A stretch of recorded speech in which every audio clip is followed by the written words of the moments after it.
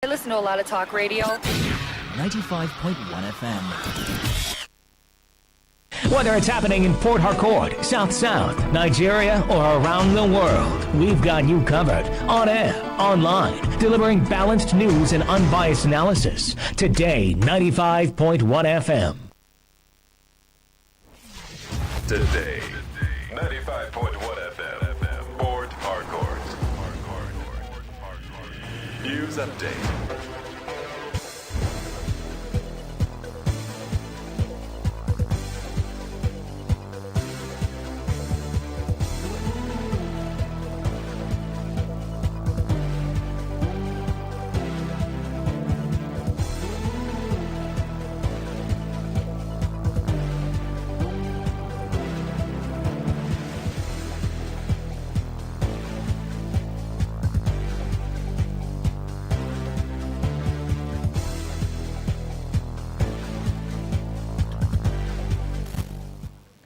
Good afternoon.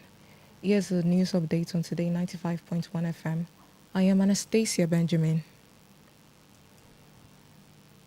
Crude oil supply from the Nigerian National Petroleum Company Limited trading arm has surged in April 26, with shipments recording indicating that more than 1.3 million metric tons, equivalent to about 6.8 million barrels.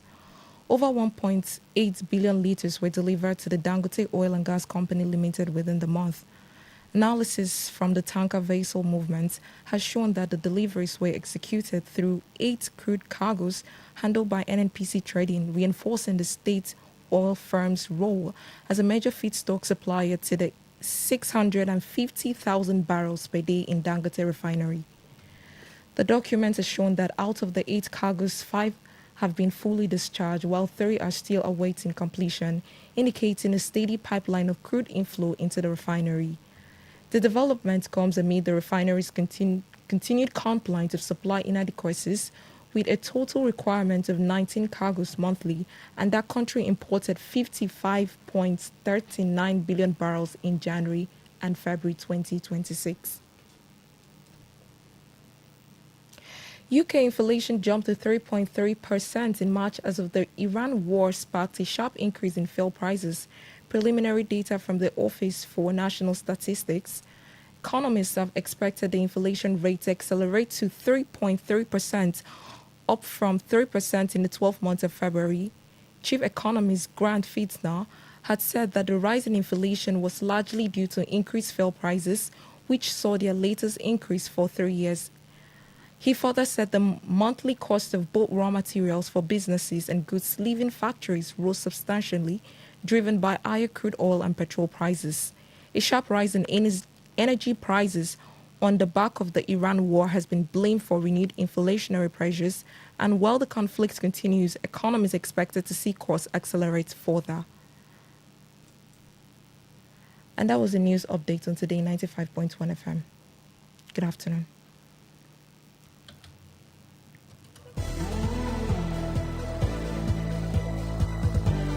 Today's news, today's entertainment, today's sports, today's issues. Today on Today 95.1 FM, Port Harcourt. Talk radio. I listen to a lot of talk radio. 95.1 FM. What if the internet had a voice? What if we knew exactly what you love to listen to? What if we understood your vibe? Your voice, your opinion. Today, 95.1 FM. Today, 95.1 FM. We are the voice of the people.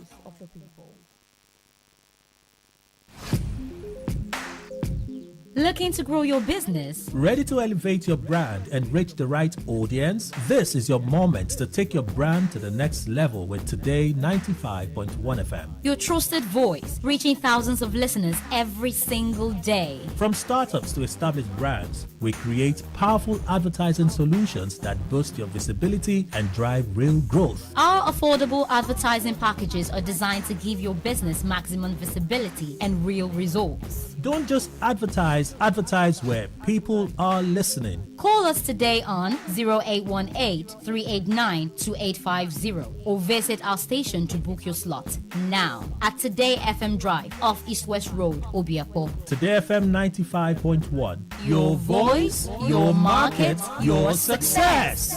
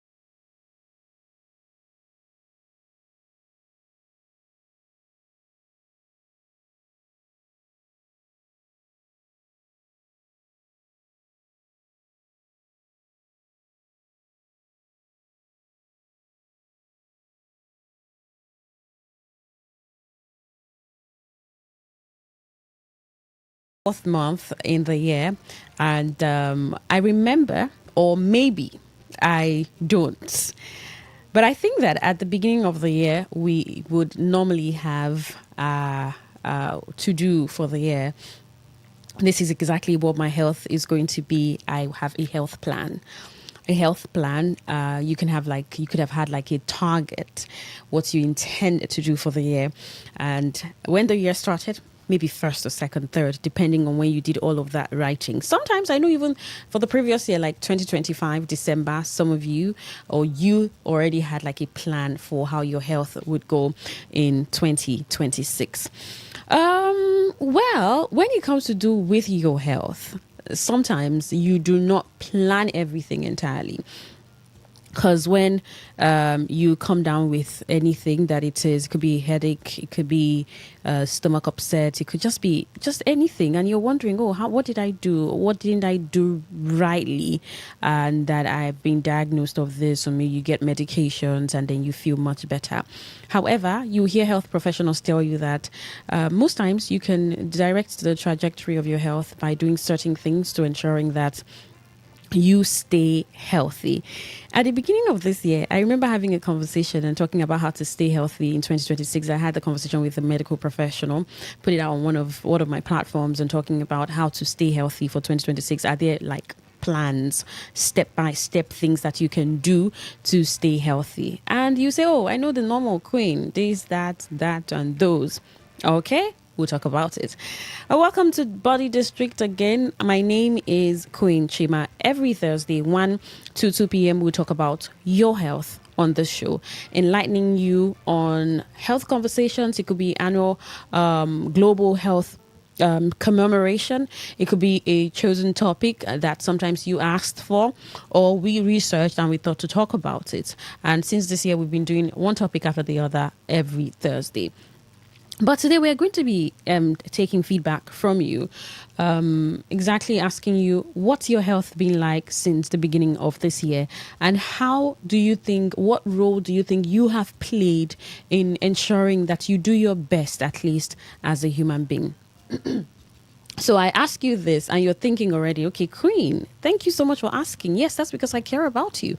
I care about your health. Yes, I do. If I didn't, or if we didn't as a station, would not carve out this time to talk about health. Because I'm just wondering, if you're not here, listening to us, then what would we be doing? So your health is important. And for every time we put out an awareness about a particular disease, why we try not to cause a scare and say, oh, this exists? Oh, you mean I have to do this so that I can get this? You mean I don't have to do this so I can be like this? Wow, thank you so much, Today FM. We also never want to take away responsibility from you. So when we say, oh, when last did you visit the hospital? Can you avoid just getting drugs and pouring into your mouth without a proper diagnosis and a prescription? Can you avoid just taking anything in the name of, oh, it's one concoction that was given to me, or I heard that it cures this and cures that and cures the other one, everything put together? Can you avoid that? Can you stop talking to unprofessionals and talk to professionals instead? Can you also stop Google searching the disease or going to tell ChatGPT, I feel this way and I feel that way? What could be the possibility? Well, that's not bad. That's not bad on its own, but it's the action that you take. So, because you wouldn't be asking, oh, okay, if there's a possibility to this, are there drugs that I can take? What is the prescription for this? And then you just go over the counter. Oh, please, can you give me this? Can you give me that? And give me that. I know that a lot of drugstores don't even ask for diagnoses to prescribe drugs. They just come and word of mouth, give me this one, give me that one, they just want to sell and they sell. But I know that there are places, pharmacies, where before you get a drug, they need to see your doctor's report. What did the doctor say? What did the doctor ask you to buy? Important. So somehow, when we talk about your health, it places some level of responsibility on you as a person. And if you've looked at looked at your health from January up until this month, April, we're almost wrapping up April, we're getting to May. That's like 4 months. You want to ask that big question, and the question is, how well have I fared? How well have I taken very good care of myself? At least the things that I know, or the things that I promised myself that I was going to do. I said I was going to exercise more this year. Have I been keeping to that?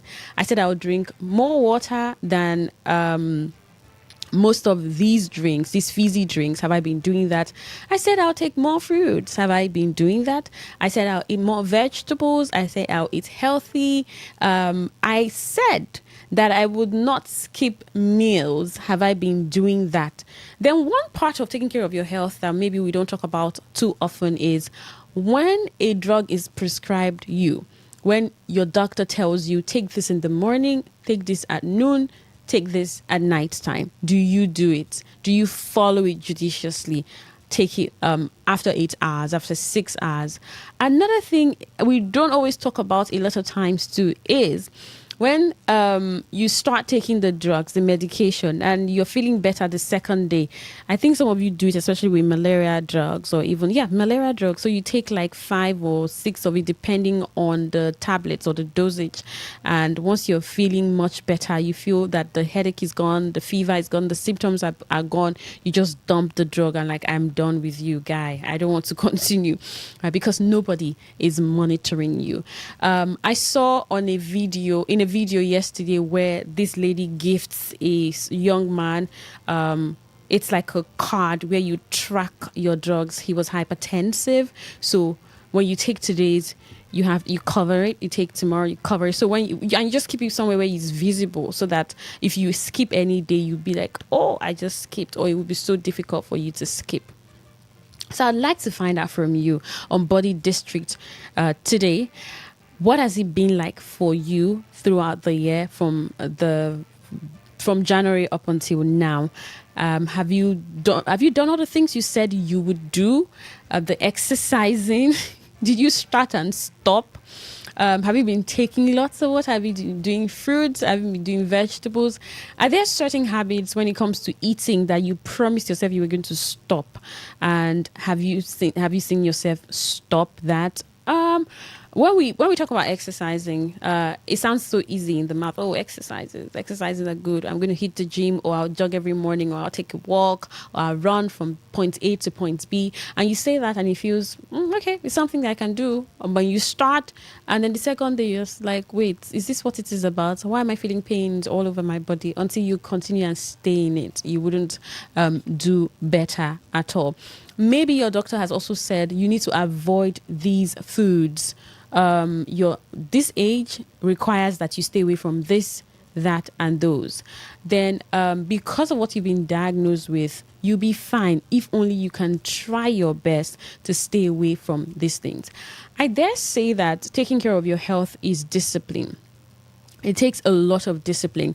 So let's take today's show as some level of accountability and reinforcement. So while being accountable to yourself, I know that you're going to be calling on the radio and talking to me, and you have a number of people listening to you, but you're being accountable to yourself, and you're also being holding yourself responsible to do the right thing only. The right thing may be what the doctor asked you to do. The right thing being what you said to yourself at the beginning of this year to keep a healthy life, to stay healthy. So are we good? Are we going to do that? Oh, goodness. Yes, we should. So I'd like to hear from you, right? Take it as record keeping. Take it as I'm trying to get these things straight. I'm trying to remind myself again of the things that I said I was going to do. And sometime in the show, we'll go back some of those simple, everyday routine that you can keep up with. And can keep you away from some trouble, at least some trouble. Because by the time we start asking medical professionals, what are the risk factors to this disease? They say, oh, some of them are genetic, so you can't control it. It's like, if your father was hypertensive, the likelihood of you being hypertensive is there. If your mother was this, oh, it's possible. If this runs in the family, it's possible. However, what does healthy living look like, or healthy living? What are those routines? What are those things you can keep up with that can keep you intact? I mean, help you running and going, right? Some of them very self-protective. Some of them you can do it collectively. Right. On the 25th, I think Saturday will be World Malaria's Day. And one will be asking, how do I protect myself from malaria? The question is, what carries malaria, which is mosquitoes? So how do I protect myself from mosquitoes? If I don't want to come down with malaria, how do I protect myself from mosquitoes? At least to a level, to an extent. You begin to think of, oh, I need to clear my environment, ensure that the bushes are cleared, because if you have those bushes, the mosquitoes will they will live there, multiply. You say, okay, how do we ensure that our gutters, drainages are clean? Then even in your house, inside your house, how do I ensure that my house is so spacious? I don't have like hidden things where insects or mosquitoes can hide. Then you say, oh, I can use insecticide. I can fumigate. I can close my windows and leave the nets open. When it's evening, I shut my doors. Just one way. There are ways to just protect yourself. Do your best as a human being. That's it. Then you talk about how do I stay hydrated all the time? Then I have to take water. Now, it's water, not juice. Because I remember someone telling a story, and he said for a very long time, he would replace water with juice, right? So he's thirsty. Instead of taking water, he would take juice. And he was doing that for a very long time, until he said to himself, wait, you must be joking with your health. And I'm not talking about freshly made juice. I'm talking about these packed ones. Because if it's fresh, maybe you could say some of these fruits, have some level of water. But you cannot even replace water with any other thing. Remember the classes of food? Water is on its own. It's not included to any other thing. You have other classes, and then you have water on its own. That's to tell you how important water is. That's why you hear things like water fast. So someone is taking water and not eating food. And you wake up in the morning, you take some glasses of water. Before your meal, you take water. After your meal, after like after a few minutes you take water, all of those things telling you how important water is. So you say, oh, I'm going to take more water this year. That's something you can work on. I'm going to exercise more this year. Have you been doing that? So I'd like to hear from you. Tell me what it's been like for you from January up until today, up until this month, April. Have you done well as regarding your health? Do you think that you have pretty much dumped some habits that you said you were going to dump? If you used to swamp yourself in junk, so you eat all the junk in the world, you would abandon food and just do junk and junk and junk, and you said this year I'm going to do less junk. Now here's the thing, this is not to track your progress entirely or even condemn you that, oh, you said so. It's a safe space to talk about how far you have come, how far you have come. You may even want to talk about the progress you're making in healing. And so your doctor says, oh, you're doing well. Your blood pressure is so regulated. So you could also talk about that on the show. That would encourage you to keep doing better, maybe taking your drugs better, avoiding the meals you were asked to avoid, and also maybe exercising, staying calm, resting well. Oh, we talk about rest a lot of times. We're going to highlight all of those tips, right? But let me get to hear from you. It's Body District on Today 95.1 FM, voice of the people. I remember something funny I'll share with you, but then let me get you call in 0810 So let's be sincere, let's be honest. Nobody's judging you. I just want to know what's your health journey has been like up until this month. Welcome to Body District. What is your name? Very well. Queen Chima, good afternoon. Good afternoon, Dr. Chris. Welcome. Good afternoon, Queen Chima. Yes, you're a doctor, but I'll still ask you. Obviously, I called, but yeah, because, sometimes people say doctors are the worst patients. Yeah, Yes, I hear I don't that know too. whether you've heard that slogan. I've heard. Yeah, that doctors are the worst patient because one of the reasons why they tell you that is because you are a health practitioner, you want to take drug. What comes to your mind first is all the side effects, all the adverse effects. You tell yourself, can I wait? Can I not wait? And all that. So that's why I'm sure probably that's why they say that. But quickly, I want to commend you because journalism is it's such an interesting thing that you sound so fluent. You are even talking like a health expert. I'm learning from you and all of you. Yeah, you're actually talking like a health expert. Like like you said. Queen, let me tell you one thing, just to buttress the point you're making. Yesterday, I was with a patient, and this patient never knew she has been diabetic, okay? And her blood sugar was very high. Oh, goodness. Fasting blood sugar was very high. But she came with a different a different complaint. What was the complaint? She came with a swelling, what we call cellulitis at the right hand. The 3, 4, 5, digits, the fingers, we call them digits. The number 2, number 3, number 3, number 4 digits were all swollen, infected, all containing pus and all that. Oh, And goodness. this woman never knew she has been diabetic. And guess what? What brought her to the hospital yesterday was the complication of the diabetes she never knew all this Yeah. while.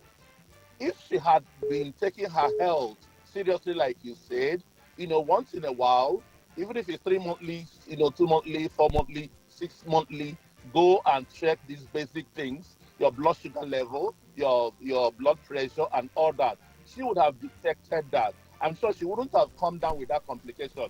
But because she wasn't doing that, so when she came, well, we tried to do what we call I&D, try to remove the pulse and all that to make her feel better. But we told her you're not going to go home because you're diabetic. Your blood sugar level is so high. We won't let you go. So that's to buttress your point. You understand? Hello? Yes, I can hear you. Yeah, Yes. very well. Good. So, you talked about ChatGPT. One thing Yes. ChatGPT will tell you, even if ChatGPT tells you, oh, this is the drug you should take and this is drug you should not take. Remember one thing, like some of those terminal ill health, those basic diseases, you don't just predispose patients to drugs. There's what we Okay. call non-pharmacological approach. Do you understand? Okay. Like you talked about exercise, eating Yeah. veggies. eating good, healthy, and all that. Some can control some of these areas. Okay. Let me not take all their time. So, but Well, for me, you haven't told me. You haven't told me what yes, your for health me, routine I'm has coming been. down to myself. For me, Queen, I like Coke. I like Hey. Coca-Cola, Coke in particular. Okay, the Yes, fizzy drinks. but Okay.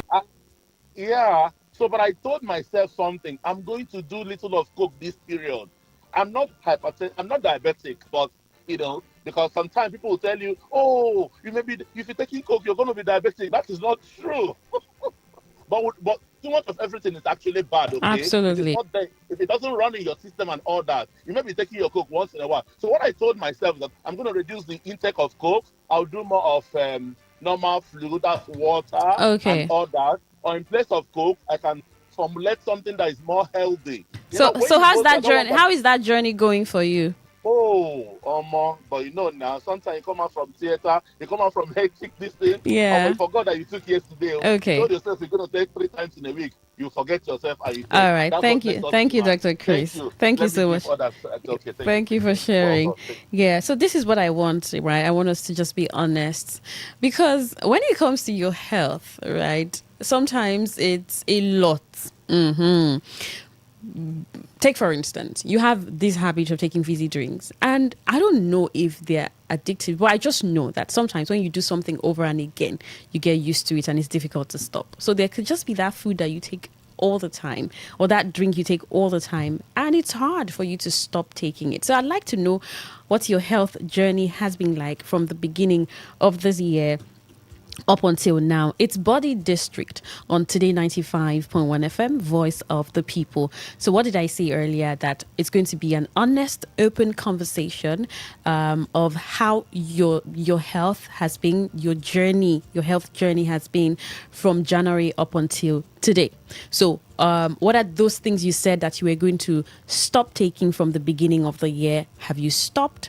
Maybe you have not stopped, but you've seen yourself make quite some progress. What's that health habit you said you were going to keep up with? Did you start? Are you still on it? How is it going? Maybe you're taking drugs, right? Your medication, are you keeping up to it? Let's hear from you. Welcome to Body District. Yes, hello, how are you? I'm fine. Good afternoon. Good afternoon. My name is Obomo. All right, welcome. Thank you. You see, when we're talking about health, I think health is a gift from God or from nature. Okay. Like me, I'm above 68, I'm going to 69. Wow. In all those years, I've never been admitted in a hospital for even 30 minutes. Wow. I've never laid down in a hospital bed for 10 minutes. But meanwhile, I drink Coke every day. I drink beer every day. I just eat what I want. I'm healthy. What's your job? What job do you do? Well, I'm a lawyer. Okay. And I work hard. Yeah, I mean, because sometimes when you work really hard, I know that when you take these things, you burn you burn them out. I think some of these fizzy drinks So because of the intensity of your job. No, you see what I'm trying to point out to you. You see, there's this head thing. There's no 1 + 1 = 2 because what is good for me may not be good for the next person. Like me, you have a point. Like today, you have I a have point. had a bottle of Coke. You I have a drink point. Coke every day. But some other person, if they drink Coke every day, so the best thing is you know yourself, understand yourself, understand what is good for your body. It doesn't also mean, yes, you have a point, right? I mean, I've heard professionals say, oh, because of this person's family history, that's why this is playing out, right? I've also heard them say, it's not one size fits for all. Sometimes it may affect this person, it may not, right? Then again, adverse effects can also come later, right? Sometimes it's not as early as you think it would. It has not come at this thing. I've been drinking Coke since secondary school. No, it's fine. We're not here to mention brand names or anything. The point is just to say, but are there some people, some people will tell you that Coke is dangerous. it will spoil your liver and all that and all that and all that. It doesn't take away some of these researches that have been made about certain products that should not be consumed excessively. But thank you so much for sharing. It's okay. All right. 0810951091. Now, we're not here to talk about any brand. Please, let's not mention brand names or what you're drinking. So you can just call them their general names, right? I eat this noodles, I eat beverages, fizzy drinks. Let's put it that way. So the question is, what do you think your health journey has been from January up until now? The things you said you were going to do, the ones you said you were going to stay away from, are you doing all of them? How would you assess your health journey as an individual? Welcome to Body District.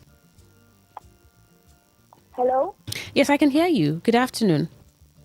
Good afternoon. All right, go on. What's your name? My name is Nelly. All right, Nelly, go on. I can hear you. Okay. You say that since you have decided to do this year concerning our health, Yeah. I want to say, Yeah, share with me. Yes. Okay, I told myself this year I will stop taking sugar pills, and I find it difficult. Okay, so you're still battling with the habit, Abby? Yes, seriously. And right now I'm having toothache. You're having toothache. Have you gone to the hospital to see your dentist? I've not met my dentist. I just noticed it earlier. But I think you should. I think you should go to the hospital because I've seen people battle toothache and it's really, the pain is excruciating. I don't know how you're coping, but so visit the hospital. Okay. Yeah, thank you so much for sharing. Right, thank you. All right, 0810-9510-951. That is 0810-9510-951. It's Body District on Today 95.1 FM, Voice of the People. I took advantage of one of the tests that was ongoing in UPTH here. We're supposed to check our eyes, and I noticed that I would blink like a million times in a second. That's quite an exaggeration, but yeah, I blink. So I said, oh, let me go check my eyes. I went there and all the tests and everything. Oh, your eyes are good, right? That's great. I haven't done that in years, right? So sometimes these opportunities are not so that you find something. It's just you trying to keep up with your health, trying to stay safe for yourself, or trying to stand up for yourself, right? Something like that. Welcome to Body District. Yeah, good afternoon. Good afternoon. Yeah, this is Honorable Chris Opri. All right, Honorable Chris. Welcome. I believe that since my childhood to this age now, since 1960 to now, I don't even know what is doctor or hospital. But all I know is this. I do take, at times, in a month, these bitter things, otazo, the local adage, and all those ginger, many other things. If I want to take soft drink, if it's not the one that is bitter, I don't think. It gives you an idea that you're doing the right thing, Nabi. The one that is bitter. Yes, because all these things, anything sugaring, I don't. Let you see all the bitter things. Cook like chin chow. You know the one we call in chin chow. Okay. Otazi. Yeah. Like the soup where I prepared yesterday. Is this angara? You know how it tastes. Yes. So that's how anything. I don't feel it at times when I feel like malaria. I don't go to hospital. 4 days, I'll get myself and start juggling. So you invest a lot in what you eat, your food. You do a lot of vegetables. Yes, those natural things. I don't, some of all these, these 2 minutes, no. But if I want to prepare natural food, I do like to prepare natural food by myself. Okay. But when I notice that I'm taking some of the sugaring things, I go to all these bitter things. Akilu, I don't really know the bitter cola. Bitter cola. Yes, anything bitter. That's my hobby. That's my hobby. All right. And it's working for me. Okay, so but at the beginning of this year, was there anything you said you were going to stop doing? Maybe stop taking? Did you say you were going to exercise more? Any plan at all? Yeah, this subscription of 11K, but I cannot be able. to Okay. stop it. Yeah, All right. Thank you so much for sharing. no problem. All right. So let's say we're being accountable to, but not Dr. Queen because I'm not a doctor. Maybe to some of the doctors who can hear you right now, right? It's Today 95.1 FM. The program is Body District. And on the radio today, we're talking about your health, as we always do. However, today we're looking at how well you have fared from January up until now. Maybe there are certain things you said you were going to stop doing. You're going to pick up certain habits, certain foods you said you were going to start eating, the ones you said you were going to stop eating, and how has that journey been for you? Again, I didn't leave out some people where you may be taking medications and you have to take it every day or maybe 2 days interval. And how is that also going for you? Are you keeping up with it? Right. Then maybe you have seen yourself grow healthy every day. You've seen your health evolve. You see that you're recuperating, you're making progress. Maybe you had like a leg injury or something, just anything in your body, and you're seeing your health improve, right? You don't also want to share. I hear that sometimes the body finds a way to heal itself. So you see someone say, oh, I was feeling a headache and I rested and I felt better. And you also need to know symptoms from, the actual diseases. Sometimes your body is just calling your attention to, oh, please, Emeka, you need to rest. You need to catch some more sleep. You haven't slept in days and it's affecting you. So it's telling you need more sleep. It's telling you need to take more water. So your voice gets cracked. You find out that you cannot talk well. You just get water and drink. Just like you're eating food and eating and you've eaten and even taking water, you're going to feel it in your mouth that I need water, right? Sometimes your body is telling you sleep more, avoid the screen time. Your body is telling you, you say, why do I feel this heavy? Why do I feel like a log of wood?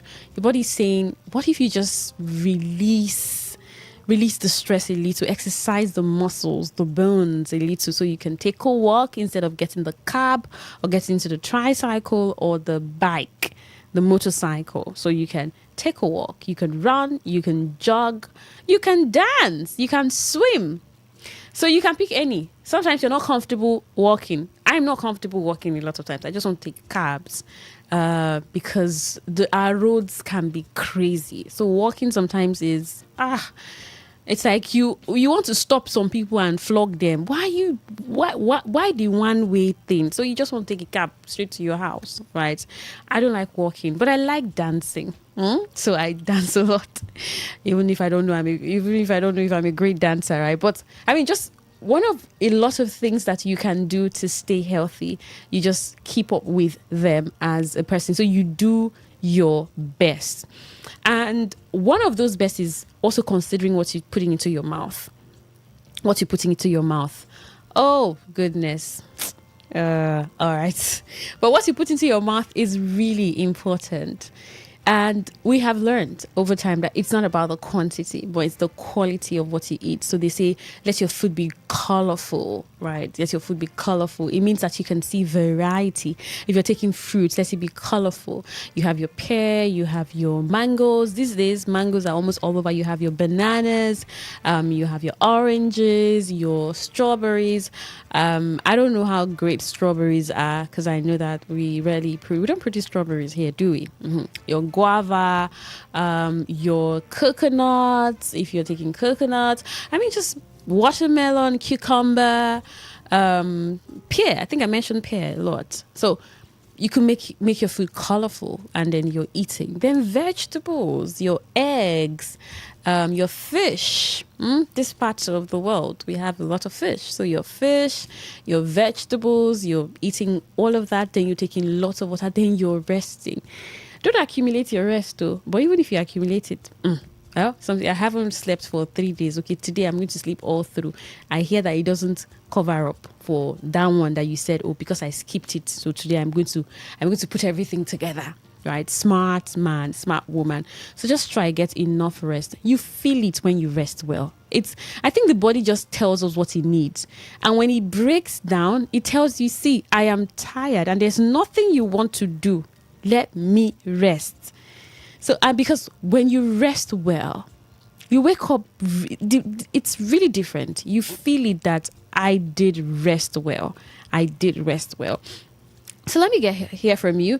Right, what is it been like for you from January up until this month of April? Right, where are there certain things you said you were going to stop? Have you stopped doing them? Are there the ones that you're still, navigating in terms of your lifestyle? It could be eating, it could be your everyday lifestyle, and you're still navigating, you're doing it pretty much well. Let me hear from you. 0810-9510-951. That's the number that you can call, 0810-9510-951. Well, you can also send a text message to 0701-9339-962.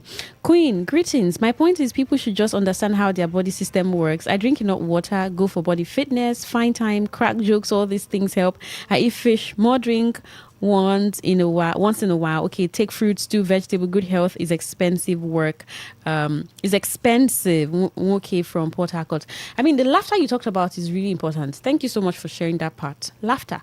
Because we don't talk about mental health a lot, but we're beginning to pick up on conversations like that. And one of these days, I'm going to bring a mental health expert or one of these doctors in that field to talk to us about mental health, because with a lot happening in the country, right? With just a lot, we have to think of how to work, how to make money, how to earn, how to afford the things that you have to take care of your children, your wife, your family members. Doing all of these things, it can be a lot sometimes and can be stressful. Taking a walk off work. If you sit somewhere for too long, take some time off. Talk about depression these days, anxiety. So mental health is really important. How do you stay positive so you can smile well?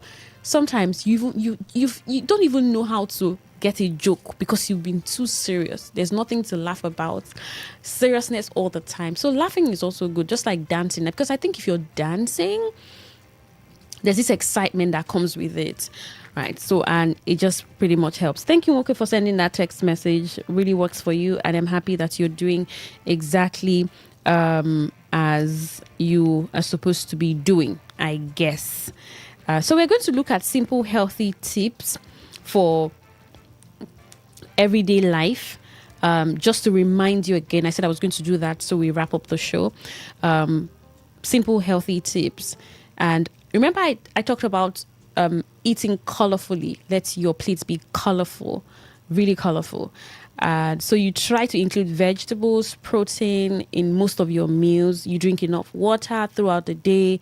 Don't wait till you're thirsty. That's what we're told. Oh, I'm thirsty. I need to take water. Oh, my throat's so dry, and then you start gulping. If you see sometimes where some people are drinking water, it's like, wait, it's not a war zone. So you can actually sip water all through the day. Rather than wait for when you gulp, take 2 cups. You drop it, 2 cups. No, you don't drink because you're thirsty. You just drink water because it's necessary. So you cut back on overly processed snacks and sugary drinks, and don't skip meals, especially breakfast if it works for you. This part is very important. You wake up, your body needs something to function with or function on. So take breakfast. Take your breakfast. It doesn't have to be anything heavy, but it can be balanced and good to go. So stay active daily. Staying active. How do you stay active if you have to sit 6 hours or 5 hours or even 4 hours to attend to people? Maybe you're a customer service representative. I know that most companies understand the importance of taking a walk or relaxing your legs. So they wouldn't even tell you to sit for more than 6 hours or 5 hours. So even when you go to the bank, you notice that someone just got up. Oh, it's their lunch break. It's their break time, because take a walk. Go eat something. Take a walk from your gate to your junction. You can do that. It doesn't have to be the gym, right? You can walk, you can dance, all of that. You take the stairs when you can. Instead of the elevator, you can decide to take the stairs. If it's just 2-story, okay. If it's 3, 4, you can take the stairs. And you see how tired your legs will be. Do you know how you know that your legs are not always exercising or not that flexible? It's when it's time to take the stairs and you're struggling. Everywhere is just paining you because you exercise less. So try that. Stretch your body, especially if you sit a lot. This is important. Sitting a lot. Because you could develop backache, especially if your sitting position is not comfortable. So it could harm your posture. So just try that your position is comfortable. If the seat is not comfortable for you to lean and relax, then sit out and sit erect, right? Sit straight so that you don't affect your posture to avoid backache. Then rest and recharge. Rest cannot be overemphasized. I said earlier that when you rest really well, you feel much better. And say 7 to 9 hours of sleep. These days, I don't know how many hours most of us get, but just try 7 to 9 hours of sleep. Reduce screen time before bed. Something I started doing lately, I'll read before I sleep. I'll pick a book. So I'd read, meditate on the book, think about it. Sometimes the scriptures, I read the Bible, I'm just meditating and then I sleep off. I could just say a word of prayer. I just lay down quiet. I pick one thing and I'm thinking about it. Just try. It has to be, it can be something positive. You're thinking about it and then before you know, you sleep off. You could wake up later, midnight or some other time to do whatever you want to do, but you find out that your sleep routine is good. So you're keeping a simple bedtime routine. Same sleep time helps a lot. There are people who 8 p.m. it's their sleep time, 9, sleep time 10. Oh, once it's 10, I'm sleeping and I'm sorry, I cannot be talking to you at that time of the night, or I cannot be doing any other thing at that time of the night. It's just sleep time. So you do something you enjoy daily, even if it's small. Then remember this everyday hygiene that matters. Wash your hands regularly, brush your teeth twice daily. Remember, twice daily. Keep your surroundings clean. Practice basic food hygiene. Basic food hygiene. Cover your food. If you're not eating or you've eaten and there's some left, cover it. If you're going to go back to it, you could heat it up. Heat it up before you eat it, but just make sure it's covered. Even your uncooked foods, they should be covered properly. Those ones that if you leave them open, something can infest. It can be ants, it can be cockroaches. So you need to put them in in places where you can preserve them.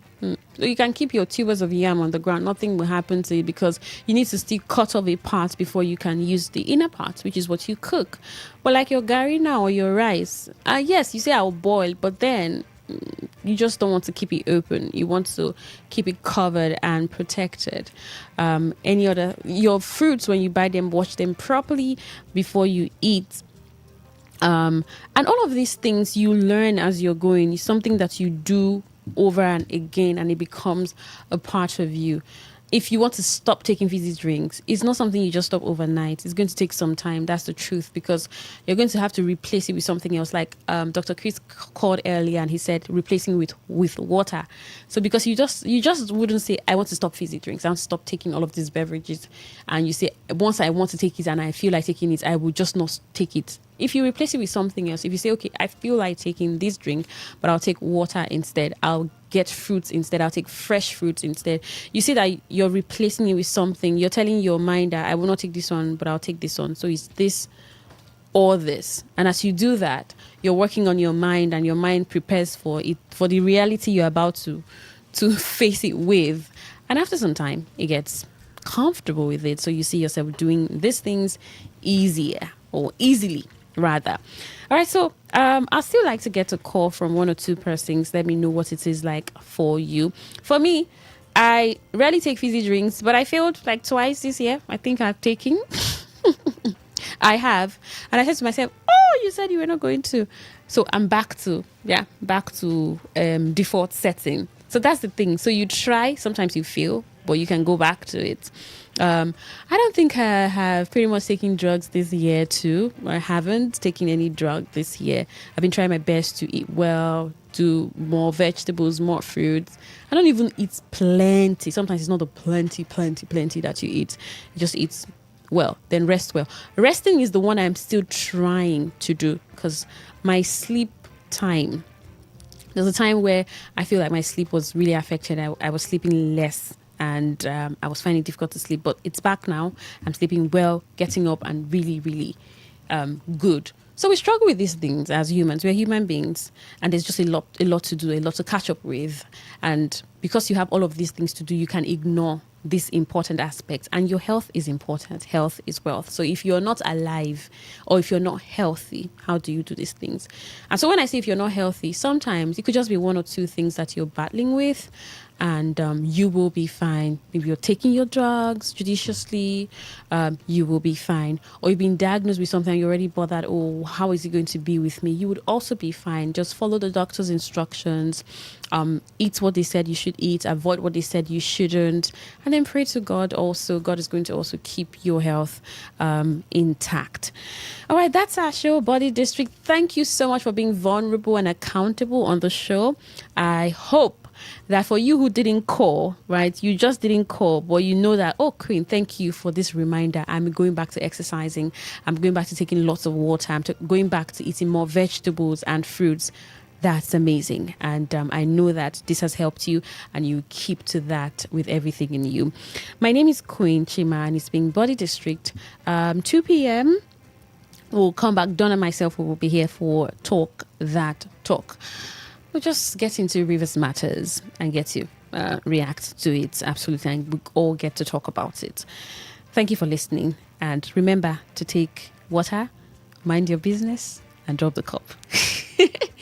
Good afternoon.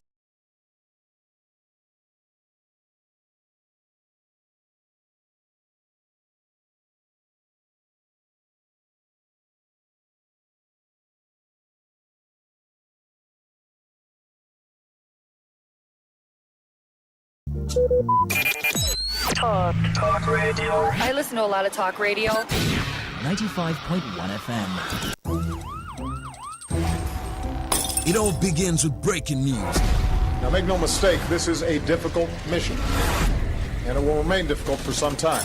Then it keeps trending. Events, issues, personalities, all struggling to gain attention.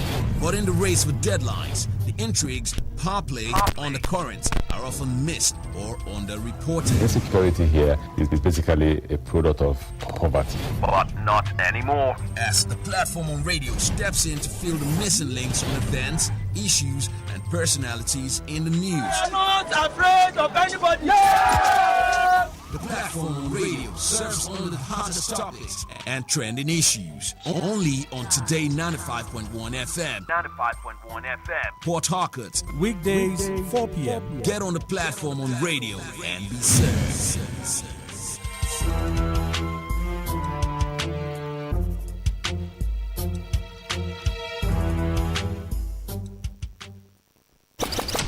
Hit the road, fill your drive. Ignite the vibe, stay locked. Today 95.1 FM, radio on the go.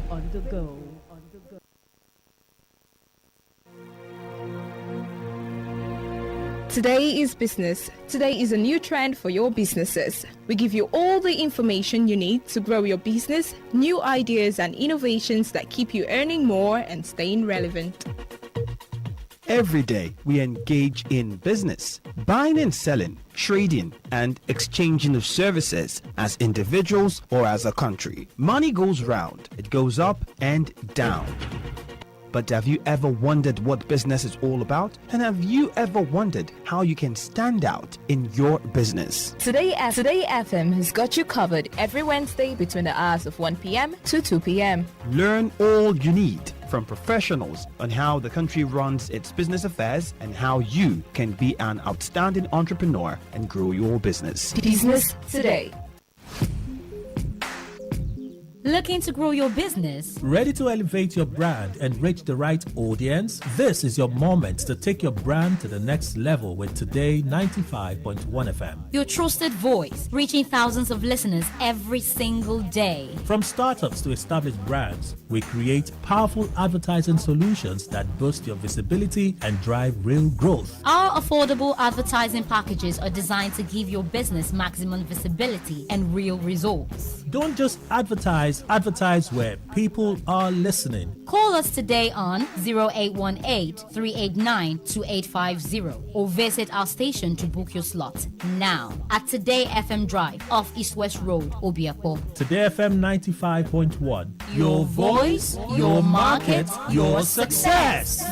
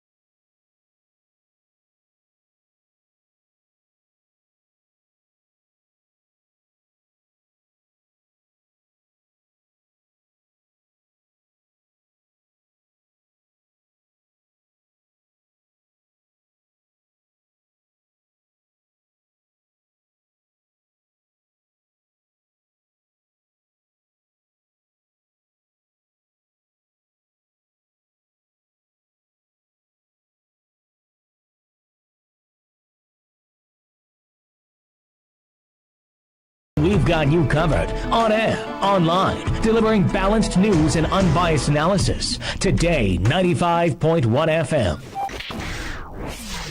Today, 95.1 FM. Port Harcourt. News update.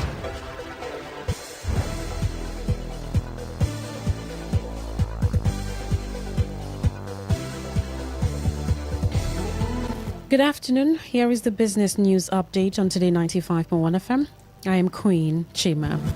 The federal government plans to raise 700 billion naira from the domestic bond market in April 2026, extending a gradual reduction in offer size as it continues to navigate elevated borrowing costs. The federal government of Nigeria bond offer circular issued by the Debt Management Office has showed that the auction is scheduled for April 27 with settlement on April 29. The issuance will be executed through the reopening of existing instruments across 3 maturities, a strategy aimed at improving liquidity in benchmark securities. The circular indicated that the offer comprises 300 billion naira of the 17.945% FGN August 2030 bond, 100 billion of the 17.95% FGN June 2032 bond, and 300 billion naira of the 22.60% FGN January 2035 bond.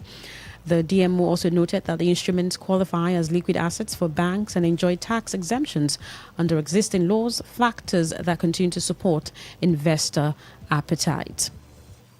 The Central Bank of Nigeria, CBN, has alerted the public to a surge in fraudulent messages and cyber attack attempts targeting personal bank accounts.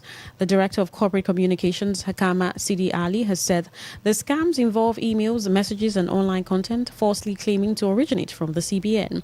She said such communications are designed to mislead the public, prompting recipients to click on malicious links and spreading false information about its leadership, licensing, and policy matters. The bank has emphasized that its official website remains www.cbn.gov.ng, urging the public to rely only on verified channels for information. The Apex Bank also called on the public to report any suspected fraudulent messages, emails, or websites to law enforcement authorities. The Nigerian Communications Commission (NCC) and the Central Bank of Nigeria (CBN) have signed a Memorandum of Understanding (MOU) to safeguard consumers against fraud while opening opportunities for them to leverage the potentials of the telecommunications and financial sectors. The Chief Executive Officer of NCC, Aminu Maida, said the MOU would provide a structured framework for cooperation in critical areas, including payment system integrity, fraud mitigation, digital inclusion, and the protection of consumers, micro, small, and medium-sized enterprises. Also, the CBN Governor, Olayemi Cardoso, has described the MOU as one that would strengthen coordination and approvals and innovation trials, including sandbox text testing that supports market-led solutions while safeguarding stability. He further said that Central Bank digital financial system.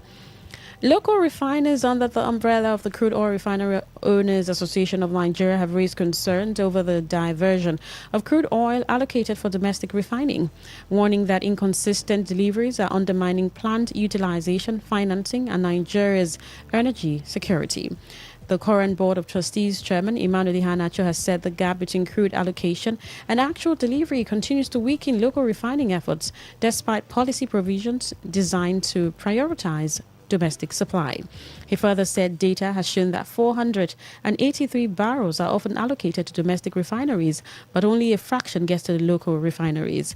He, however, stressed that allocations alone were insufficient if volumes did not consistently reach local refineries, adding that erratic feedstock supply was leaving operational plants underutilized. On the foreign scene, global oil prices fell and rose again after U.S. President Donald Trump said he would extend a ceasefire with Iran until peace talks between the two countries have progressed. He added that the U.S. will continue to blockade Iran's ports until Tehran presents a unified proposal. After opening higher in Asia, the global benchmark wholesale oil price dipped to $97.60 a barrel. But the price rose again as reports of ships being attacked in the Strait of Hormuz emerged, with the price briefly hinting $100 a barrel before falling back slightly. Trump said that the Iranian government has been seriously fractured and that the U.S. will hold off from launching new attacks after Pakistan called for more time for Tehran to agree a deal. Vice President J.D. Vance, who is leading the U.S. negotiations, had been expected to fly to Islamabad in Pakistan for talks. And that was the news update on Today 95.1 FM. Thank you so much for listening. I am Queen Chima. Good afternoon. Today's news, today's entertainment, today's sports, today's issues. Today on Today 95.1 FM, Port Harcourt. Today 95.1 FM, where news meets insight, sports meets passion, and entertainment meets excellence.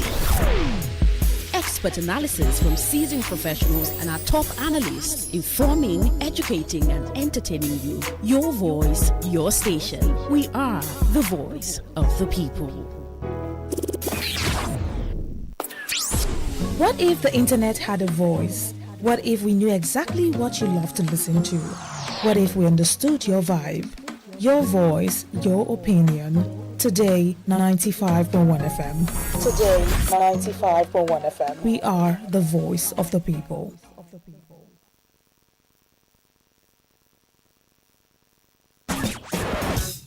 Live your truth. Express your love. Share your enthusiasm. Take actions towards your dreams. Talk your talk. And walk your walk. It was years ago. There's a statute of limitation on this stuff. Make today worth remembering as we discuss issues as it affects Nigeria moving forward. Talk that talk.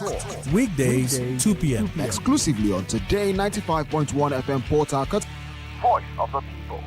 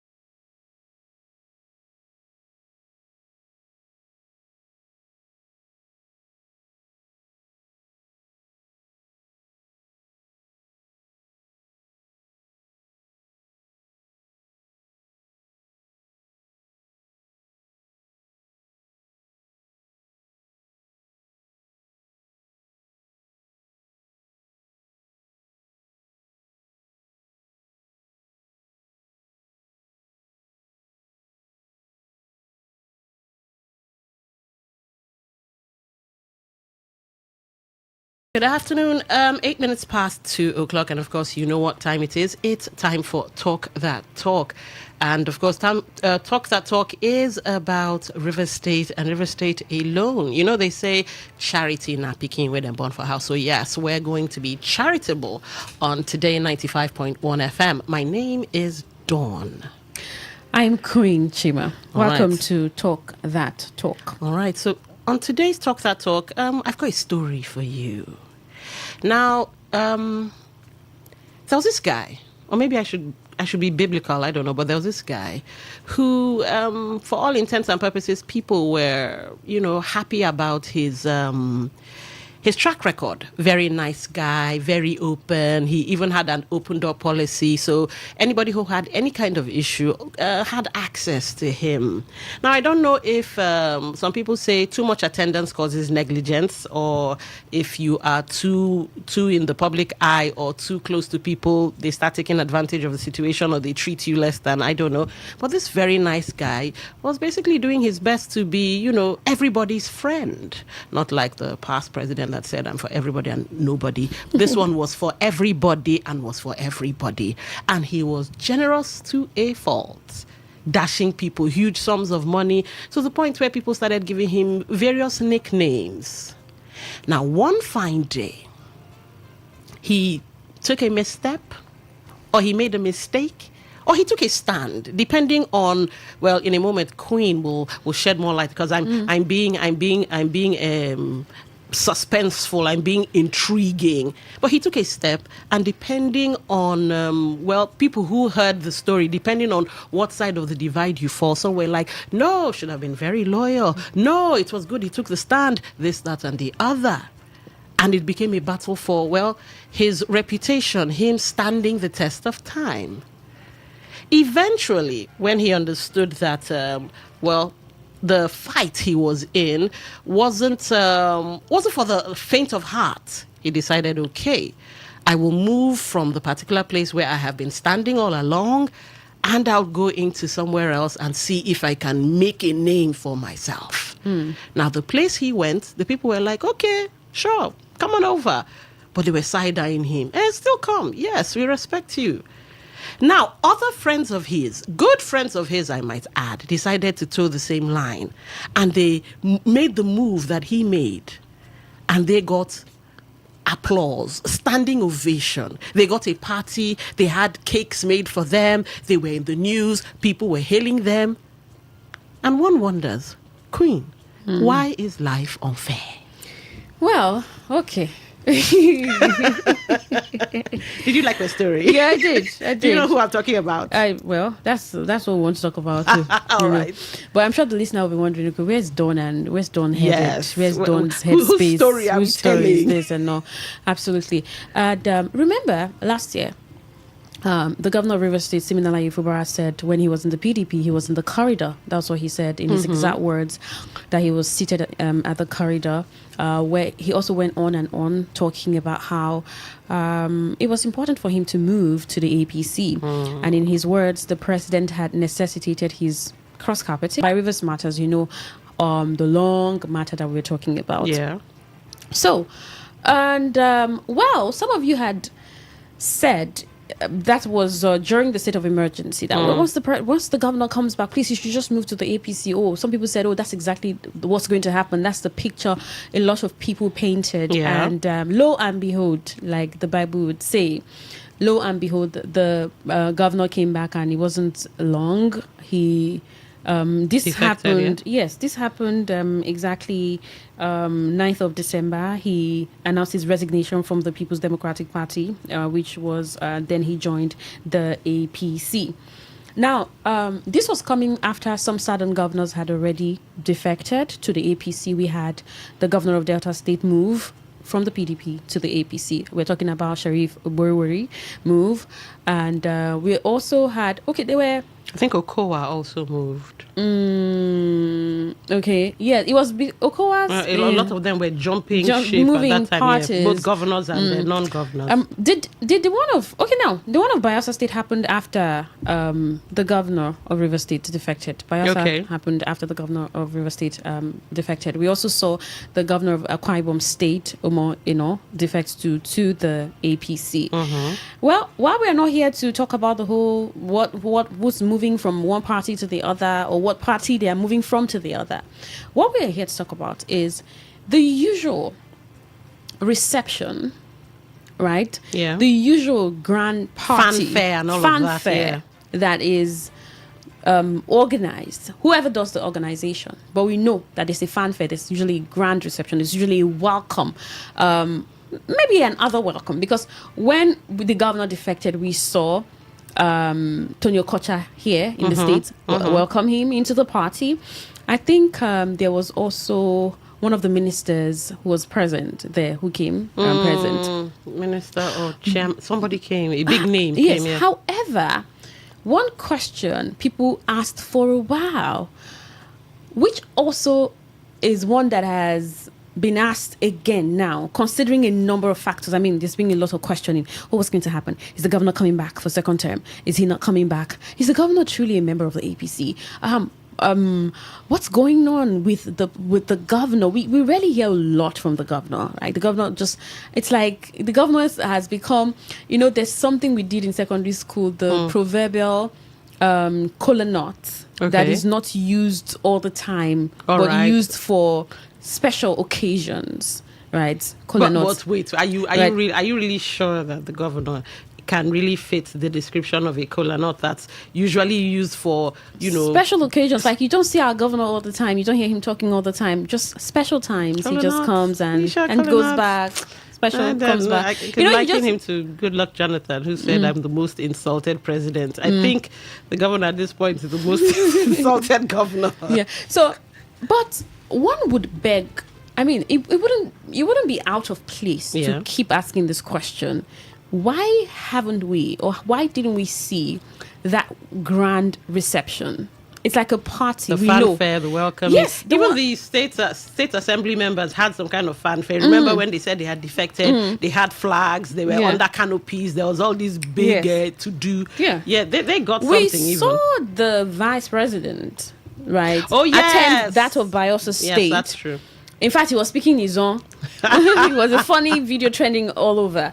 We saw that happen, and we've not seen that happen in River State. And the question is, are you still expecting that to happen? Like, welcome to APC, or that welcome was well enough or suitable for the governor of Rivers State, and that's like what is supposed to be in Rivers State. Or the people who are organizing decided, did they go on a holiday or something and say, this is a special situation, this is a special kind of defection, so we wouldn't be doing any welcome. Or maybe did the governor say, because it's not a constitutional thing. When it comes to party matters, a lot of party matters are tied to how the party runs their party. Yeah. But we know that this is like part of it. It's like almost an unspoken rule.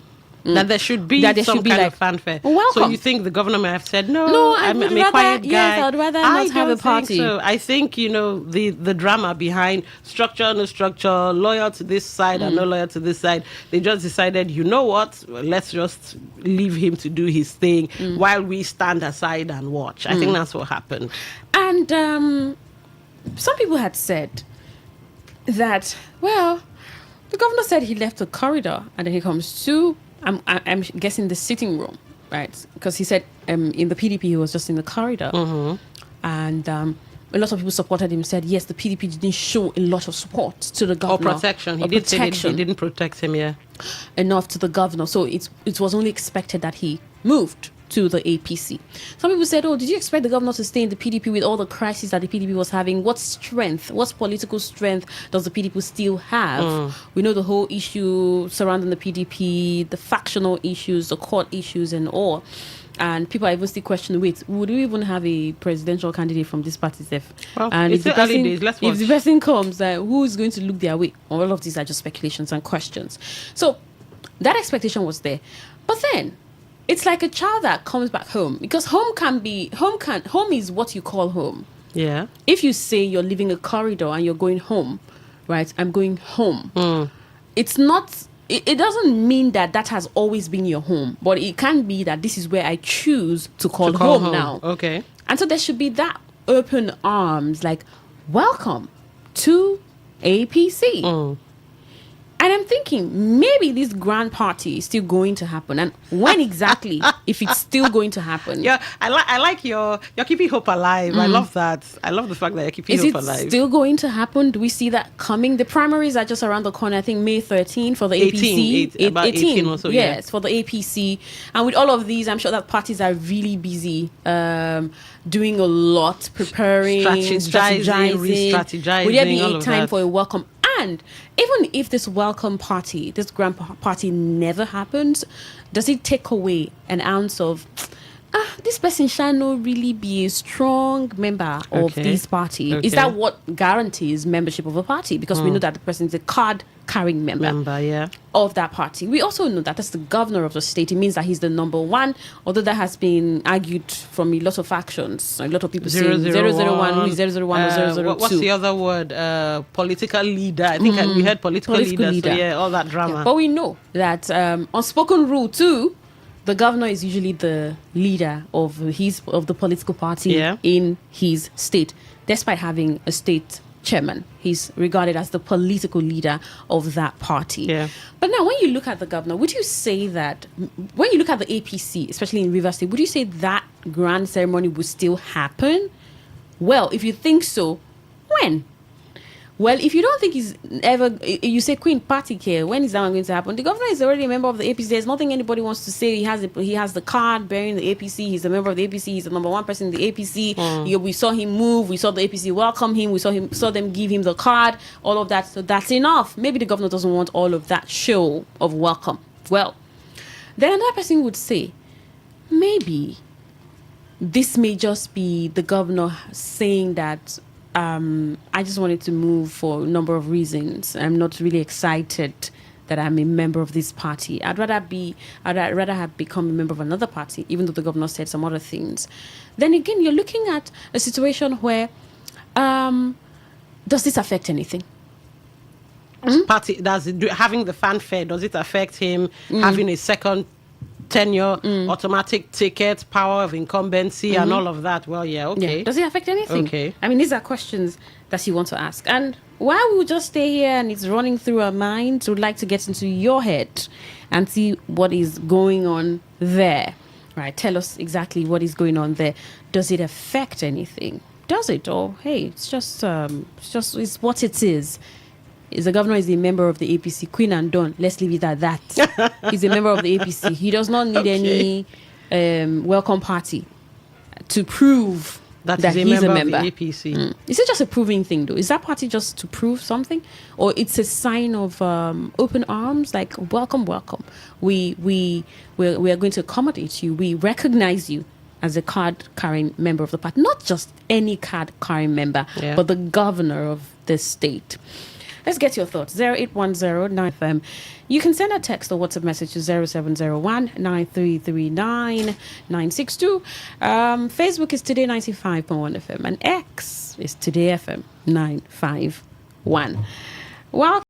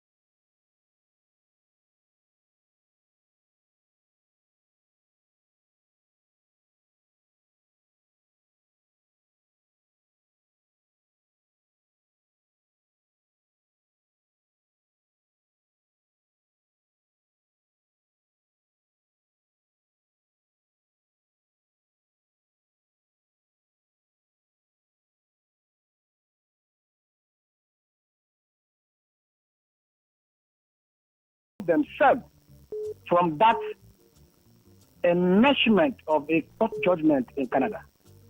So if the governor, they want to block the whole road to receiving fanfare for me, it means nothing. All right. Today, as I speak, about 1 hour ago, I got a breaking news. A road linking Abandila and Abua. People are driving through that route. Those are the things governance should be all about. What affects the people? Not all those shenanigans they display all around. All Good right. afternoon. Good afternoon. Welcome to Talk That Talk. Thank you, ma. Yes, welcome. And Don Wilson. I think I'm right. Yes, you're right. Welcome to the show. Thank you, stop. I am calling from Port Harcourt. It's raining heavily in my side. I don't know whether it's raining heavily there so much. Okay, we haven't checked. We're still in the studio. Thank you so much. The governor will never have any reception from the APC. You see, there is a difference. When APC meet you and negotiate.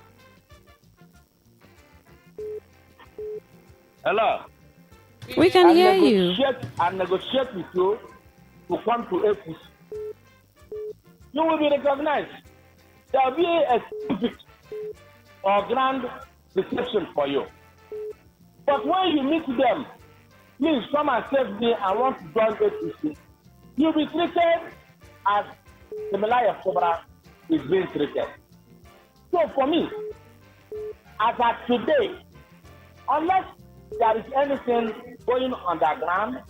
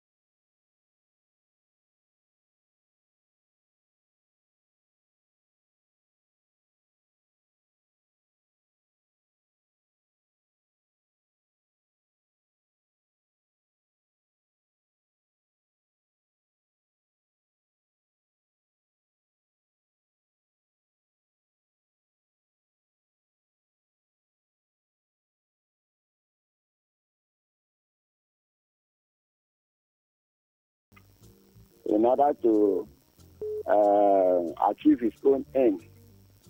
But unfortunately, he did not know that the president, whatever thing that was happening here in River State, I always maintain that President Tinubu was in forefront of it. All right, then. Don't cut me.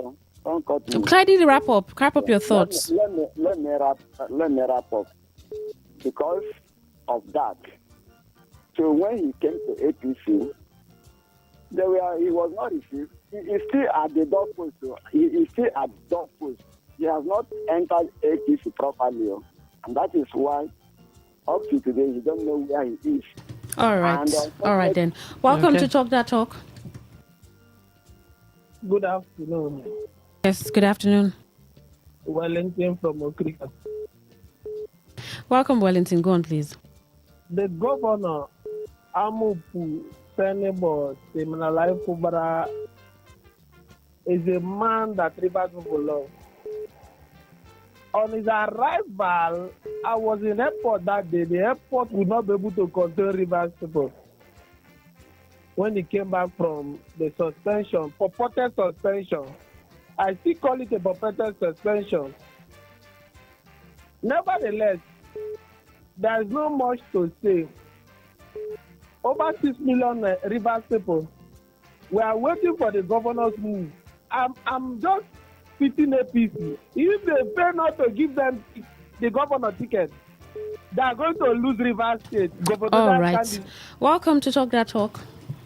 Yeah, good afternoon. Yes, good afternoon. Welcome. This is Honorable Chris O'Chris. Welcome. Let me say this. Most of us that know what is going on, if you see the way Governor of Rivers State are laying his own politics now, let me ask this. Somebody said that I bought form for all the politicians in Rivers State, both the governor. If I buy keke for you, it means that you're under high purchase. And the only time you'll be free is when you pay complete money of that high purchase. So as long as St. Fubara still recognize the FCT minister as his boss, he's under higher purchase. So don't expect anything meaningful in Rivers. No, don't even expect dividend, talk less of democracy, because he's not on his own. It's just like a FCT minister third tenor. When we allege that this man is coming for, they say no. Because right. What Fubara know, FCT minister know it. So he's on cage for now. It's on all of them are on higher purchase. All the politicians in Rivers State. All right, so take a commercial. When we get back, we'll continue taking your calls. It's still Talk That Talk on Today 95.1 FM. Do stay with us. Talk radio. I listen to a lot of talk radio. 95.1 FM. Live Bank Events presents Jokes and Theater with Angel the Laugh, Guinness World Record holder. Performing Koboko Master, MC Mbakara, Sam Dede, Dennis Bry, MC Monica, Tekena Iyala, GSN, Bunda Ihuo, Dan Bodo, Efiza the British, Conboya Sinclair, Lady IB, MC JP, MC Eddie Young, Mr. Clever, Big Eye Comedy, AK the Comedian, music by Renew International Band. On the Wheels of Steel is DJ Incredible, DJ Ofori Williams, Demola DSA. Date is Friday, May 1st, 2026. Venue, Oak Park and Garden Event Center, 1 Stadium Road, Port Harcourt. Time 5 p.m. Tickets are available online at www.tellerafricaticket.com. For inquiries, call 0812-707-6048. Headline sponsor, Godwin Etim Foundation, Caves Global Listen, Pop Cola, Gardenia Resorts, supported by Active Playhouse, J Signature Hotel, Garden City Hotel, Renew Empire, and Teller Africa. Media partner, Today FM.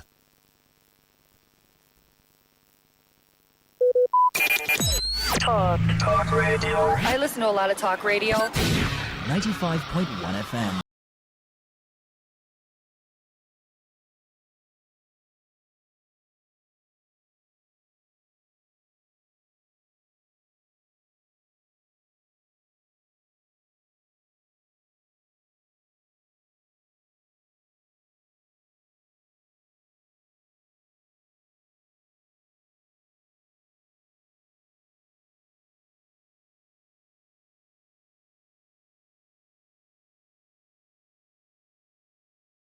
On your premium talk station, Today 95.1 FM. I'm Don Wilson. I'm Queen Chima. And we've been talking about, rehashing the governor's dilemma. Not only was he not given a befitting welcome, if you ask me, according to some of you calling in, it looks like the governor might be done. But here's the thing. The governor said he had to move to the APC because he was reciprocating the love or care or attention or protection that the president showed him. He also did say that he moved because he wasn't protected by the PDP. Now, one wonders if same might play out in the APC. I'm pretty sure the APC might be, they might care about optics. And, it's still early days yet and speculative in nature. I wonder, or we wonder, would the president just leave, let's use that word, leave the governor out to dry or hang the governor out to dry? That may not go down well, given that we are all still looking down the road to 2027. So let's get your thoughts. Yeah, 0810-9510-951. Welcome to Talk That Talk. Please, I don't know. We have 1 minute, and my phone is on record. I'm on 43 seconds. Governor can choose to, as an option, that I don't want it in a kind of a glamorous way. After all, it's a current chairman from MOA who defected and said that please, for the respect of my former leader, which is Amechi, I wouldn't like to be publicly, make this thing as a showcasing stuff. Let me just do it in a low-key. It was an act of respect, you're saying, yes, from the government. It's optional. So for anybody to say that they can undermine the popularity, the love of River State towards the governor, that person is making a big mistake. All right. Welcome to Talk That Talk. Hello. Yes, we can hear you. Go on, please. Good afternoon. Good afternoon. My name is Laz. I'm calling from Rumigbo. All right, Laz, welcome. Yeah. In my own opinion, I think Governor Siminalayi Fubara is like a touch to FPD minister, even up to president. If I were him, I would have advised him to defect to ADC, to have his own personal authority over himself. As of now, he is under high influence. He doesn't know where to go, whether to support President Tinubu, whether to support FCC minister.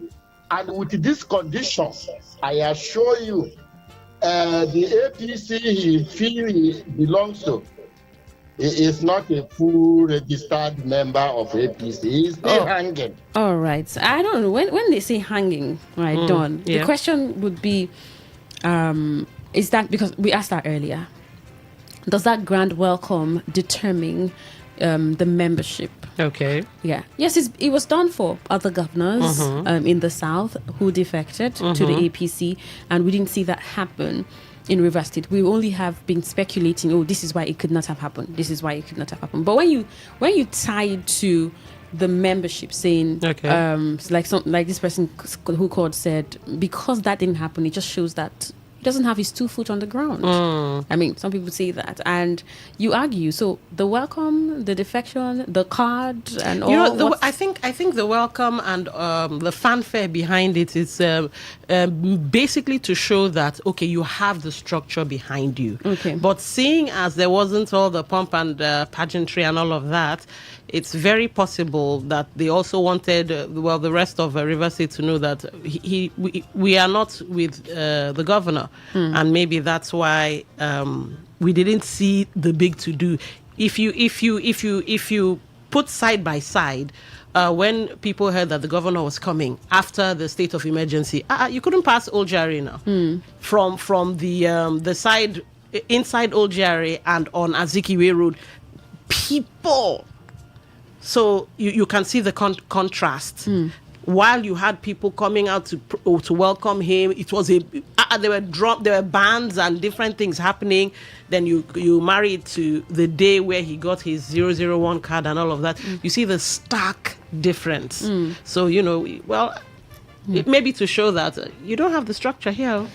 Welcome to Talk That Talk. Thank you very much. Yeah, welcome. I also want to humbly protest that my time was not exhausted. And it's unfair to us.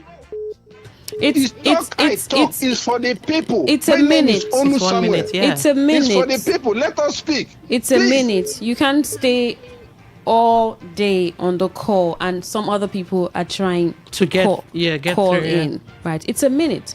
So you can as well just put your thoughts together in a minute, please. Thank you. Welcome to Talk That Talk. Good afternoon. Yes, good afternoon. We have been patient waiting for our turn. All these people protesting, they are not Democrats. My name is Besmo. I'm in Port Harcourt. Welcome. My moderator, this is the time to face the reality of this political chess game in Rivers State. Rivers people love Siminari Fubara, our governor. As a matter of fact, the majority of Rivers people sympathize with me and love him. And then we actually wanted him. But it's very unfortunate. His political approach does not mean or show seriousness on his side. And we are just he appears not to be serious. He appears not to be serious at all. And those who have that interest in him have lost it. My advice to him, he has no strategy, he has no platform. All right. He has nothing. Let him just resign. All right, resign? I don't guess it. Are we still talking resignation at this time? Resignation? It's too late at this point. Welcome to Talk That Talk. Hello. Yes, we can hear you. Your name and location. Yes. Hi, ladies. This is Dixon calling from Uniport. All right, Dixon, go on, welcome. please. Yeah, the whole thing playing out in APC was that the governor couldn't calculate on time before moving towards the APC. But all the same, he has the people behind him, over 4.4 million Rivers people that are standing on his side.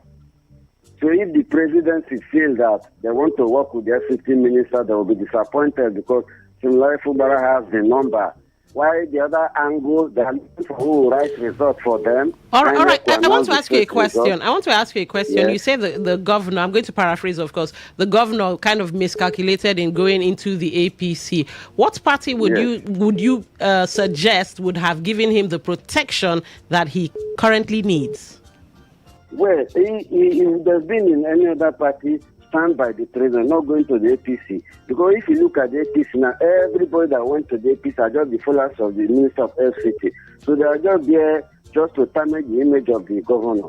They are just there, so if there is agent, they will be the one in terms of selecting and everything. They will make sure the governor candidates do not move forward. All right. So they are there just like a spoiler to the governor. So my advice to the governor is that whatever he's doing, he should come out and tell Rivers, so we are behind him. Over 4.5 million votes are standing with him. Why the other group, they are ready to write results. So INEC will announce All right, we have to let you go. Yes. So welcome to Talk That Talk.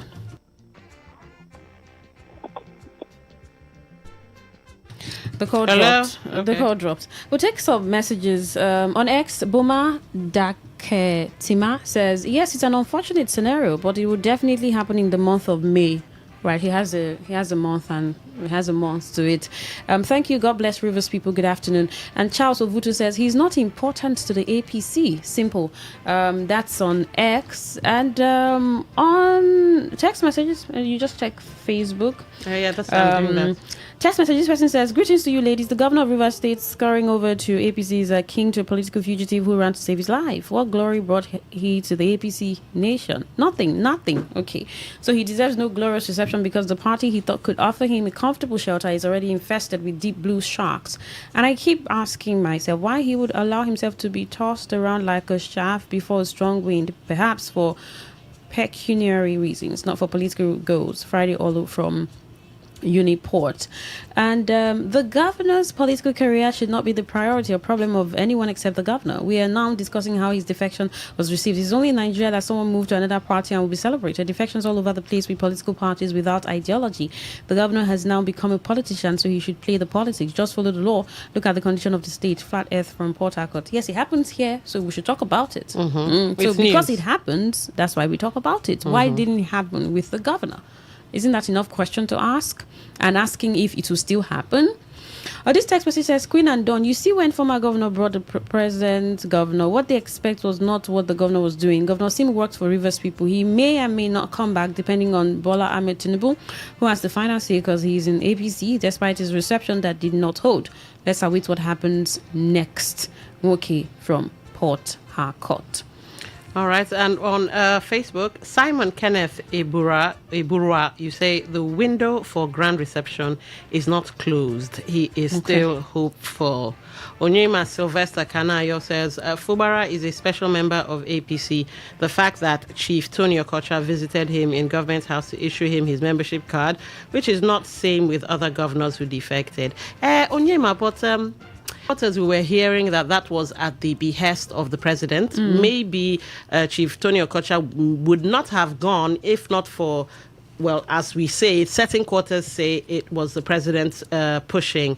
Don Blinks Popnen Christopher, you say no. It's time for politics, all right? Clement Wokoma says that is a mirage. Prince Will Okiri says no. Chama Kingsley Wallo says capital no.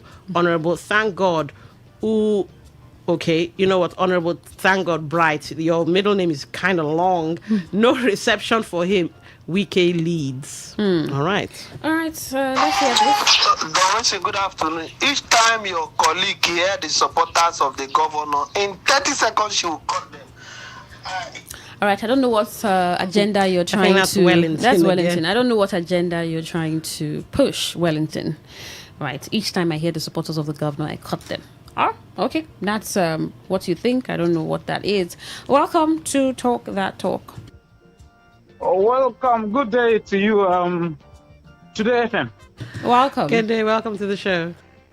I am no other person than Unya the Fine Face, and I'm calling you from Ungo Town, Andoni.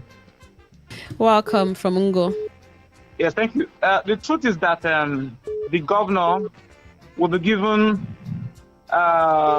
first-hand, will be given opportunity to either choose to contest or decide not to contest. It is the governor that will either rescind contesting. No other person can stop the governor from contesting within Rivers State. The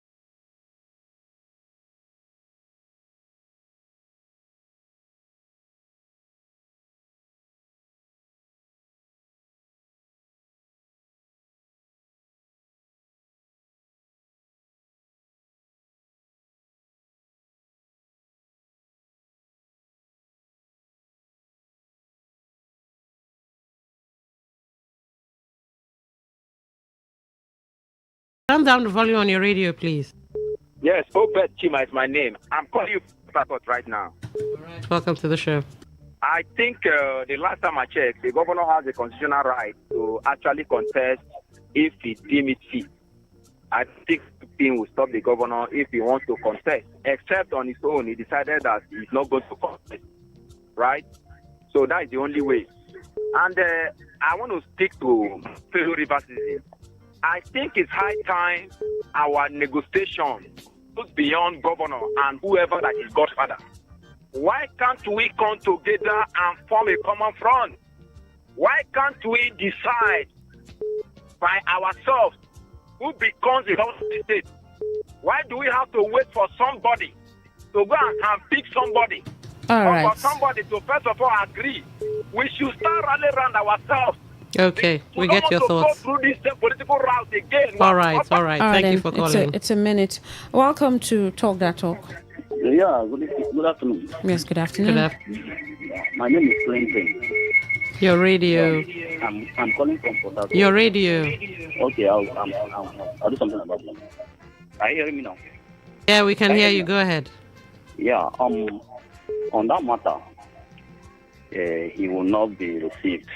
He will not be given that warm welcome because he has made himself a subordinate to the FCT minister.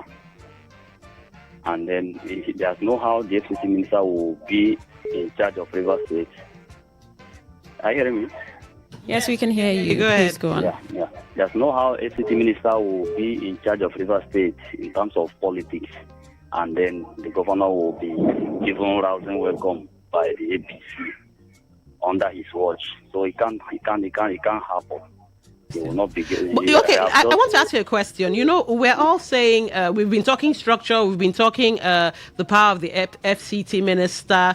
Couldn't it be argued, or it could be possible, that the president might have some say in what happens in River State? What if he puts his foot down and says, you know what, he gets an automatic ticket, or he gets to come back, or something?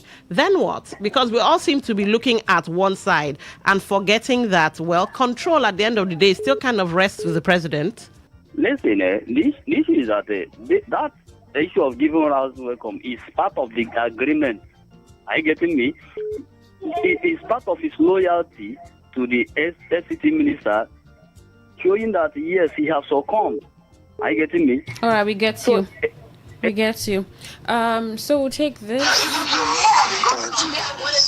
My name is Onu Samuel. I want to say is that the governor is the face of River State. Whichever thing that people are doing, it doesn't hold ground at all. The governor is in charge. Is the leader of APC in River State, as far as the APC constitution is concerned. And I want to say this: anyone from the Ijaw ethnicity that we can deceive to be or to run for 2027 election in River State is a betrayer. As Ijaw, we don't betray. So if we can come to you, whether it's Okreka, whether it's Calabari that came from, anywhere at all, and we can promise you that 2007, he just wants to create confusion. Every Ijaw people should collapse that ambition of contesting come 2027, which is supporting governor, because we are not betrayers. We can win for 8 years. In fact, if there's a window for you to go for top 10, we win. So for me, all the Ijaw ethnic cities should try out to support the program. Tell Wike that, sir, if it is your master, then sir, I cannot contest with due respect. It's against my conscience, and it's against my belief. Simple as short. Anyone that in him being welcomed or received into the APC, but I will not also overlook the power of the president. All right, that call dropped. I don't think we have more messages, so they're taking this. But, well, okay, let's do this. Welcome. Good evening. Yes, good Welcome afternoon. to the show. Welcome. My name is Francis. Welcome. I want to say that whether the ground reception is held for the governor of River State for his defection to the APC or not, the governor will be given first-hand refusal.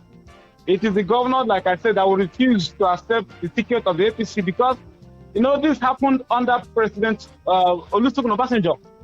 Olusegun Obasanjo knew that if the governors at the fidelity units are not automatic tickets, the governors will work against his second term. So the same thing is going to play out on that. Who knows that the governor of Rivers State controls the voting strength of Rivers State. Majority of Rivers people are supporting the governor. So the day that the president, that Tinubu, asks the APC not to give the ticket to Siminalayi Fubara, the president should be rest assured that he has lost Rivers State completely. All right. Okay, so Tamuna Sisi Loveday Jaja, you write, Governor Fubara will soon humble his enemies. Underground works are going. It will shock some people. They should better go take BP drugs now. The governor is going to be the APC consensus candidate come 18th of May. All right. I would love to know how you know that underground works are going on. But, well, we all wait with bated breath for the 18th of May. Absolutely. I would see how that turns out. Good afternoon. This is a text message to you, all the beautiful ladies. I am Iberi Up Jesus from Port Harcourt. Let the truth be told. Governor Sim's second tenure is secure once the presidents give him green lights. God help us all. Okay, the president will give a green light and then it's done. All right, Dawn, if the governor comes out with the help of the FCC minister, we will not vote for him. All right, but if he comes out with the help of maybe the supposed help of someone else, you would. Okay. Chisholm from Omagwa says, no governor is automatically entitled to second term. Their performance in first term decides if they will get second term. Is that like the real thing that happens in Nigeria? That's ideal. Is that what happens? Nigeria? We all know that. I mean, we've seen people run 8 years, back to back.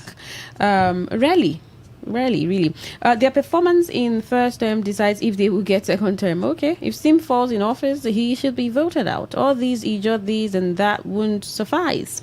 There are thousands of other Ijos that can do better. You know the thing, Queen, we cannot take away, let's be realistic and not sentimental. I don't know if it has come to stay, but we cannot take away religion and ethnicity when it comes to Nigerian politics. Absolutely. So while we're not supposed to do that, unfortunately, what is on ground playing out now is usually our politics, religion and ethnicity. All right. Somehow you've been able to drag this into, or lead this, which is quite extensive and welcome, into why this may be happening in May, or what will be happening in May or not. But May is just around the corner. We'll see how things unfold. And we'll be here to talk about all of it, follow through with the conversation. I for every Rivers person, I think what's best for you is let's have progress in the state. Doesn't matter who's there. Let's have progress. And we hope that that's what is achieved in the coming days, weeks, months, and years. Thank you so much for tuning in to Talk That Talk. Thank you for your messages on social media, on social media platforms, and then, of course, your calls. And text thank messages. you. Yes, I'm Queen Chima. And I'm Dawn Wilson. Good afternoon.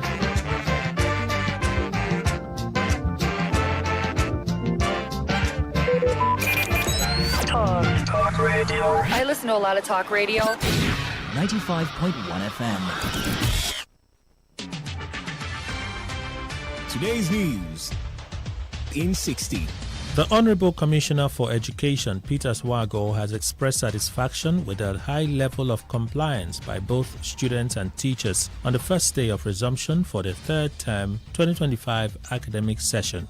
The Joint Admissions and Matriculation Board has released results of candidates who sat for the 2026 Unified Tertiary Matriculation Examination and had also clarified why some candidates are seeing a no result yet status when checking their Unified Tertiary Matriculation Examination results.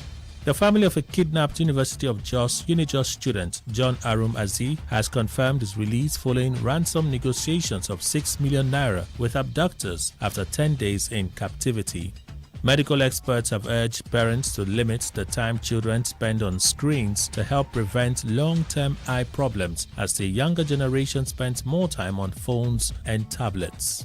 On the foreign scene, the American Association of University Professors, AAUP, has introduced tighter control over the inclusion of sexual orientation and gender identity in course content and teachings. Today's news. in 60. Today 95.1 FM In 60. Where news meets insight, sports meets passion, and entertainment meets excellence. Expert analysis from seasoned professionals and our top analysts, informing, educating, and entertaining you. Your voice, your station. We are the voice of the people.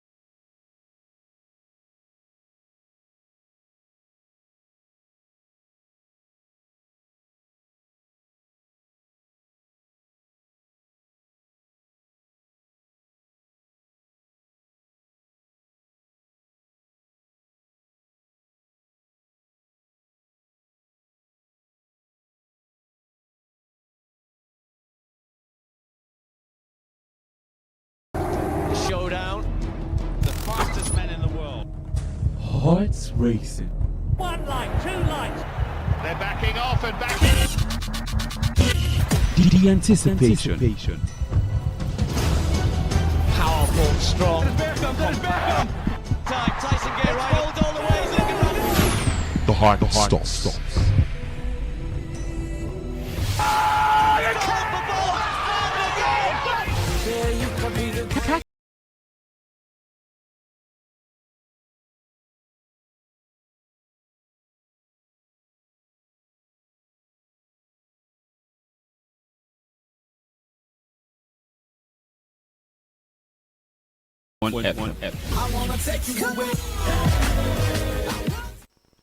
My name is Gianni Infantino, FIFA president. For the best of sports, always listen to Today Sports Live on Today 95.1 FM, Port Harcourt. Hello, my name is Kanu Wanko, aka Papilo. For the latest and trending sports stories, always listen to Today Sports Live on Today 95.1 FM, Port Harcourt.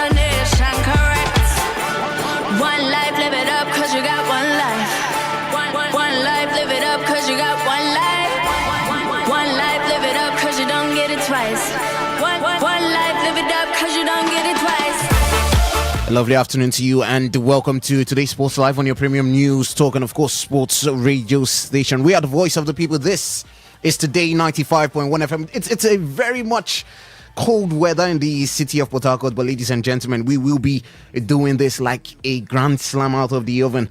When I say we, I'm not alone in the studio. By the way, my name is Somto Isaac and I've got the gentlemen ready to dive right into everything we'll be talking about in the world of sports. I've got a very, very special guest in the house. This house is a legend in every sense of the word. But ladies and gentlemen, let me kick off by introducing to you, yes, of course, the man who runs things as it regards the sporting activities and the sporting side of things here at Today FM. Osas Akimin, he's the demigod in the world of sports. Osas, good afternoon to you. A very good afternoon to you, Somto, and good afternoon to our guests right here in the studio.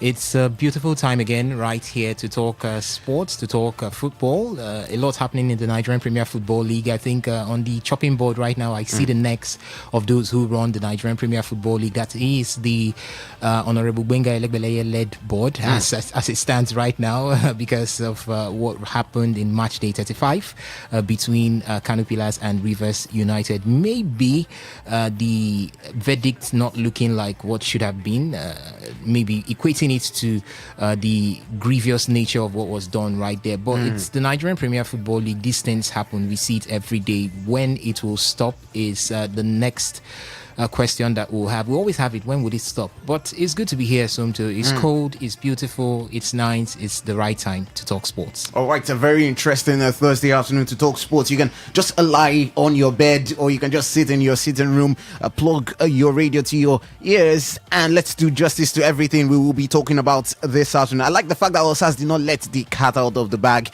or you can use my words and say the legend out of the bag. Ladies and gentlemen, he's no stranger to the intricacies of Nigerian football. They call him Chop Life. He's a legend in every sense of the word. And ladies and gentlemen, when I introduce these gentlemen to you, just be saying Chop Life, Chop Life, Chop Life, Chop Life, Chop Life, Chop Life. Ladies and gentlemen, CEO of SKE in Port Harcourt, Kingsley Olisa. You can call him Kingsley Olisa, but me, I go call him Oga Kingsley Olisa. My CEO, sir. I'm loyal to you, sir. Somto, it's a pleasure to be here, and I am happy to be in the studio this afternoon to discuss sports and see how we can help ourselves continue to improve with what we are doing in Nigeria. My CEO, sir, what was the latest with SKE right now? We are not here for SKE. But anyways, the team is one of the things when you are doing business, you must also know the dynamics that are involved in the business. And a few years ago, we used to play in the NLO league, and it wasn't an easy thing playing in the NLO with the players we had. So we just changed the direction. Now we look for more younger players, more younger players, see how we can groom them, give them marketing opportunities, move them away from the country. And again, one of the good things is that you see young players that the MPFL clubs say they are not good, they are too young, they are too inexperienced. And then you suddenly get in a scout from Europe, and they see the potential, and they pick these boys, and these boys are already in Europe playing Champions League, playing Europa League, playing Conference League, and what else can you be asking for again? Why bother yourself to kill yourself with the MPFL, NLL, or NLO when you have a route where you can move these players and it's a win-win for everyone that is involved? We'll discuss this thing very well because there has been a lot of talk. I don't know if you follow things on X about a certain player in Lagos, which a certain Adepo Jutobi Samuel also said, listen, for you to play in the MPFL, it's very much different from you just being scouted in a local division. And I want to get your thoughts because you are very well versed and well traveled when it comes to everything concerning Nigerian football. Ladies and gentlemen, Kingsley Olisa, the Oga, is here in the house. We'll discuss everything regarding Nigerian football. Kano Pillars, hey, at the tail end of the season, they've managed to escape some points deduction, which could have possibly sent them doom when it comes to relegation. But we can also talk about one team leading the Premier League standings right now, Manchester City. They've got 70 points alongside Arsenal, and on the other hand, they've got the same goals difference. But what separates these two sides is the number of goals scored. Who will see out to the end of the Premier League title? And of course, Chelsea have sacked Liam Rosenio. Should Chelsea have waited to the end of the season, or should they have sacked the man ASAP? They've gotten a replacement, or to say interim. On the other hand, Callum McFarlane will lead the Chelsea side into the FA Cup semi-final. Who are you looking at as the next Chelsea head coach? They say communication is never complete without feedback. We'd love to get your thoughts. The phone lines for you to call, we will be opening the phone lines later on in the show. It's 0810 951 0951 0810 9510951. But you can also be sending your thoughts via the SMS and the WhatsApp portal. It's 0701 933 992. 0701 933-9960. By the way, we're also live on YouTube. It's Today951FM, Today951FM, and on Facebook it's Today95.1FM. That's a poster up already on Facebook. You can get in your thoughts as to what regards Liam Rosinio, his sack in Manchester City, moving to the top of the standings, and Kano Pillars escaping some points deduction over there in that game they did play against the Rivers United. By the way, for others who you want to get in on the act, you can tell them we're also live to listen via the audio only website. It's www.todayfmlive.com. Of course, home to Isaac Hill, Sassy Kiwinye, and Oga Kingsley Olisa is also in the house this afternoon. Let's, of course, get and dive right into the thick of the action. My name is Gianni Infantino, FIFA president. For the best of sports, always listen to Today Sports Live on Today95.1 FM, Port Harcourt. Hello, my name is Kanwanko, aka Papilo. For the latest and trending sports stories, always listen to Today Sports Live on Today 95.1 FM, Port Harcourt.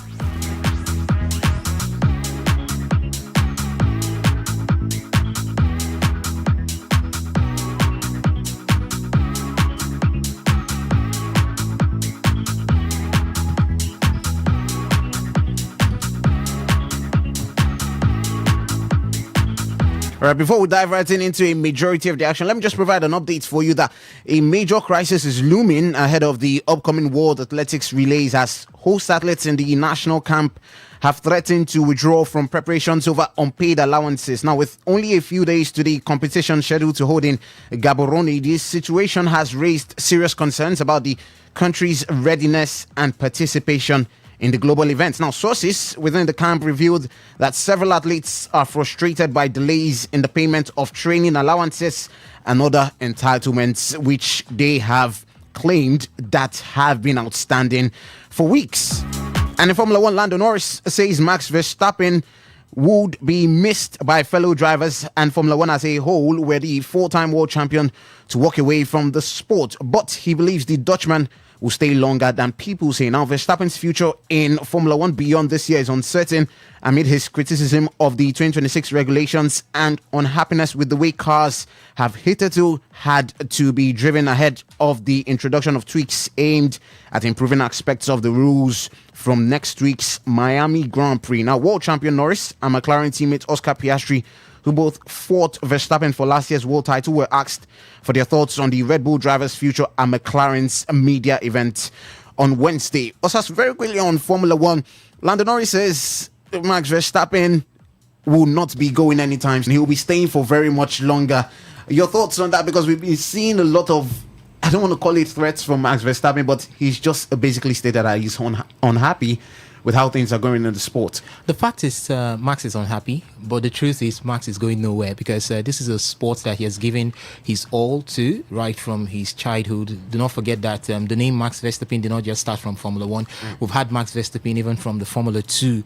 We've had him right from the academies down to this point. So it's a sport that he has given his all right from his young ages down to this point. So he's not going to be turning his back at the slightest of challenges that he's seen at this point. One thing with Max is that he's always vocal. You know him, he talks, he gets to speak out when he's not really feeling really nice, and that's exactly what's going on right here. I think he's more or less directing his I don't want to call it tantrums. I think I want to say his complaints. He's directing it to the FIA, to the regulations, to the rules, the new rules that has come in. Most likely, when those who matter give a shout, then you can look into the rules. That's exactly what he's doing at this point. Who else would be in the best place to try to bend the hands of those who have put up these rules than Max Verstappen? He's one of the drivers that if he opens his mouth to say, listen, if you don't look at the rules and correct the wrongs, I would leave. Definitely the FIA would do everything in their possibility to ensure that they correct what is on ground at this point. Many drivers have been complaining about the rules, but the truth is, when there is something new the way it is right now, people would always complain. By the time they get used to it, they get acclimatized to exactly how it is, then you would see that every driver will sit in. But I think for me, like the last time I said, Max might be getting to, he's someone who is vocal, but I think he's pushing it a bit too far. He should be thinking of understanding exactly how to merge the rules, his cars, as well as his engineering setup at this point. The little time he has got, instead of complaining, is to try to make things work. We are seeing McLaren, they didn't start pretty well.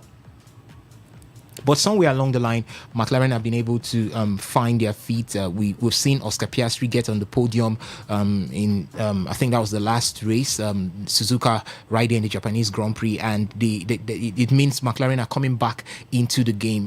By the time Miami returns next week, hopefully we'll see McLaren understand even better the entire constitution when it has to do with Formula One, with the new rules that we've got at this point. So I think that's what Max should be doing at this point. Understand your car and know how to navigate with your car and get yourself back to winning ways, than maybe complaining about what Mercedes has done, what Mercedes has not done, what the FIA has done, who is favoring and who is not favoring. The FIA has listened to every driver, and they said these rules would be looked into between now and the next 3 months, and things will get back to normal. So I think he should just relax than trying to raise the dust so high by saying he's going to step away from Formula One. I believe Max would not step away from Formula One, because if he steps away from Formula One, he's going to build a name for himself somewhere. If he goes to the NASCAR, we've got Max Verstappen's over there. So you're going to be competing with those Max Verstappen's over there and try to build a name for yourself. So I think it's just a way to get attention at this point. But if he does leave, just like Lando Norris said, he will definitely be missed greatly. All right, so let's talk about the Nigeria Premier Football League, because they have sanctioned Kano Pillars following incidents that occurred during their recent fixture against Rivers United. Now, the league body announced that Kano Pillars have been fined 15 million naira for breaches related to the match as part of disciplinary measures aimed at maintaining order and professionalism in the league. Now, in addition to the financial penalty, the same Masigida will also play their next 3 home matches behind closed doors. This includes their only remaining home fixture of the current season, with the other 2 matches to be served at the start of the next campaign. This is where I'll bring in Oga Kingsley Olisa's thoughts on this, because Oga Kingsley, we've seen scenarios of teams getting points deducted for things like this. First off, basically, I want to ask your thoughts and opinions on the sanction which Kano Pillars received yesterday. 15 million naira, playing their next home games, 3 of that in that matter behind closed doors. And just to put in something interesting is that since 2019, Kano Pillars, the total, I don't want to say prize money, I almost said prize money, but the total fines they've received just for things like this has amounted to 61.25 million naira. Your thoughts on the fine imposed by Kano Pillars, or your thoughts on the verdict from the NPFL yesterday? I think we need to look at these issues from all the angles, because if you have an emotional reaction to this, you might not cover all the gray areas that are involved. The first thing we need to look at is the rule, the NPFL framework. Is it what was implemented in putting out these fines? Yes. By the rule book, yes. So the NPFL has done their job by following the rules that they set. Now, based on human reality now, are those fines commensurate with the reality? That's where the other question comes in now, the moral questions, because now you have said since 2009, so Kano Pillars and their fans have been repeated offenders. In fact, earlier this season, they got deducted 3 points for similar issues that came up in a previous game, and they were asked to play a few of their games away from Kano, and then they return back to Kano, and then this thing is happening. So I think for us, what we should be looking at is we should be calling for the amendment of the framework. The framework should not just be about monetary fines. We should now begin to look at points deduction. Assault on referee, 6 points deduction. Encroachment or lack of provision of security, 3 points deduction. Once teams know that they will lose points with any breaches that is happening at their own pitch, then they'll take a lot of things into responsibility. But now everybody is hiding. They can say no, they don't know the fan, it doesn't belong to them. He's not wearing Kano Pillars jersey, they don't know him. But once it's there in the rule book that if there's an assault on a referee, you lose 6 points. You move away from Kano. Maybe they move the team from Kano to Port Harcourt to play. That is a huge financial burden on the team. So I think we need to look at or begin to make this calls to say, let's amend the framework to meet current reality. Suppose that fan attacked the referee and the referee lost his life. What happens? Now, a lot of persons who don't follow the MPFL will tell you that the referees are part of the problems. While I understand their concern, but look at a man who left his family to go and officiate a game and was attacked. What if he died? What would have happened? So you have to look at everything holistically before we can now say, okay, this is how we need to make these amendments. But again, on the other flip side of it, the problem we have is not about laws. It's about enforcing these laws. So if Kano Pillars earlier this season lost 3 points for a similar breach, why don't we activate another 3 points or possibly 6 points for them? So they now realize that it's going to be difficult for them. So going forward, every other team now realizes that no, once there is a breach, we are going to suffer. Mind you, to get a point in the MPFL or even 3 points is not a mean feat. You need to have a good team, you need to have a good bench, and you must prepare very, very well. So once you realize that if our fans misbehave, we will lose what we have suffered to gain on the pitch, then we can now begin to see that there might be changes from the way teams and fans approach matches. Okay, so before I move to us, let me stick with you for a second there, because there was something else that was brought to my notice yesterday and talked about the similar time when Kano Pillars were having an issue like this. That was seasons ago, I think, where if they were deducted those points and they were relegated. And now looking at that game against Rivers United, Kano Pillars via that win shot up to 45 points. 3 points, or let me say 2 points about that, they will have 43, and that's sharing similar positions with Remo Stars. In fact, the bottom place team of the league has 40 points. So every other person is knee deep into that relegation fight.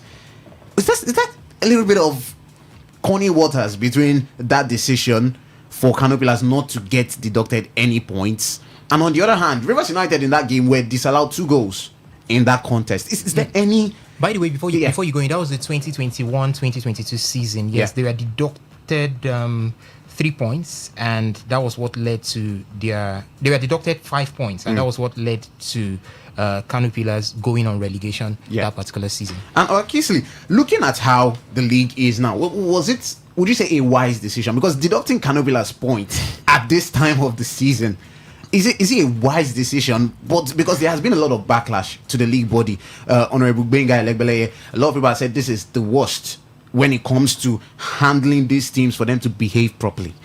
Again, I in my earlier statement, I talked about the framework. The moment you want to punish someone outside your rule, it becomes problematic. So by the rule book, what the MPFL or the LMC has done is following the rule book. But beyond the rule book now, I'm saying that we need to begin to call for amendments. There is no way the MPFL will take action that is outside their rule book. Mind you, the issue that happened on Sunday did not stop the game from concluding. So basically, what the MPFL has done or the LMC has done with this punishment was to look at the referee's match report. So I guess the referee in his report may have cited that instance or that incident which has led to these sanctions. But if when that incident had happened, the game did not continue, the game stopped, then we are talking about a different thing entirely, because it's no longer an issue of misconduct. It's about gross misconduct. So if you are familiar with the MPFL framework, you now understand that the emotional reaction that a lot of us are getting on social media is not the right thing, because the MPFL is following their own framework. So the framework's being exploited with some loopholes. Of course, the way we are as human beings, the moment there is a law on anything, the human mind is looking for a way to go around these laws. So there are loopholes which we are seeing, which people are commenting. Now, what people should be saying now is it's time for us to do amendments or make amendments to this framework so that these loopholes can be sorted out going forward. Especially now, if you look at the 4 teams that are coming from the NLL, they are all private teams. Yeah. Technically, we have 3 teams that are safe, 3 private-owned clubs that are safe in the MPFL. 1 may go. So by the start of next season, you have 7 private teams in the MPFL. They may not be able to deal with this drama that is associated with government-owned teams. So the other side of this whole thing is that gradually the government teams are losing grip, because this is perhaps the first time in the history of the MPFL where you're having more than 5 private-owned teams in the MPFL at the same time. Now 1. Yeah. So this is almost like 7. And if Kun Khalifa is able to get some points and they survive, we are looking at 8. 8 out of 20. So the numbers are changing. So once those private people keep coming in, keep pumping their money, we hope that sooner than later, those amendments will be made and this kind of issues will not have to overshadow whatever gains the MPFL has done this season. But I guess before I come back to you on some of these amendments and, of course, the private individuals taking over the league, also, I know you have a lot to say on this saga involving Kano Pillars and them, you can say, escaping this, because like Oga Kingsley rightly pointed out, they are following the MPFL is following the framework. Your thoughts on this closure on Kano Pillars, Rivers United, the crowd trouble, Kano Pillars obviously getting that win, some of the disallowed goals, before we talk some other related matters in the MPFL? So I have the framework on my phone right now. I just got it. I'm trying to go through that clause that has to do with crowd violence, crowd restiveness, and assault on the officials. And I'm seeing, I'll just see if I could read out something here. It says assault on match officials in the Nigerian Premier Football League is heavily penalized under the MPFL framework and rules, specifically targeting clubs' responsibility for security, supporters' conduct, and the physical safety of the referee. It says Rule C 1.1 says concerns acts capable of bringing the games to disrepute, often cited when supporters or officials behave violently. Rule B 13.52 pertains to the failure of a home club to provide adequate and effective security, allowing unauthorized access to restricted areas on the pitch. Rule C9 addresses the failure of a club to ensure that the proper conduct of their supporters, while Rule B 8.21 specific violation concerning failure to secure match officials leading to physical assault. And it says the standard penalty for assault on officials. When a match official is assaulted, the MPFL imposes a combination of financial and sporting sanctions. 1. Point deduction. The offending club is typically docked 3 points and 3 goals from their accumulated total. Then fines, substantial fines are imposed, often between 1 million naira and 2 million naira for the assault itself, plus additional fines for security failures and bringing the league to disrepute. Now, these two things now go hand in hand. The question I'm asking is, what happened in 2021, 2022? The framework was there, and Kano Pillars were docked 3 points and 3 goals that led to them going on relegation. That was on March Day 23. Kano Pillars struggled in that season so hard. That was why they became so infuriated. They became so hysterical, and that was why so much. You see, when you go to Kano, you feel the balls coming from the same as Sugida fans. You will understand that football is life there. Football is a belief over there. I've come across games where Kano Pillars had to come toe-to-toe against Castina United. It's a derby. You can feel the balls, the push coming from the fans. Yeah, it's positive sort of for football. It's what we want in football, especially in the Nigerian Premier Football League. But it's going too far at a time when you now fail to understand that football is a game. Sometimes we win, sometimes we lose. If you do not want to lose, you try to make sure that you settle it on the pitch of play, not with any other thing added to it. So now the question is, I think it's a replica of what happened in 2021-2022, because at that point the MPFL board had their hands tied. It was almost like this. Recurrently, we had Kano Pillars in the news for violence, and at that point, they just had to do that because I think that season alone they had already recorded twice. They had already recorded violence twice from Kano Pillars in that same season. So they just had to do that, and it led to Kano Pillars being relegated. Maybe they're afraid of the same thing happening right now. Yes, because it looks... Now, imagine if 3 points are taken away from Kano Pillars, 3 points and 3 goals.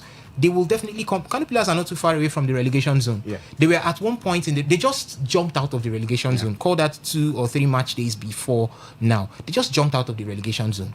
So there is every possibility that if 3 points and 3 goals are taken away, they will head back to the relegation zone. Now, I followed what happened in that match. Rivers United had 2 goals disallowed. They had 2 goals disallowed. We have not talked about that one yet. See, again, when we talk about goals being disallowed, they can be disallowed for so many reasons. Again, the bigger issue is these games are not available for us to see. Yeah. So it becomes difficult. Now, this issue, for example, of this crowd, the referee assault and all that, if you follow the official X account of Rivers United, it wasn't there. They didn't state anything like that. The MPFL handle didn't even talk about it. The Kano Pillars one didn't even talk about it. So, I'm not saying that Rivers United didn't have goals disallowed, but the point I'm making is there has to be it becomes difficult for you to actually say that was a right call or a wrong call, because since Sunday up to today we still haven't seen that clips of those 2 goals that were rumored to have been disallowed. But Ogaki, I think I have a clip. I have a clip of one of the goals that was disallowed. But the thing is, MPFL club sites, their social media department is nothing to write home about. No proper branding. We are seeing a bit of some sort of branding coming from the West. The likes of Remo Stars, the likes of now Shooting Stars currently. You get to see their players. Now we know some of their players who perform at the top because of that branding. Sporting Lagos did the same for a while before they left the MPFL. Hopefully, as they come back, good enough, we are having almost 4 to 5 Western teams. Sporting Lagos, Inter Lagos, Ikorodu City is still there. And I would also categorize Shooting Stars under that Western cult that is doing something good in the Nigerian Premier Football League when it has to do with branding. So we are definitely going to be seeing this come in more next season. I hope that others would learn from it. Yes, they will learn and also. So from there, I saw this clip of the second goal, and everyone was shouting, "How did this happen? Why will it not happen? When you slap the ref, it took 30 minutes for the second half to come. You dazed the ref because you slapped him and he went down to the turf. Now, such a ref coming back, would he not call an obvious goal? So now, why didn't the referee say, I'm not continuing this game? Yeah. So many things were involved, because now look at if he said Tuesday, I'm not continuing this game, this whole dynamics of this conversation changes. Okay. Because it now becomes an abandoned game. Okay. Yeah. If see, I'm trying to put myself in his shoes. Imagine when we heard the report that fans came in with machetes. Imagine when you have been slapped and someone is telling you, continue this game or you will continue the game. First, you know what to say. If what to say, you say make you. So it's a funny thing, because now the man was left alone. From the report we had on Tuesday, he had this on his match reports. the match commissioner refused having it on his match reports. The assistant referee also refused, meaning within his team there were cracks. They didn't come together to say we are putting the now. That was why the MPFL board first said that it wasn't a grievous assault, because he's the only one that recorded it. Your match commissioner did not record it, so something went wrong there. All is for Kano Pillars to stay alive, but we should come off staying alive at all costs.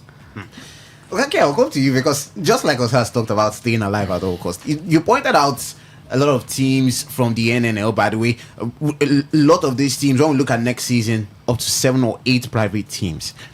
Now, when we see what's happening to Remo Stars this season, and here one group where the Honorable Kule Shoname one day cried out and said, this is bad. We cannot keep sustaining like this in this league. The attitude of the league body towards some of these privately owned teams, is it going to keep scaring them off? See, 2 things.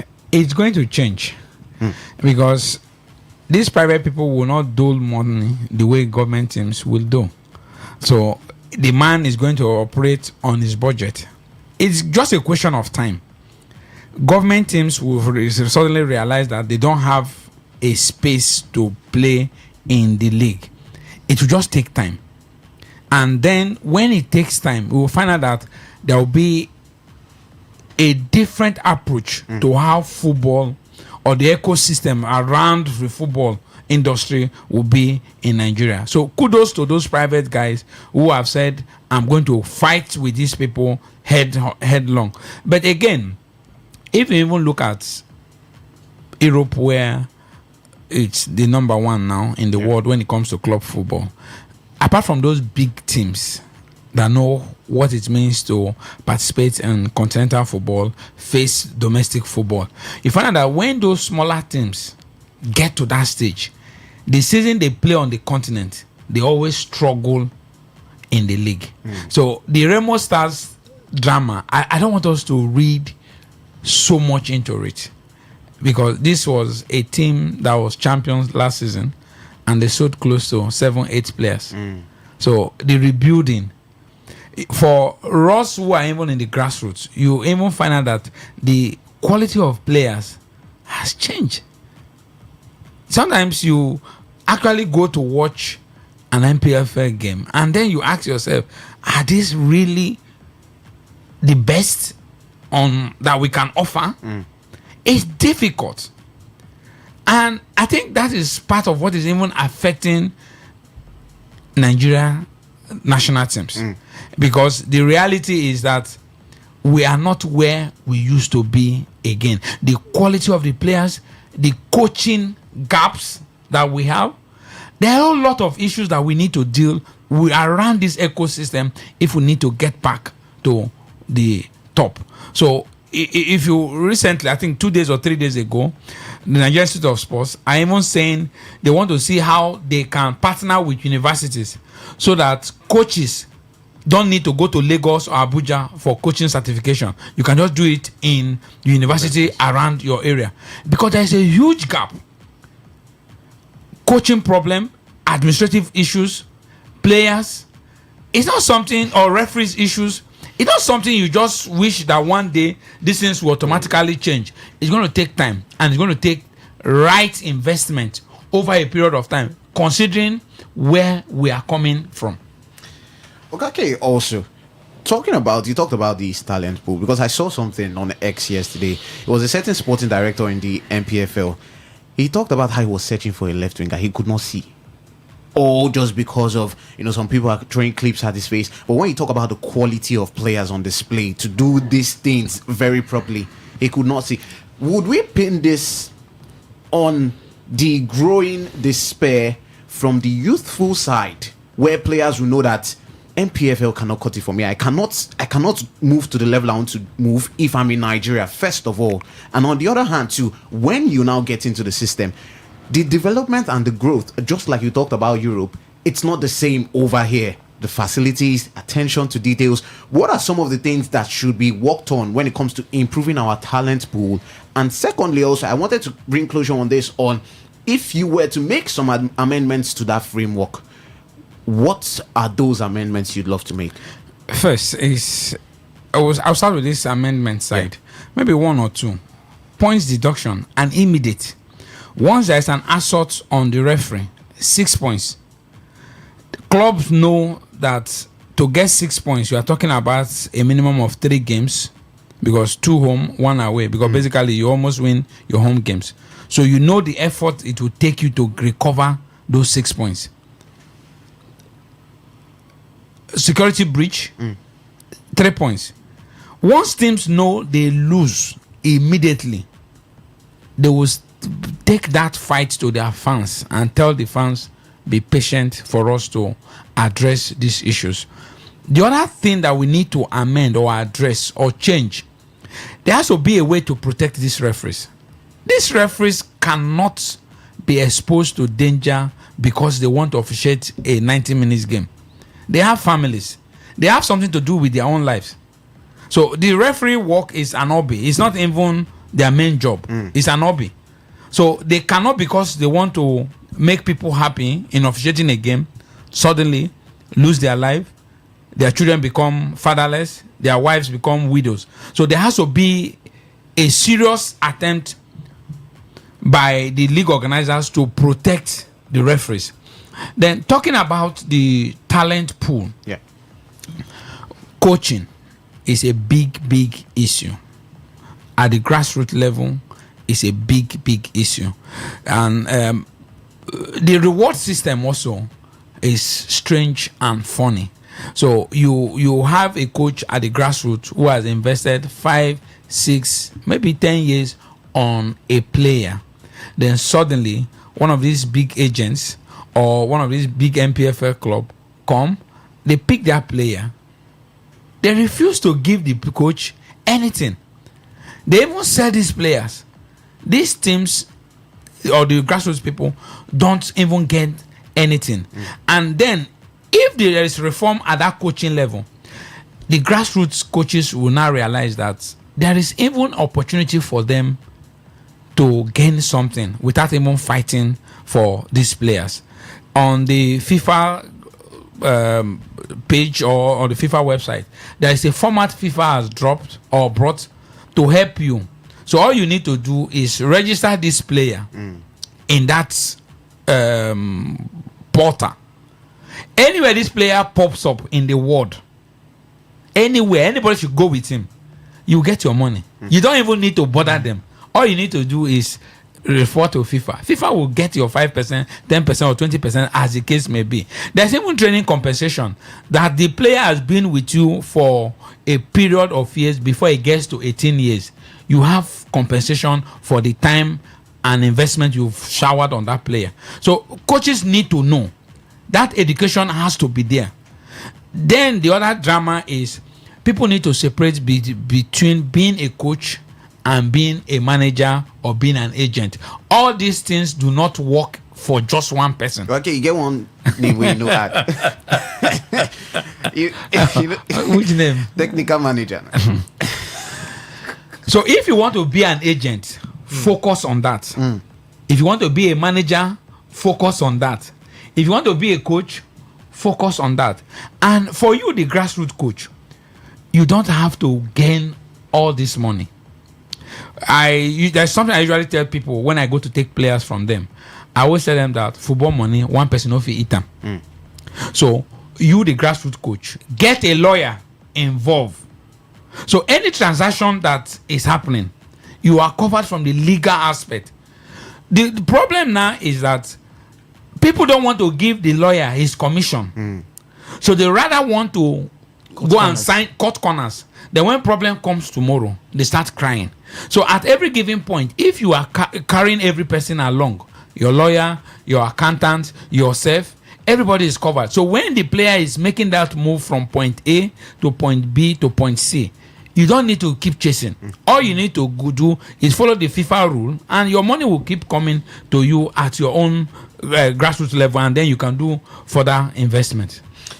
All right, let's talk some European football before we move that way. By the way, you can send your thoughts at this point in the show to 0701 9339960. If there's anything you want to comment on, which we have discussed from the start of the show till now, it's 0701-933-9960. That's our SMS and, of course, the WhatsApp portal. Just to let you know, those 4 teams who have secured qualification to the Nigeria Premier Football League from the NNL. There's Inter Lagos, there's Sporting Lagos, there's Ranchers Bees, by the way, funded by Sadiq Umar of the Super Eagles of Nigeria. And, of course, there's Duma United, who have also secured progression or promotion, as you may call that, to the Nigeria Premier Football League. By the way, we also hear that the Africa Cup of Nations could be moved to South Africa. Talking about the 2027 Africa Cup of Nations, which is to be hosted by Uganda, Tanzania, and Kenya. We hear it might be moved to South Africa in the next couple of months. We wait to hear more from CAF, but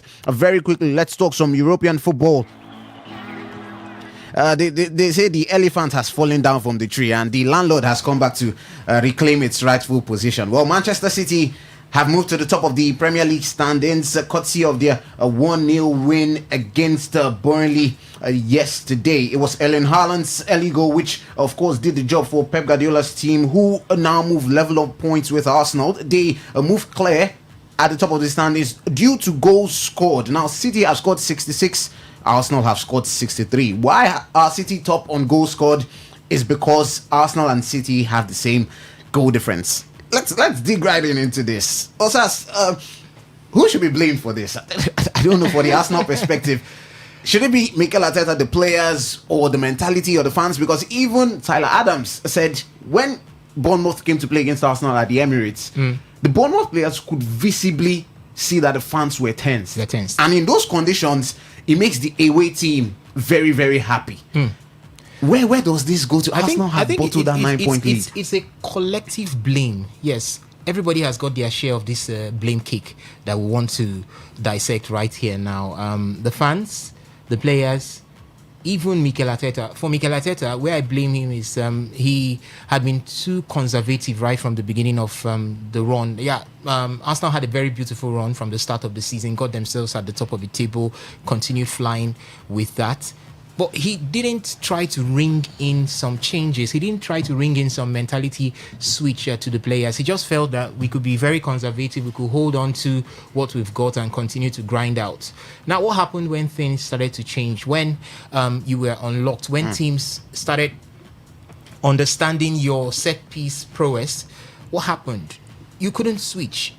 Now, see, the one time he decided to think outside the box, act like today is your last, was the game against Manchester City. And you could see that Arsenal became adventurous. They took the game to Manchester City in the second half. Now, no thanks to hard luck. Else, Arsenal would have been 3-1 ahead of Manchester City before Manchester City scored their second goal. We saw the one from Eberechi Eze that struck the bar. We saw the one from Kai Havertz that he couldn't convert. Many other opportunities came in.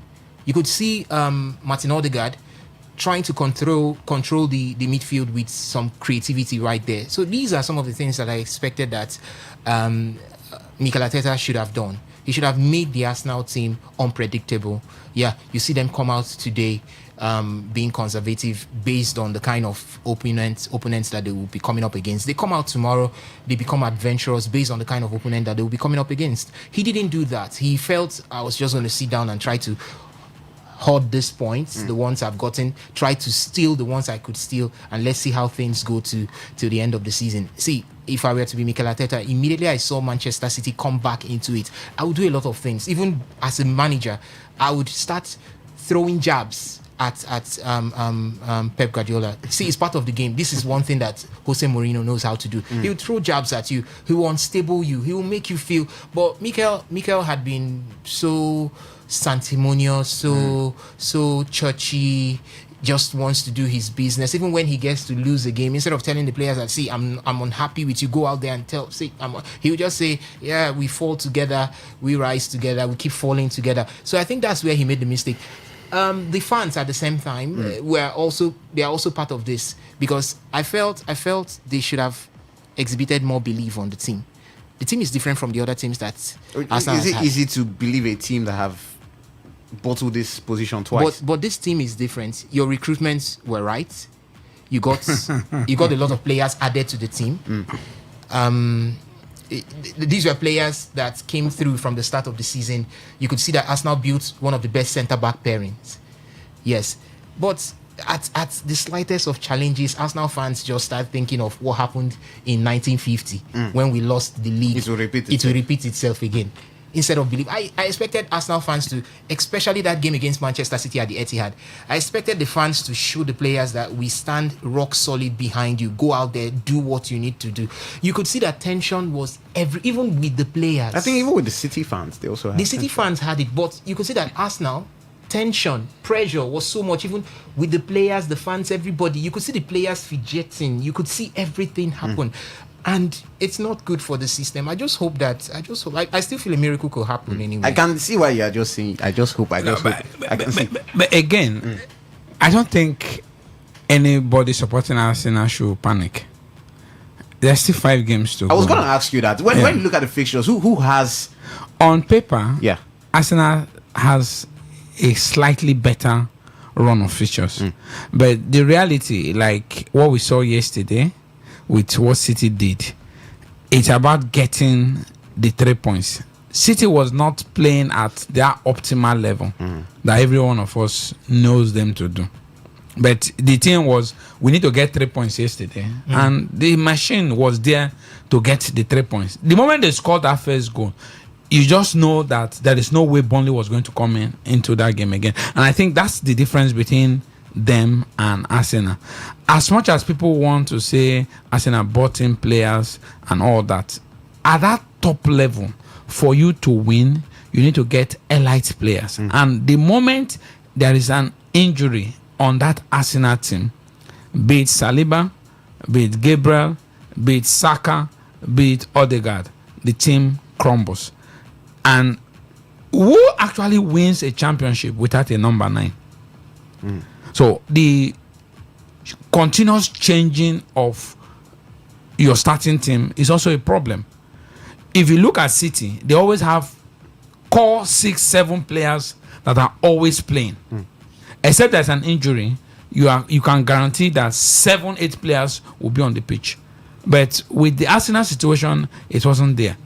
Then again, the other thing nobody is talking about is experience under pressure.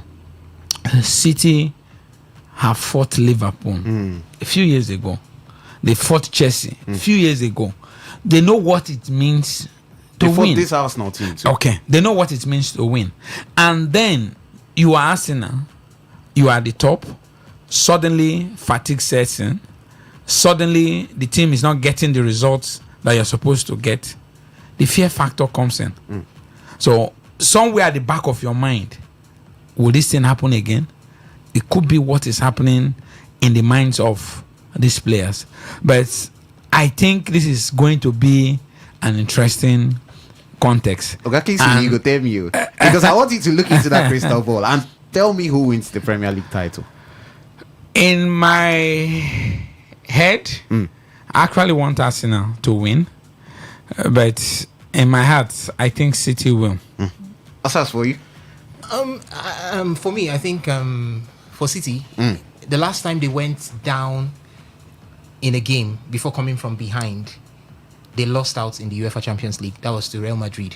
So I'm looking for that English Premier League team that would score City first. I want to see City react. I want to see City react. Yes, I want to see them react when they are down. So I believe there is every opportunity that City will drop points. Everton will not play Burnley kind with City. Everton have what it takes to hurt City. They can lead City. I want to see that reaction. Yeah, so but I still believe that Arsenal would find a way to get this one. All right. Let's get your thoughts, you, the listener, on everything we have discussed this afternoon. The number to call is 0810 9510951 0810-951-0951. You can get in your thoughts on anything that we have discussed as we do a bit countdown from now to the end of the show. Hello, good afternoon to you. Welcome to the show. Good afternoon. Welcome to the show. Bobo from my tree. Welcome, Bobo. Yeah, You know, there is something you have to understand. When a team plays games of this nature, you know, into four competitions, and you should know that in England, you don't have breaks like you do have it in Spain, other leagues. I don't know whether you remember when one of these teams they are complaining that's what and the English players are complaining some breaks and stuff like that. In situations like it will definitely break. We are all human beings. In fact, I used to say time and time again, I have a friend who played for Den Dolphins. Then this coach that was there that died, that under 17. What's his name? Monday Sinclair. One coach that is it Musa Abdullahi? Something like that. Yes, he was calling him. We were together. He was calling the coach, and he's an integral part of that team. He was calling the guy. Oh boy, they were supposed to travel to Plateau. So yeah, the guy they dodge match. I was like, me when they were I said, oh boy, go play match now. He said, I don't go understand. They don't tire. He has played a lot of matches. He don't tire. On my own, I was like, what do you do this guy? But you don't know what they are passing through. So when a team is playing for strong competitions, and in England it's always competitive, even from the lower league, you will see people troubling the big teams. You will not push over, and you will see injuries set in. So when you are saying that you are changing your players, that thing might not be correct. Because in this case, okay now, Saka has been out for some lengthy time. Odegaard is out for lengthy time. And he's an integral member. So tell me, how would that team, and those people and the people, they kind of, you built that team on. But let's keep it brief now. Yeah, I do get you. Let's keep it brief so that we can actually get some other calls, please. No problem. Oh, okay. Yeah, sure. Let's get another call. Hello, good afternoon to you. Welcome. Hello, good afternoon. Welcome to the show. I'm Joseph. Welcome, Joseph. Calling from PH. Welcome. I just want to say that, I'm an Arsenal fan, but truth be told, I think Arteta has tried his best. But the challenge is mentality. As a coach, you can only tell your players what they are going to do, but in the pitch there should be one or two players that can even... When you look at this Man City team, everything revolves around two players there. This old man that is using left. Bernardo Silva. He's the only one that is all his teammates, they have left except Rodrigo that is remaining. But you can see that even Guardiola will call him when the match is on, tell him what to do. There's nobody in Arsenal team that somebody can just rely on that you can give instruction and will carry it out. It's so unfortunate. I don't think Arsenal can make it again. No. Can I ask you a question? I'm listening. Arsenal doesn't win the league. Do you think Arteta should go? I know Arteta should remain. It's just that they need to work on him the more, because I don't know how to say, but I just want him to remain. He's a good coach, because when you look at where he's bringing us from and where we are, it's just allow him to continue. It's just a matter of time. He will get it one day. That's my own. All right. Thank you. Thank you so much for your thoughts. Hello, good afternoon to you. Welcome to the show. Good afternoon. Good afternoon. Welcome. Welcome. Thank you. Victor Crawford. Arsenal, nobody should be for the country. But first, my in-law, I know you are not Arsenal fan. There is no vote towards it. Please, let's take the reality. From what to 9 points at the end, up to this time, you are still not doing it. That miracle, Jesus will not do this. So please, don't do people of Arsenal have lost it, they have lost it. The third trophy they were playing, they are all lost. The third trophy, they are now not able to do.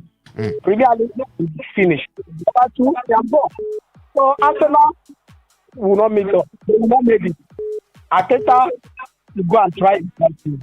And Guardiola is the master, and he will remain Master. Thank you. All right, thank you so much for your thoughts. Let me quickly squeeze in some messages we have on our socials from Amity Prince on Facebook. It says, from day one, Chelsea's work was bigger than Liam Rosenio. Concerning Candle Pillars until they are banned from the so-called league for 10 years, this madness will not stop. Another message on WhatsApp says, good afternoon, people. The intrigue that is playing out in the Premier League is interesting. While we discuss Arsenal's unpredictable form, it is important to also discuss why the FA keeps reserving outstanding matches for Man City till this kind of moments. Well, they were to play against Crystal Palace, but then the window was too short because Crystal Palace are active in Europe, so they have to look for when they can fix those matches at a later date. Yeah, it was the Carabao Cup final to take place that weekend. Arsenal did play against Wolves within the week, but City could not play against Crystal Palace. And the last match with Burnley should have been played before not meeting Arsenal. City have to play in the FA Cup this weekend. So that's the thing. George Kalu from Ruma Olu. I could take one more call for 30 seconds. Please, just 30 seconds. Hello, good afternoon to you. 30 seconds you have. Good afternoon. Good afternoon. Make this quick. 30. This is Aboki speaking. Okay, welcome. Arsenal is not a kind of a club that can win trophy, but they can play football for you. Arsenal fans, I'm very sorry. They should just bear with me. That even as a winger, when he was there, it's the same thing. So Arteta is there. It's the same thing. So if Arsenal want to win a trophy, they should bring a winning mentality coach that can win trophy for them, not Arteta.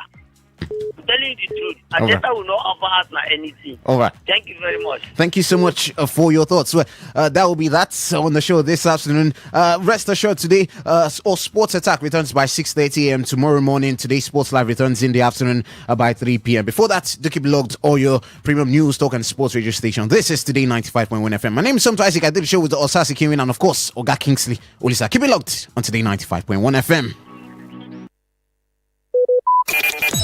Talk radio. I listen to a lot of talk radio. 95.1 FM. Whether it's happening in Port Harcourt, South South, Nigeria, or around the world, we've got you covered. On air, online, delivering balanced news and unbiased analysis. Today, 95.1 FM. Today, 95.1 FM, Port Harcourt. News update.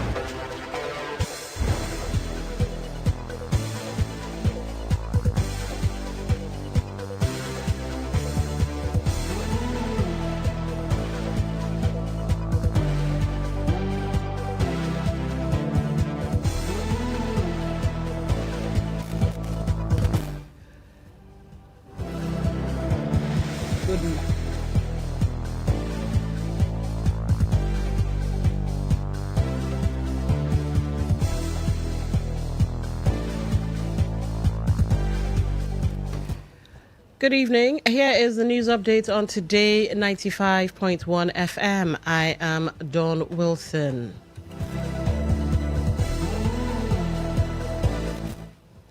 The Nigeria Governors Forum has unveiled a new leadership academy as part of efforts to strengthen governance and build institutional capacity across the 36 states of the country.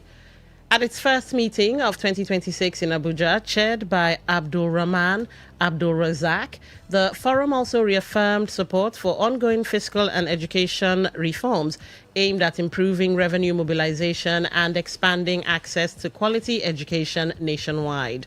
Governors who received briefings from the Minister of Finance and Coordinating Minister of the Economy, Taiwo Oyedele, and the Minister of Education, Tunji Alausa, on tax reforms, FAC revenue trends, and strategies to strengthen fiscal management.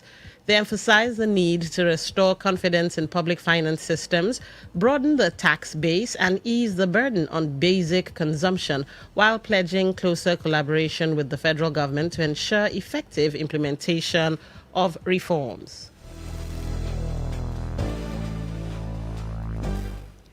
Ministerial nominee Mutaga Dharma has pledged to work closely with the National Assembly to address Nigeria's housing deficit, outlining plans to improve leadership, expand access to affordable homes, and strengthen institutional performance. Speaking during his screening in Abuja, Dharma said bridging leadership gaps and fostering collaboration with lawmakers would be central to resolving long-standing challenges in the sector, noting that over 100 million Nigerians are affected by inadequate housing. Responding to questions from lawmakers, Dharma expressed confidence that the housing crisis can be addressed through the right policies and stronger governance. The All Progressives Grand Alliance, APGA, has announced April 30 as the final deadline for membership revalidation and registration in preparation for the 2027 general elections. In a statement issued in Awka, the party's National Publicity Secretary, Ejimo For Opara, said the directive applies to both new and existing members nationwide and aligns with provisions of the Electoral Act requiring political parties to maintain updated digital membership records. Opara explained that only individuals captured in the party's digital register, set to be submitted to the Independent National Electoral Commission, will be eligible to participate in APGA's primary election processes, whether as aspirants, delegates, or voters. He warned that failure to complete the revalidation or registration before the deadline would automatically disqualify affected members from taking part in the primaries. And on the foreign scene, a group of Latin American migrants deported from the United States say they are stranded and fearful after being sent to Democratic Republic of Congo under a controversial migration policy.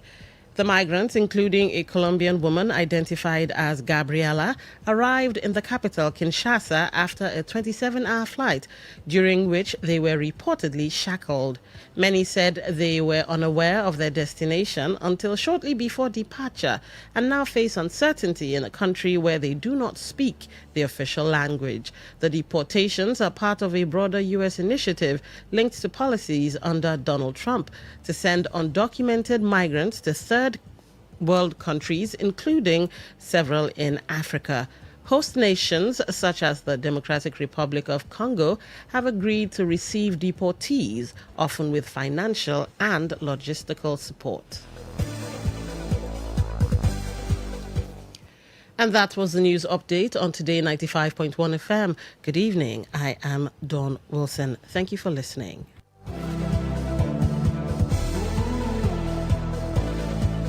Today's news, today's entertainment, today's sports, today's issues. Today on Today 95.1 FM, Port Harcourt. Say no to the ordinary. Embrace the extraordinary, because we are the voice of the people. Voice of the people.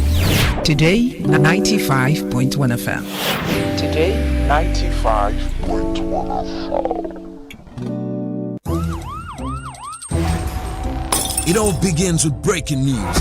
Now make no mistake, this is a difficult mission, and it will remain difficult for some time.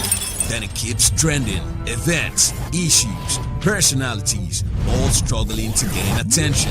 But in the race for deadlines, the intrigues, power play, undercurrents are often missed or underreported. Insecurity here is basically a product of poverty. But not anymore. As the platform on radio steps in to fill the missing links on events, issues, and personalities in the news. I'm not afraid of anybody. Yeah! The platform on radio serves on the hottest topics and trending issues. Only on Today 95.1 FM. 95.1 FM. Port Harcourt. Weekdays, 4 p.m. Get on the platform on radio and be served.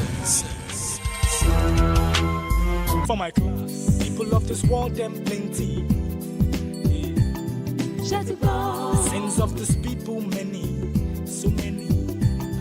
Many times plenty, multiplier. Many times plenty, multiplier. Multiply am the answer you get now. Waiting, they make come and they cry. The answer you get now. Waiting, they make rich man they mess and leaders they lie. Good evening. Time check. It's 8 minutes past 4. I welcome you to another edition of the platform on radio on your premium talk station, Today 95.1 FM. I am Dawn Wilson, and I shall be giving you insight into some of the news reports making the rounds. Now, of course, remember that the platform on radio is a program where we come to dissect trending issues with correspondent reports. So our correspondents are out there sourcing reports from the field, and on this program, we take their reports and have them give us more details. Perhaps you get to hear what's not entirely in the news. All right, on the menu this evening, tertiary students plead lawmakers to intervene in rising cost of internet data. All right. Human rights activists propose legislative bill to Rivers State House of Assembly to tackle excessive house rent issue. Oh, that's a good one. Muslim cleric criticized recent comments by Nigeria's Chief of Defense Staff Olufemi Oluyede, describing bandits as prodigal sons deserving a second chance as insensitive. Okay, that's interesting. We shall be getting into all these juicy stories in a moment. Let's start with the first one. But let me give you our phone numbers, give you our social media handles, and how you can listen in via, online. So the numbers to call if you'd like to be part of the program, 0810-9510-951. 0810-9510-951. For WhatsApp messages, WhatsApp voice notes, and of course text messages, 0701-9339-962. 0701-9339-962. Now for socials, all right, thank you for that flash and thank you for being there. Now if you'd like to watch and listen via YouTube, at Today951FM, that's for YouTube, at Today951 FM. On Facebook, at Today95.1 FM. Instagram is at TodayFM951, and X is at TodayFM951. Now, you can also listen to the show via our website. All you have to do is go to www.todayfmlive.com, and when the page pops up, you see a listen live. It's right there, just right there in the middle of your screen. And you just tap that, listen live, and you're in. Now, if you are an app kind of person, all right, Radio Garden app, you can go to the Google Play Store or the Apple Store and just download the app Radio Garden. Look for Today 95.1 FM, and that's it. You are in with the cool crowd, as they say. All right, let's get stuck in. Some Rivers State students have called on both the federal and state lawmakers to intervene in the rising cost of internet data, lamenting that expensive and rapidly depleting subscriptions are placing a heavy financial burden on them. The students who spoke to Today FM, Olawale Sanusi, expressed frustration over what they described as exploitative practices by network providers, noting that data plans are not only costly, but also do not last as advertised. The students called on network providers to improve transparency, allowing users to clearly track how their data is consumed, as they appealed to authorities to ensure that the quality of service matches the cost of being charged. The students further noted that the high cost of data is forcing them to make difficult choices, including diverting money meant for feeding toward internet subscriptions needed for academic work, such as assignments and seminars. They also urged educational institutions to provide free or subsidized Wi-Fi on campuses to ease the burden, especially amid current economic challenges. The students, therefore, called on Nigerian lawmakers to implement policies that would regulate data pricing and protect consumers from what they described as unfair practices from telecommunications companies.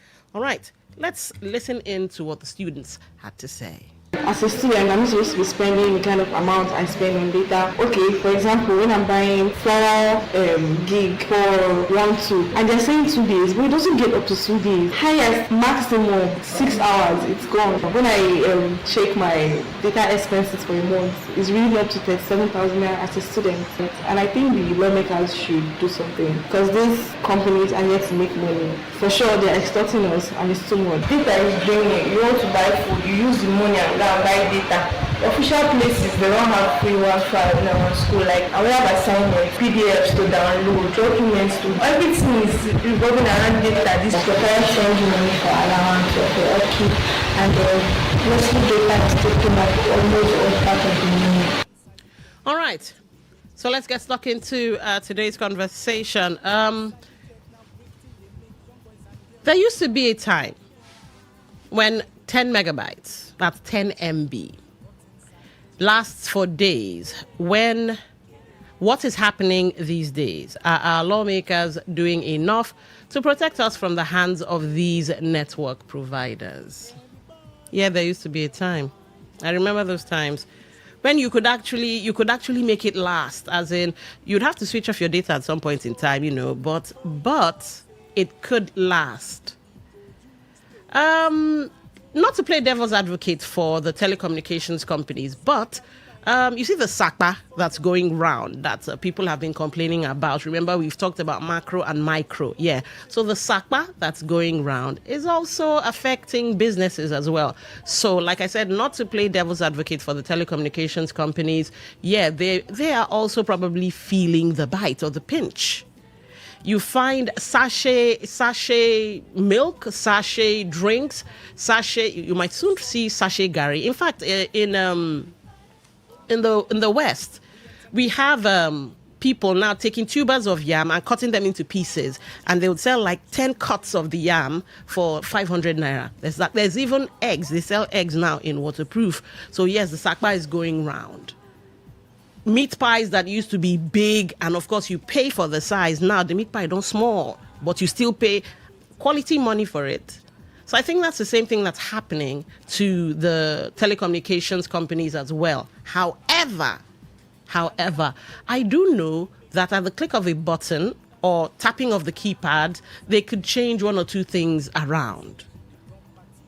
I know that in South Africa, they also have the pay-as-you-go, they have the hourly, they have the weekly.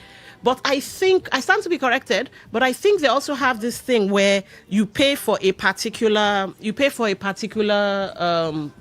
let's go with bouquet at this point. I'm trying to think of the right word. You pay for a particular subscription or bouquet or something, and it comes with an amount of data or internet attached. That's in South Africa. And I think they do that because, they have laws there. Their laws kind of still have teeth. They have their issues with corruption and all of that, but their laws still have teeth. So while they have the hourly, while they have the weekly, while they have the monthly, I think they also have that provision. Now, how is it that same provision cannot be implemented here? When the FCCPC came out with some funny provision or funny law, next thing, you can't borrow airtime, you can't borrow data, and it was like an overnight switch.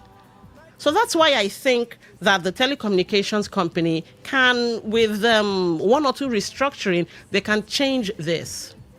I think they can also get in bed with schools and say, okay, this particular area Wi-Fi is going to be free. Maybe you might have to pay a little token, whatever. Just come up with some kind of restructuring plan where Wi-Fi can be easily accessible for these students. I mean, there's this saying, with special arrangement, Satan can see God. There is that arrangement. So I doubt the telecommunications company would come out and tell me that, it's so difficult a thing to do. No, come on. They can do one or two restructuring. Now, even where they refuse, like I said, it can be done, but even where they refuse, yes, our lawmakers are supposed to step in to protect us. They're supposed to say, no, you're not supposed to be doing this. We're going to sanction you, or we're going to come up with a bill, or we're going to do this, that, and the other. I mean, in America, their representatives are kind of feared. You don't want a representative to take up your case. You really don't. And yes, even in America, they have their own corruption and this and that. But you don't want lawmakers to take up your case because, funny. I mean, see how I think it's happened to Facebook and Instagram and Facebook or some other, maybe TikTok or something, where a jury in, is it Florida or somewhere, has basically indicted them, saying their platform was the reason why some lady got addicted and she now has anxiety and this and that. So you see over there, the telecommunications company, they tread lightly. Why can't the same be done in Nigeria, where telecommunications companies will be afraid to go afoul of the law or run afoul of the law because lawmakers will take up the case? Or maybe it's our fault. We're not hounding our lawmakers enough. We're not holding them accountable. But anyway, let's get your thoughts. The platform, welcome to the show. What's your name? Where are you calling from? Good afternoon. Good afternoon. What's your name? Where are you calling from? My name is Onu Samuel, calling from Port Harcourt. All right, go ahead. Now, without missing words, I want to say that appeal from those students is already dead on arrival. These are lawmakers that has embezzled your benefit. Your 20 years benefit has been converted into financial stuff into their pocket and their account. So you appealing to any of these self-centered lawmakers is like pouring water on the body of a duck fowl. It's going nowhere.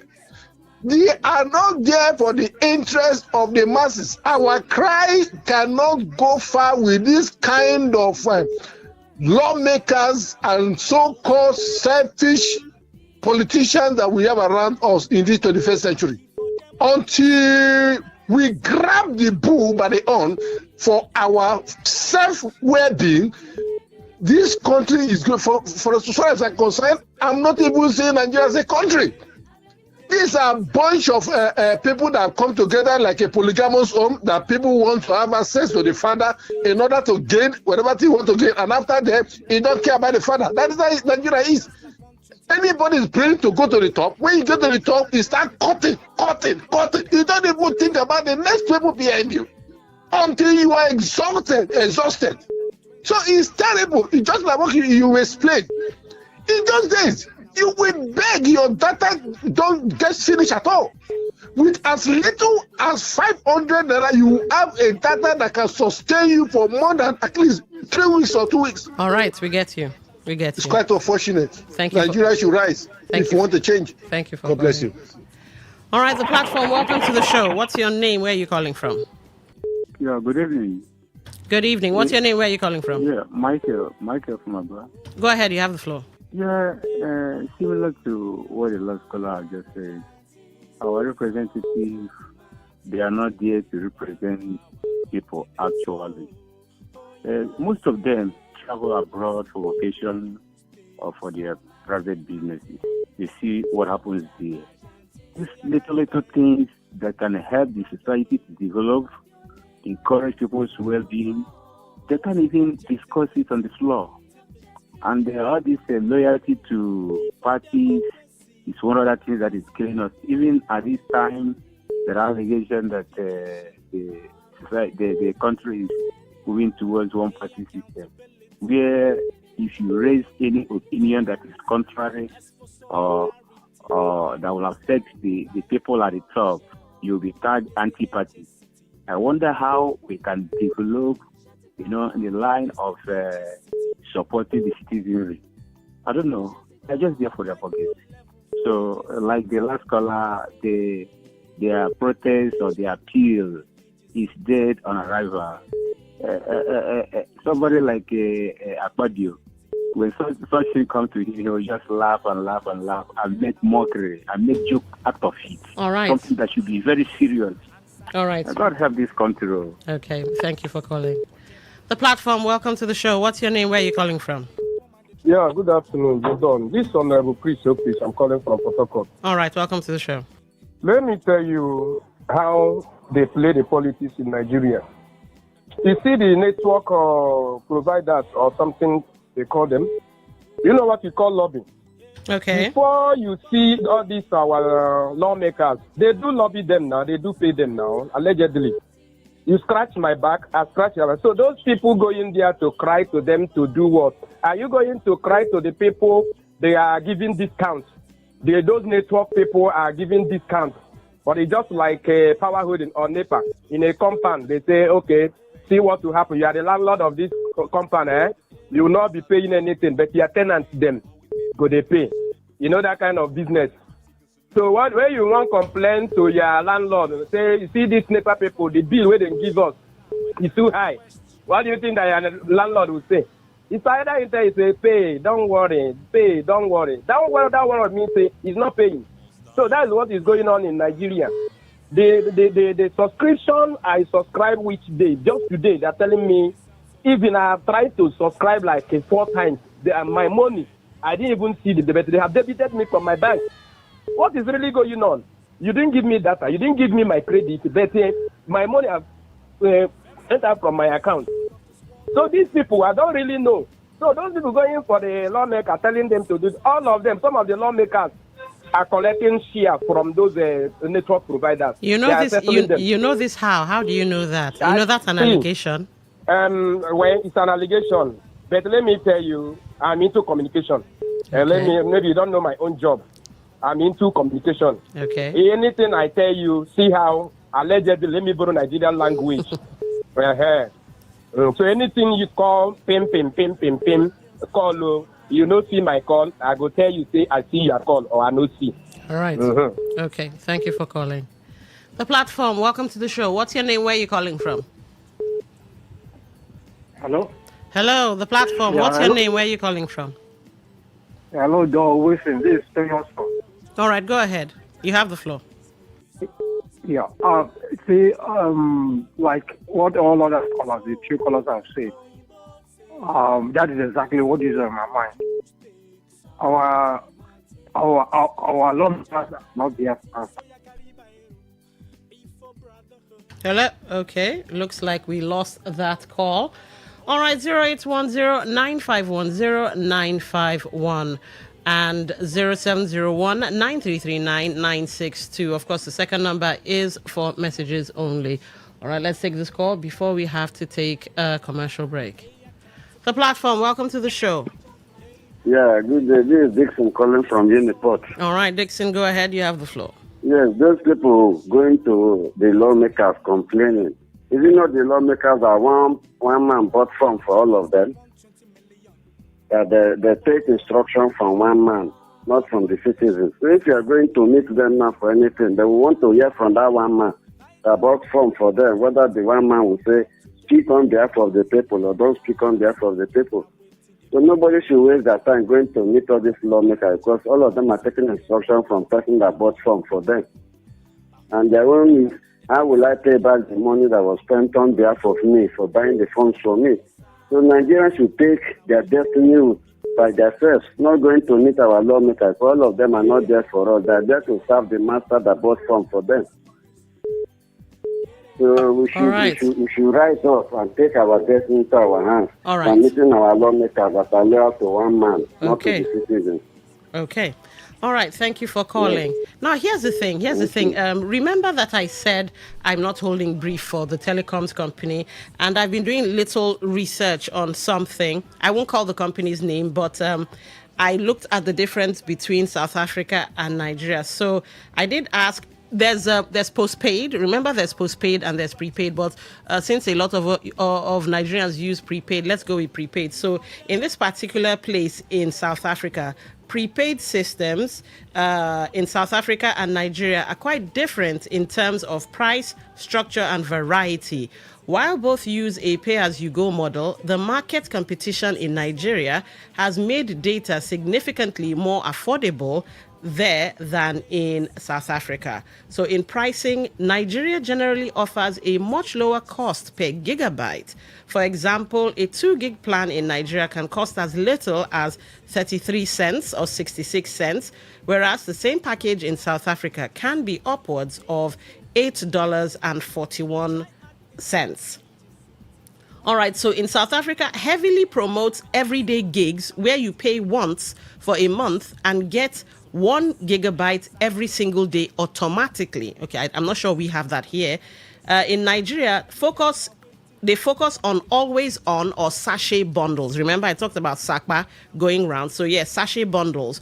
While there are daily caps on some plans like 45 gig for 9,000 with a 1.5 gig daily limit, the majority of Nigerian users buy discrete bundles for 24 hours, 2 days, or 7 days, and it goes on and on. So, yes, there are differences. Now, from the looks of things, well, we are paying less, but somehow it looks like we're using more data because, yes, I will not downplay the fact that a lot of you have had data disappearing, airtimes disappearing and all of that.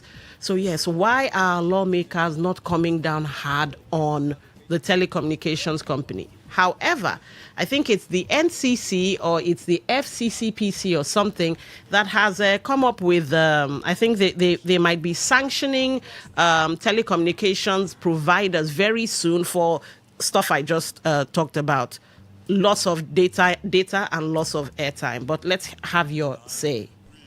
The platform, welcome to the show. What's your name? Where are you calling from? I greet you, I greet you right back. I am Comrade Kabari, calling from Banleku in Ghana. All right, go ahead. You have the floor. Don Wisin, I think the ruling currently have a student wing. And so they would have appealed to the student wing so the student wing can prevail on the so-called their representatives. And aside of that, Don Wisin, me that is talking to you now, does it mean that if I have somebody that is in a representative position, that the person here is representing me? Did I mandate the person to do so? Okay. Did the person make the criteria? Who is representing you? Is it the impost in leadership position? Okay. Have you been a joke for this country? Who is representing you? The person representing you does not need your cry. The person representing you does not even need you to talk. You need to get experts. Because everything is coming with his possession. Are you with me? All right. See, if you have ever used prepaid, just like you said, in Nigeria, you see, most Nigerians does not even the importance of prepaid meter. Man, if you have used prepaid meter and you are going back to method, that alone will tell you that you are in a third world. You are not even existing in a country. All right. Okay. All right, we get your thoughts. Thanks. We don't have representatives. Summarily, we don't have representatives. All right. What we have are impostors. People who impose themselves on us. We are conquered people. All right. Thank you. All right, thank you for calling. Okay, let's take a short commercial break. And when we come back, the conversation will continue. It's still the platform on 95.1 FM. We enter new. True strength. What defines it? The brilliance of a player, or when a team comes together to win. A solo beat, or the rhythm of many. The flair of one dancer, or the art of a troupe. One distinct voice, or the beauty of the symphony.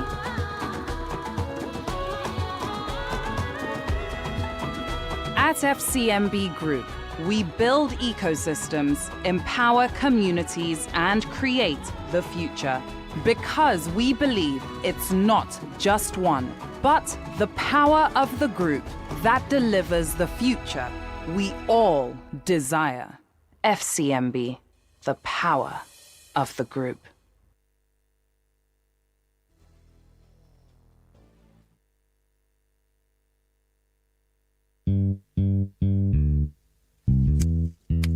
All stands, greet. Good morning, sir. Good morning. You're welcome to Jagbajantis High School. My name is Sound Sultan, your new mathematics teacher. By the way, do you understand Pidgin English? Yes, sir. Okay, now what we go use henceforth? Okay, carry your pen. Carry your paper. Them for my class. People of this world, them plenty. The sins of this people, many. So many. Many times plenty, multiplier. Many times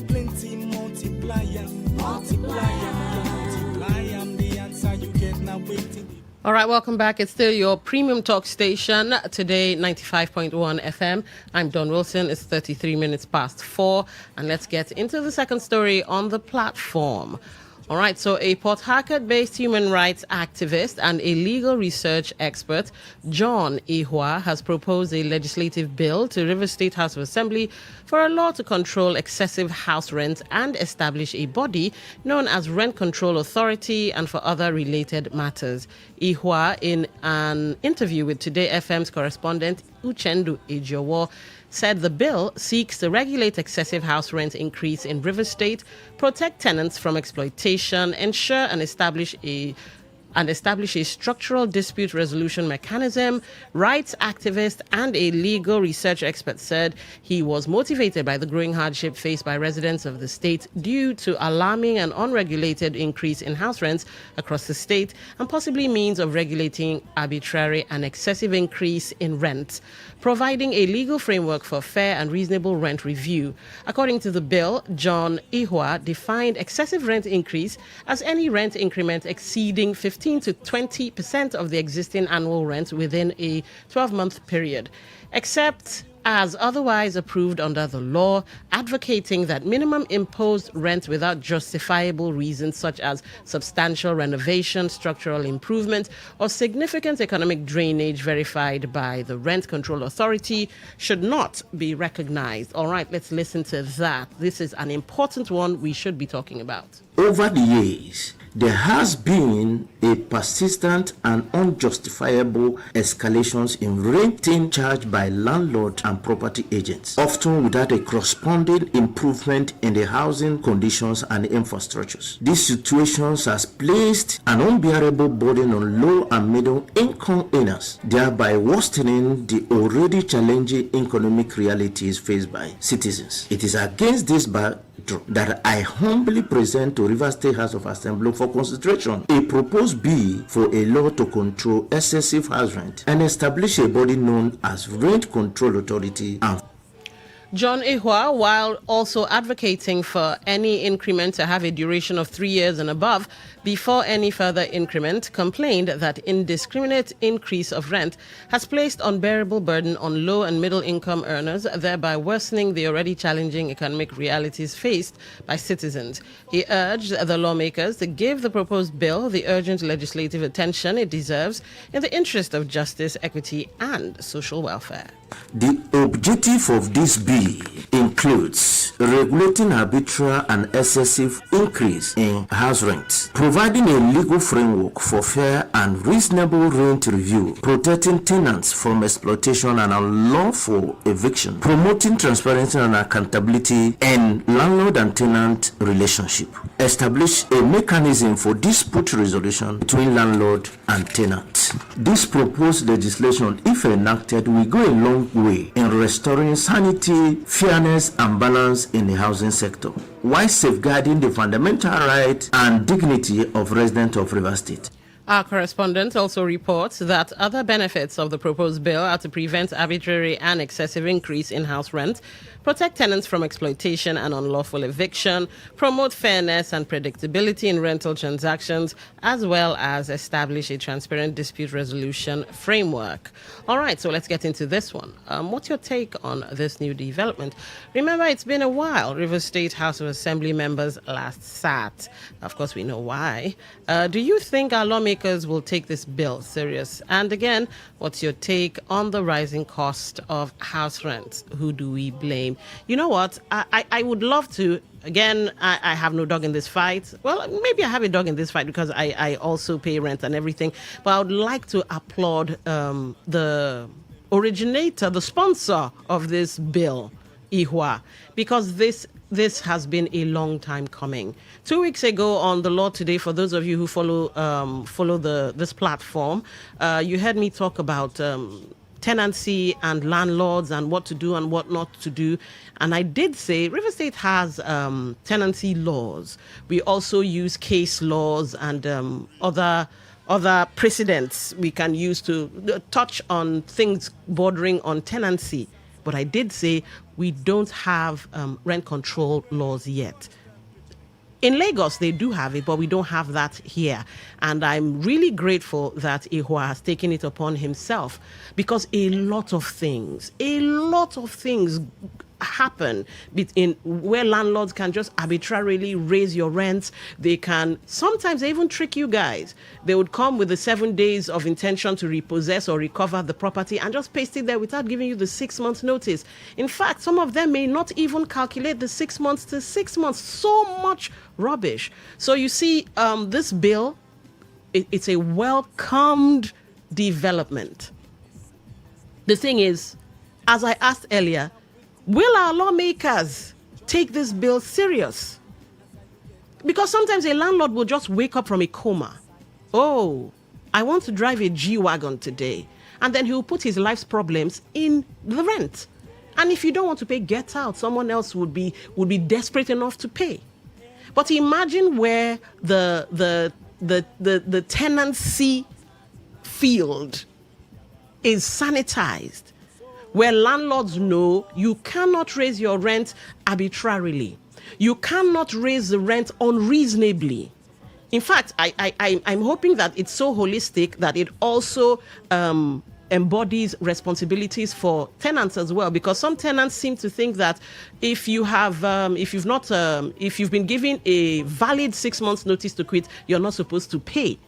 Now, if the rent is subsisting, if it's still existing, you're still a tenant. If you've paid your rent before, fine, you're covered. But if it carries over where you are now no longer a tenant, but you and the landlord have come to an agreement and the landlord says, okay, you can stay a month or two, you're supposed to pay something that you negotiate with the landlord. But you find tenants saying, no, it's supposed to be free. It's not.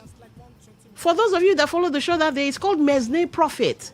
So I like what Ihua has done. I like it. Now, it's up to our lawmakers to take this bill seriously. But, like we also asked, when last did they sit? And if they are sitting, I stand to be corrected, if they are sitting, why haven't they taken this cause up? Because now to find house, do you know you can find one small ramshackly self-contained? They'll tell you it's 1.2 million. And you'll be like, this cube is 1.2 million naira? Are you living in the same Nigeria as I am living in? Some of us are even blaming. The third question, of course, is what's your take on the rising cost of house rents? Oh, we're blaming Yahoo boys. No, we shouldn't be blaming Yahoo boys. Of course, we should. Yeah, they can afford to pay, but we should be blaming the greed of the landlords. And what's allowing the greed of the landlords? Well, we don't have rent control. We don't have an arbitration, a tenancy or rent arbitration unit that would wade into the matter and say, okay, do like this, and do like that. But this is a welcome one. Let's have your take. Remember the numbers 0810-9510951. The platform, welcome to the show. Hello? All right, looks like we've lost that call. The platform, welcome to the show. What's your name? Where are you calling from? Good evening, the only Don Wilson of the radio. Good evening. Go ahead, you have the floor. Yeah, a blessed evening to you and a bad one to all the bad politicians and lawmakers who don't know their left and right.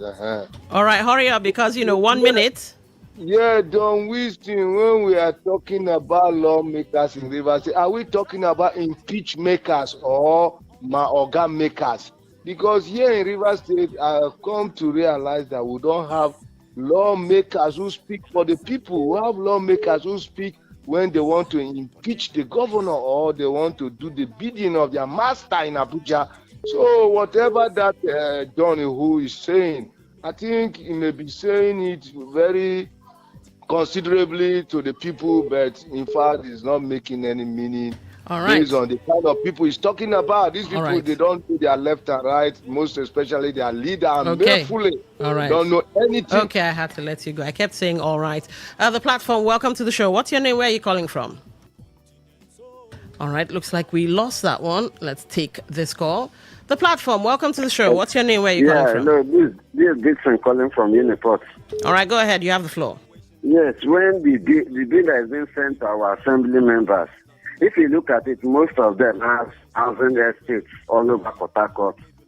Like I've mentioned everywhere. So if you think that they will reduce the price, no, because they too, they are benefiting from it. Because if you go to their houses, the house rent you can't pay. The house rent are so high. So for them to reduce it will affect them too. So they will not say anything about it. Rather that bill will just be lying there on the floor of the house. So all right. If you rely on assembly members alone, we are just wasting our time because they have most of the estates in Port Harcourt. All right. Thank you for your thoughts. They're also benefiting from it. Okay. The platform, welcome to the show. What's your name? Where are you calling from? I'm Samuel calling from my boss. All right, go ahead. You have the floor. This issue of house rent issue in River State has become a big problem. Okay. And most times I blame the tenants because when the landlord is giving his house for like 180,000 for a community like a boy who doesn't even have light, before you know, some tenants will just rush and pay. So, but couldn't that be because the laws, the necessary laws, we do have tenancy laws, but the necessary laws like rent control don't exist? It will be because of that. But when you come to River State, these are our brothers in the House of Assembly. We have wicked boys. We don't have House of Assembly members. All right. Thank you for calling. We'll get your thoughts. All right. The platform, welcome to the show. What's your name? Where are you calling from? Yes, good day. My name is Onu Samuel. Go ahead. You have the floor. Go ahead. I just want to make this humble appeal to the state governor that if you go to Rainbow, we have River State property that is lying down, wasted. The project that Amechi started that was not completed. If the state governor, with his kind heart, could develop a low-cost houses, actually if it is self-contained or one bedroom flat, actually for the people that both the citizens and the visitors of River State to actually have an affordable apartment from the state government. Yeah, but here's the thing. Hold on. Let me ask you a question. Here's the thing. It might only benefit a small number of people. Now, listen, I'm going somewhere. If you go to Lekki Beach, we have places that we can demolish. I don't know if he's trying to acquire that for himself. But River State government should use their power, executive power, to acquire that land. All right. Build massive estate. Okay, we get your thoughts. I had to let you go because you're kind of going off topic, but we get your thoughts about what the River State government should be doing. But it was the topic was basically about rent control laws and Ihua, who's the sponsor of the bill. But yes, we get your thoughts. Your thoughts have been noted. All right, let's move on to the third topic, and then after that, it's a free for all. You guys can call in and react to any of the topics on the table. A River State-based Muslim cleric Ustad Abdul Salam has criticized recent comments by Nigeria's Chief of Defense Staff Olufemi Oluyede, describing the suggestion that bandits are prodigal sons deserving a second chance as insensitive and inappropriate. The cleric, in an interview with Today FM, Olawale Sanusi, argued that bandits and terrorists have committed grave violations against citizens, including killings, and should not be granted leniency if apprehended before repentance. According to him, once arrested, there should be no consideration for a second chance, insisting that justice must reflect the severity of their actions. Ustad Salam maintained that the question of forgiveness, even in cases of repentance, ultimately lies with victims and affected communities. Who must decide whether repentant terrorists should be pardoned or face the full weight of the law and not the responsibility of the military alone. All right, let's listen to that. Bandits and terrorists are our brothers and that they deserve a second chance. This is not correct. In fact, it is wrong to say so. This is because these bandits and terrorists have violated the rights of Allah and the rights of the citizens of this country. They have killed several persons. If our law enforcement agencies should should apprehend them before they repent, then there's nothing like second chance for them. They have to be killed, just as they have also killed a lot of persons. However, if they repent before they were apprehended, then you start thinking about whether they need a second chance or not. Citing Islamic jurisprudence, Abdul Salam referenced Quran 5 verse 33, noting that the chapter prescribes strict penalties for acts of terrorism and violent crimes. He explained that under Sharia principles, the possibility of leniency can only arise if genuine repentance occurs before arrest by security agencies. If we look at the Quran, chapter 5, verse 33, Allah subhanahu wa ta'ala informed us about the penalty for those who cause corruption on the earth, like terrorists and bandits. Their penalty is none but that they be killed or crucified, or that their hands and feet be cut off from opposite sides. So if the right of the citizens that they have killed is still upon them, the citizens have to demand for their own rights. All right, let's get into this one. This is a touchy subject, really dicey one. But let's get your thoughts, your take on this. Should terrorists be given a second chance? Now, if terrorists are being given second chances, don't you think it will affect the morale of our soldiers? And finally, how about Nigerians that were killed? Are you saying their families should just forgive and forget? I have my thoughts on this, but you know what? Let Nigerians speak. Yeah, you guys should field this one. I have my thoughts on it, but the platform, welcome to the show. Don Wishing. Yes. Comrade Kabari, I'm calling from Banleko in Ghana. Welcome to the show. Don Wishing, the cleric was wrong. Are you with me? Why do you say the cleric was wrong? Good. The cleric wouldn't have known better than the chief of the defense staff. Who's, okay? The terrorist deserves to be in the kitchen of Mr. President. Sorry, comrade, sorry.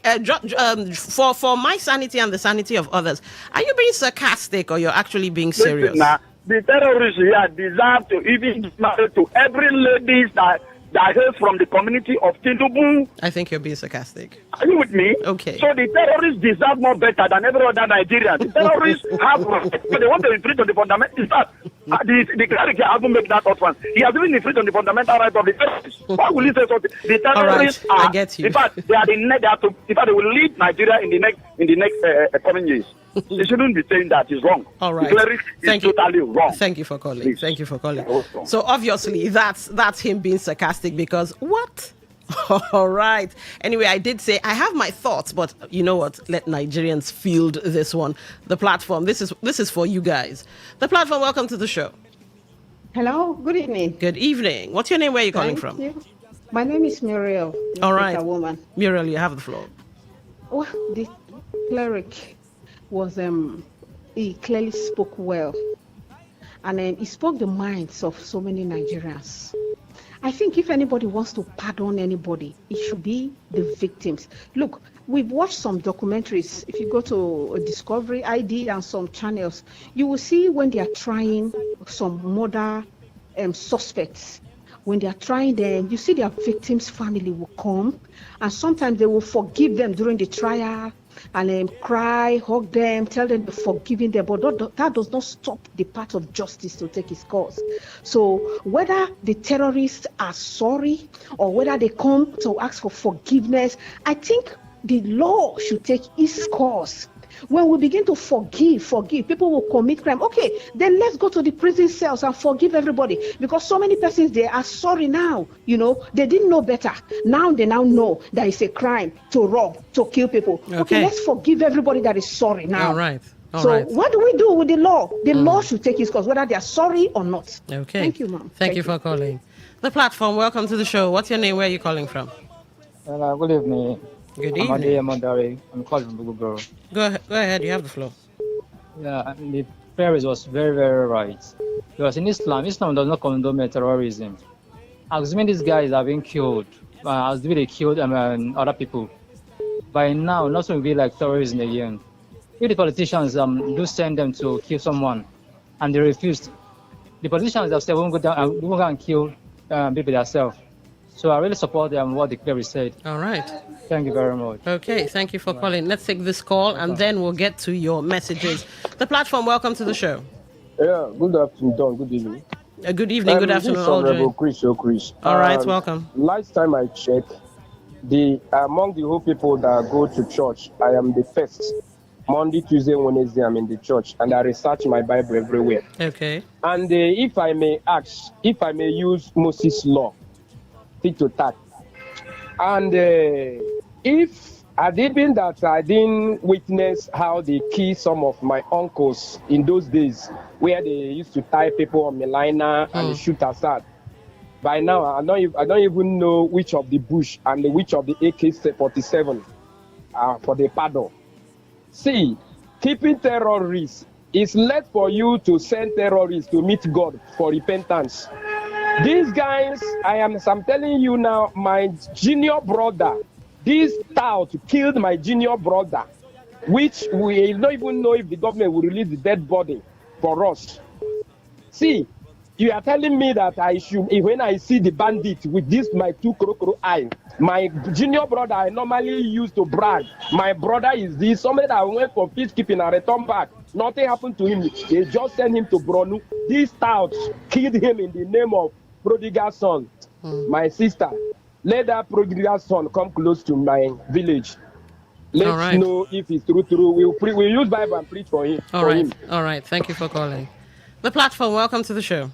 Hello, good evening. Good evening. What's your name? Where are you calling from? My name is Obuna. I'm from Airport. Go ahead. I think what the cleric is saying, I'm not a Muslim, but I think he clearly identifies how people feel.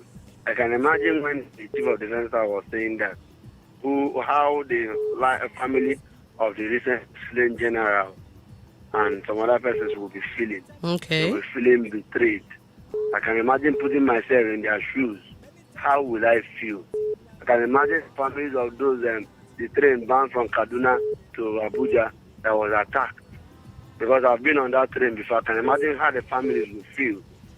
It's very pathetic that somebody who commits such a heinous crime, okay, who ascertained that these guys are offended? At least the least you could do is to commit these people for life. Why bring them out to cause more crime, more harm to lawful citizens? These guys will not change. Okay. So, but like a songwriter says, that the only day you know that they exist is when that man at the door stands and knocks at your door. Then you know that he is. Okay. It looks like we're having some network issues there. Thank you. All right. Thank you for calling. All right. Let's get to your messages. Text messages first, and we'll check what's happening on WhatsApp. Bright or Swago, you write in, you say, good afternoon, presenter. The first question you should ask yourself is, the first place is, do we have lawmakers, or are we dealing with some group of opportunists who have come to satisfy their stomach interests, their selectors and appointees? Have you even asked why cable subscription gets expired, whether used or not? So I think people should channel their energy to doing better things for themselves rather than taking their sickness to its inflictors for cure. As for leadership in this country, we are overcome as a people. All right.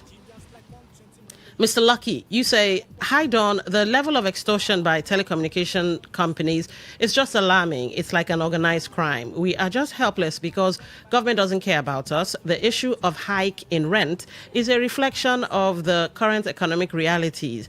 Everything is high, not just rent alone. The proposed law should also address hike in building materials, hike in fuel, food, medicine, electric bill, school fees, etc. All right. Thank you, Mr. Lucky, for that.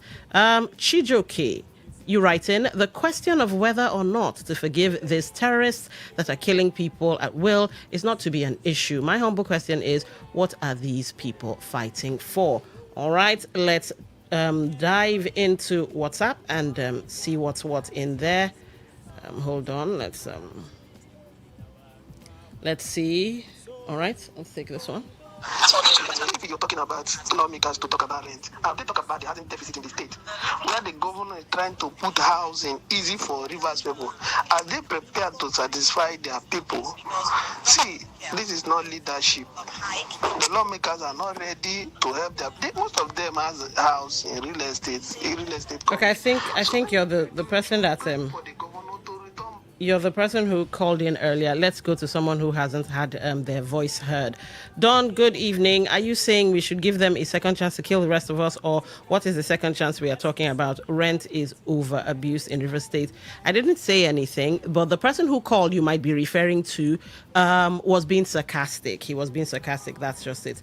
All right, let's take this voice note. Oh, wow, we are out of time. So many messages. Good afternoon, dear presenter.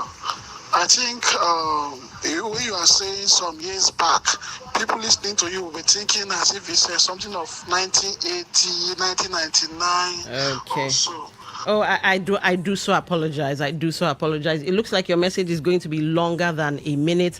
And unfortunately, I have to go. But thank you for being an amazing audience. Maybe we'll pick this up again tomorrow. Up next is Waiting They Happen.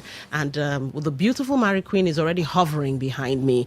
I've been Dawn Wilson, and you guys have been amazing. Enjoy what's coming up next on Today FM 95.1 FM.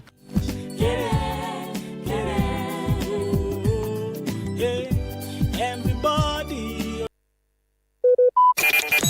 Talk radio. I listen to a lot of talk radio. 95.1 FM. Say no to the ordinary.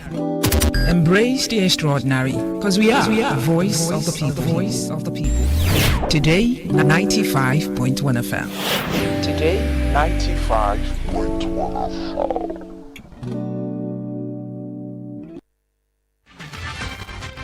Today's news in 60.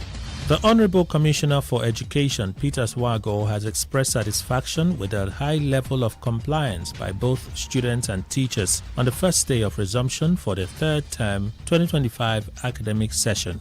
The Joint Admissions and Matriculation Board has released results of candidates who sat for the 2026 Unified Tertiary Matriculation Examination and had also clarified why some candidates are seeing a no result yet status when checking their Unified Tertiary Matriculation Examination results. The family of a kidnapped University of Jos Unijos student, John Arum Azi, has confirmed his release following ransom negotiations of 6 million naira with abductors after 10 days in captivity. Medical experts have urged parents to limit the time children spend on screens to help prevent long-term eye problems as the younger generation spends more time on phones and tablets. On the foreign scene, the American Association of University Professors, AAUP, has introduced tighter control over the inclusion of sexual orientation and gender identity in course content and teachings. Today's news in 60. In 60. What if the internet had a voice? What if we knew exactly what you love to listen to? What if we understood your vibe, your voice, your opinion? Today, 95.1 FM. Today, 95.1 FM. We are the voice of the people.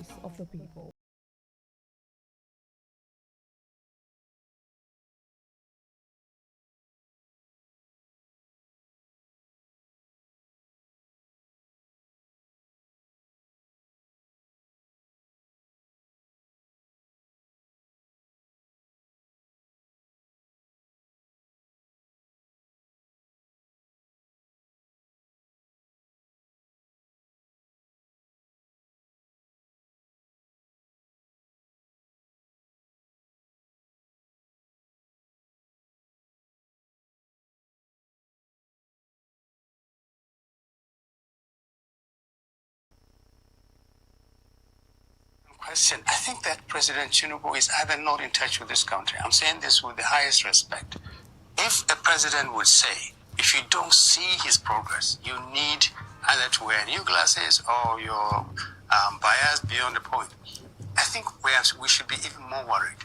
There is no way you can live in this country, see the level of poverty, see the level of unaccountability, we're not accounting for the funds we're getting, and still say that Nigerians should see what you're doing and applaud you.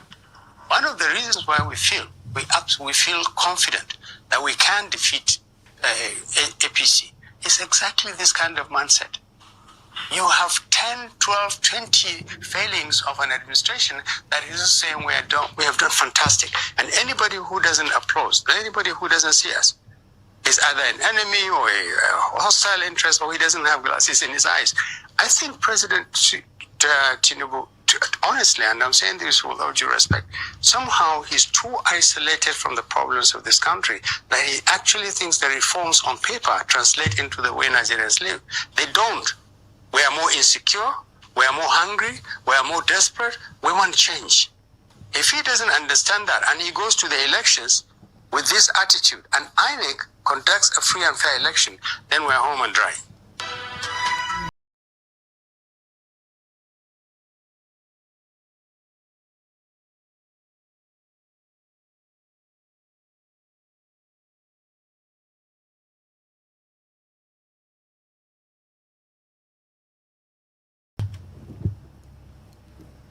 Let's get paid. They go and buy a Land Cruiser for themselves. Car dealers also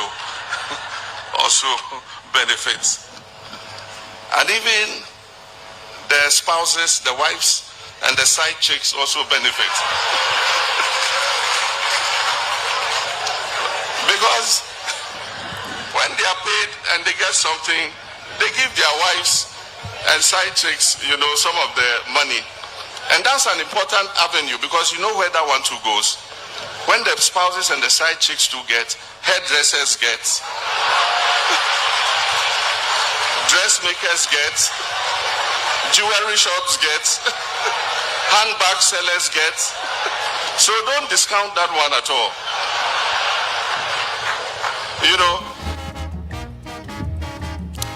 MC Kuro and MC Justice. Side chicks are very important for the economy.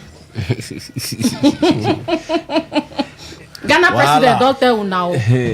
Say make una know they overlook side chicks. Say then they very important. Would agree?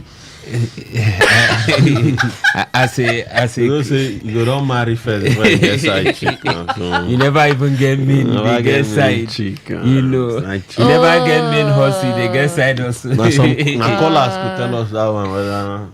So you cannot tell the difference at this point. Oh, you can relate. I can't relate. I don't know about Justice. Justice, can you relate? I haven't gotten to that stage yet.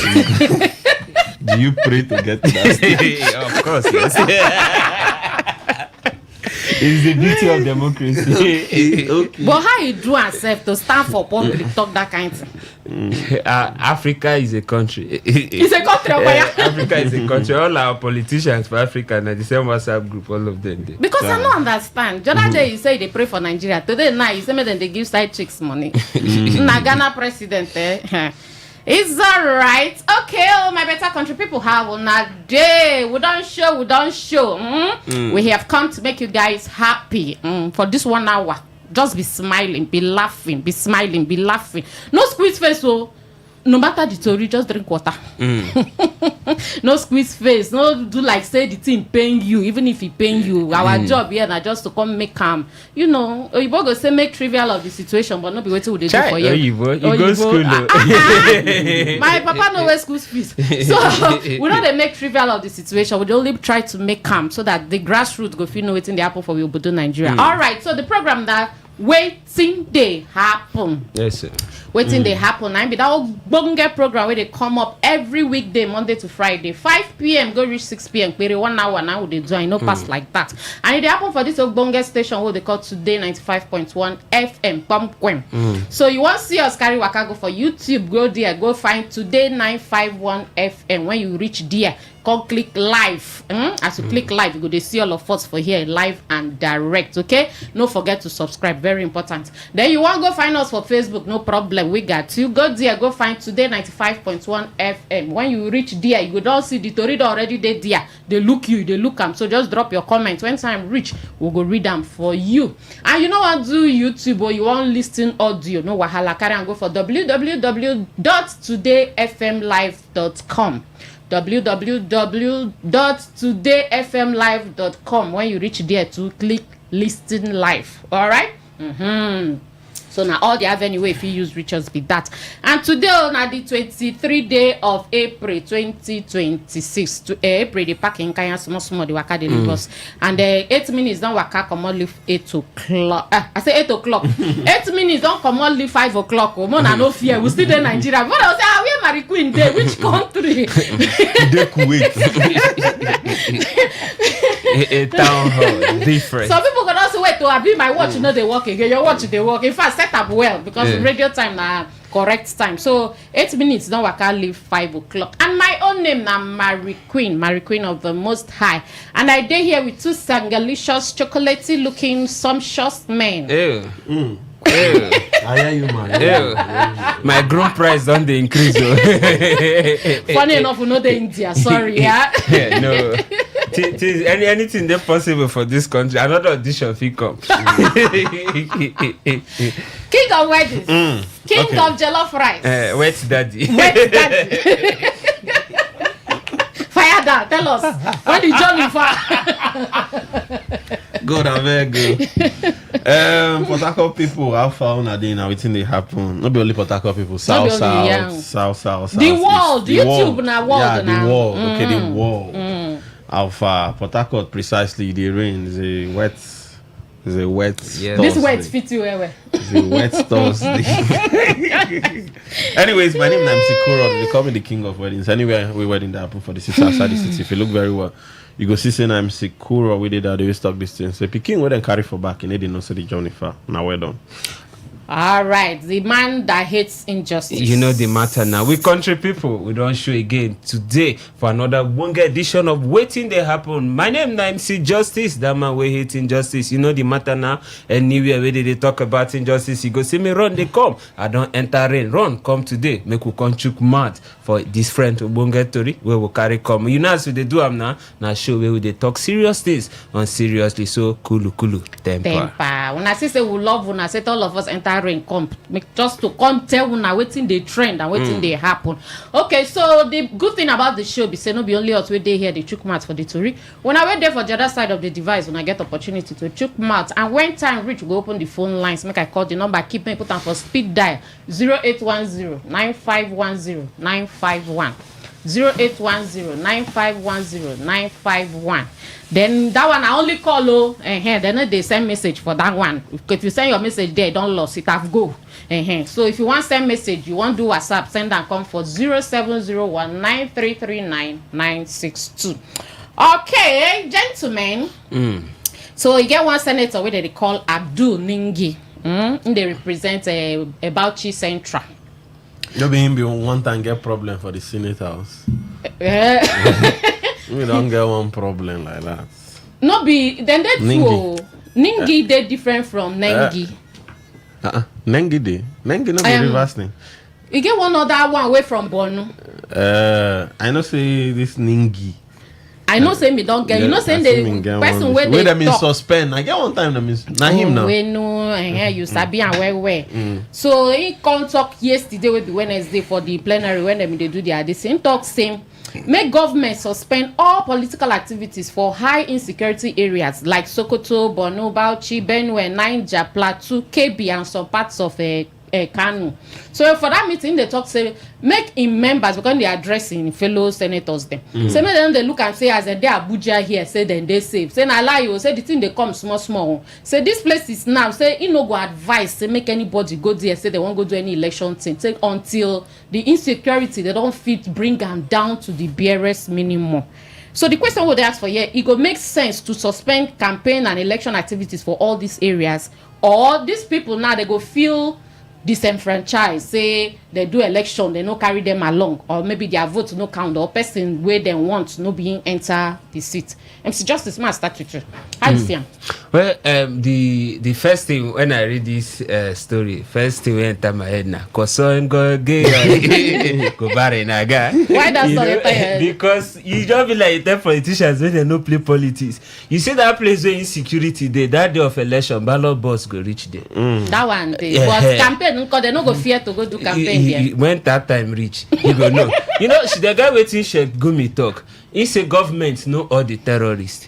When that time reach, you go see say peace and tranquility the day. Oh, you know, everywhere go they come. But on a very same note, waiting in talk, no they out of place. You know feel the campaign where people they die. You know feel the campaign where people know they safe. To put their head and all that. But yet again, would they hope see whether the Senate go feel ye to run, because as it stands now, governance don't almost dey on the back. Now the last thing where politicians they think of now, waiting most of them they think of now campaign, now promises. All of them get political ambition. Some of them don't they resign. Some of them don't they align. Now governance don't take the back seat. Yesterday we they listen to Akpabio for Senate, they receive the campaigns and all that and all that. Even as of yesterday, Oshomole they hail and say he's supposed to receive award. By 80 something senators they APC, 20 something they opposition and all that. So you don't see say now politics now you don't take over the airwaves. Governance, nobody they even talk about waiting they don't do, waiting, all of them don't go. But on the same note, we just hope say they go feel listening to those cry, they get all those hot spots where they don't list. Plateau State, Borno State, where incidents don't happen recently. Politics no supposed be center stage right now. Now governance, how to secure the lives and properties of the people, because if they are not they safe, how you won't go campaign? Now ammo tank you won't they carry go there like I've been for airport. They won't land the campaign, they go back. You must say. MC Justice, leave me. MC Coral. So in talk say, even for that plenary, in talk I'm saying, say they know they really do enough to tackle insecurity. Even though in talk I say I not call anybody name, but I just want to state the fact. Say we know they do enough to tackle insecurity. Now to carry campaign and the election things go, they not be like say they rub salt for these people their injury. Well, because it go be like say now what's the important part with that. So the thing be say the life wire of every politician. No, I don't want to talk like CTD. The life wire. Your mama say. I bring my mama say. The life wire of every politician. Now, one campaign, win election, because those things. You see those things. They will use electricity joke. They will use education joke. They will use hospital to do healthcare joke. But you see campaign, you see that rise. But how you go there? They look people where they cry, people will lose their. You get one video I watched today where they say get one village for Plateau State where they call widow village. Say they don't almost kill all the husbands where they there. One woman talk say she dey where she dey breastfeed her 10 months old baby for night, and people break door enter, slice her baby into two. Kill her husband, kill her son, cut her own hand. How you want to go look these people? Or that woman way burying son with cutlass. So the thing, how you want to go look these people? Say vote for me, I will stop insecurity. The thing where they be say politicians they always get away, then get within they call, they know how to use words to reassure people. So when they go for there now, they feel even sit down with the woman and say, I feel your pains. I feel your pains. Like I'm feeling it like I'm in your shoes. I am one of you. I am one of. Look at me now. I'm sitting on the ground with you now. I feel your. But don't worry. Vote for me. If I come to office, it will be a thing of the past. So then get a way of using words, even when you never. Okay, that day, that year where beside they follow, they go campaign. Why they follow Wakala way easier. They follow go. Mobilizer. That year why people mobilizer. I don't go call it. We been go one place for Abua. Abua. One will reach Abua. 9 boys start to shoot go. Back. That time the aspirant, the gubernatorial aspirant, say, "Oh boy, even person we carry me call don't leave me alone." Like in war front, boys they shoot gun. It was say, "Don't worry, they think we will run." We are not going anywhere. And we waiting there. Who are we? Politicians go tell you say when they should say they were thinking that we will not come. And we know we are here. So see, politicians don't send your papa. Just as MC Justice talk. Now, say this guy go carry ammo tank go. So now ammo tank now they will carry the waka. All these insecurity boys, these bandits and terrorists. They know they operate within that time. Maybe the feed don't settle them too now. Oh. They say your excellency is coming. You break my heart. Mona go public holiday. Alright. Nigeria. Better country people, when we open the phone line, when I go tell us what I think. Whether made them hot as a man no use English, make them hold election matter, make them no carry and go those places where insecurity they worry. Or make them still go there, go do campaign, mean so that they don't go, make those people feel like say they no follow. Then the second story we will carry this one. This Hakeem Baba Ahmed, when I know say him be follow for this Oga Tinubu administration from 2023. Now around 2025, April 2025, now he write the love letter, say I no do again. When they come ask and wetin happen, he say no they feel in job and no say get wetin in ambition be when in they work, in they know in portfolios and all that, say no they feel at least he only no talk say health ground or family reason. At least he only come and talk say no they feel the job. So but Hakeem Baba Ahmed don't come and talk say he don't reply with Presido Bola Ahmed Tinubu say Nigerians no need eyeglass. You remember that talk where our Presido been talking now. Say no need eyeglass to see achievements. According to Ram, he say Presido they disconnected to the real reality of Nigeria and Nigerians. He am say Presido reforms they work only on paper. Say na change of administration na Nigerians need. Okay, so look I explain them. After that talk where we Presido talk, so in Congo Grant interview, he thought say we don't need eyeglass. Say would they see well, our eye they open, our eye they clear. And say Presido they always talk say reform. Say all those reform now for paper a day. Say if you enter street, poverty full everywhere, bad road full everywhere. Say the money where they enter the economy or where they enter Nigeria hand, say they know they give account of them. Say they know they feel give account of. Make a shock on. They don't write another loan to I see. I see that.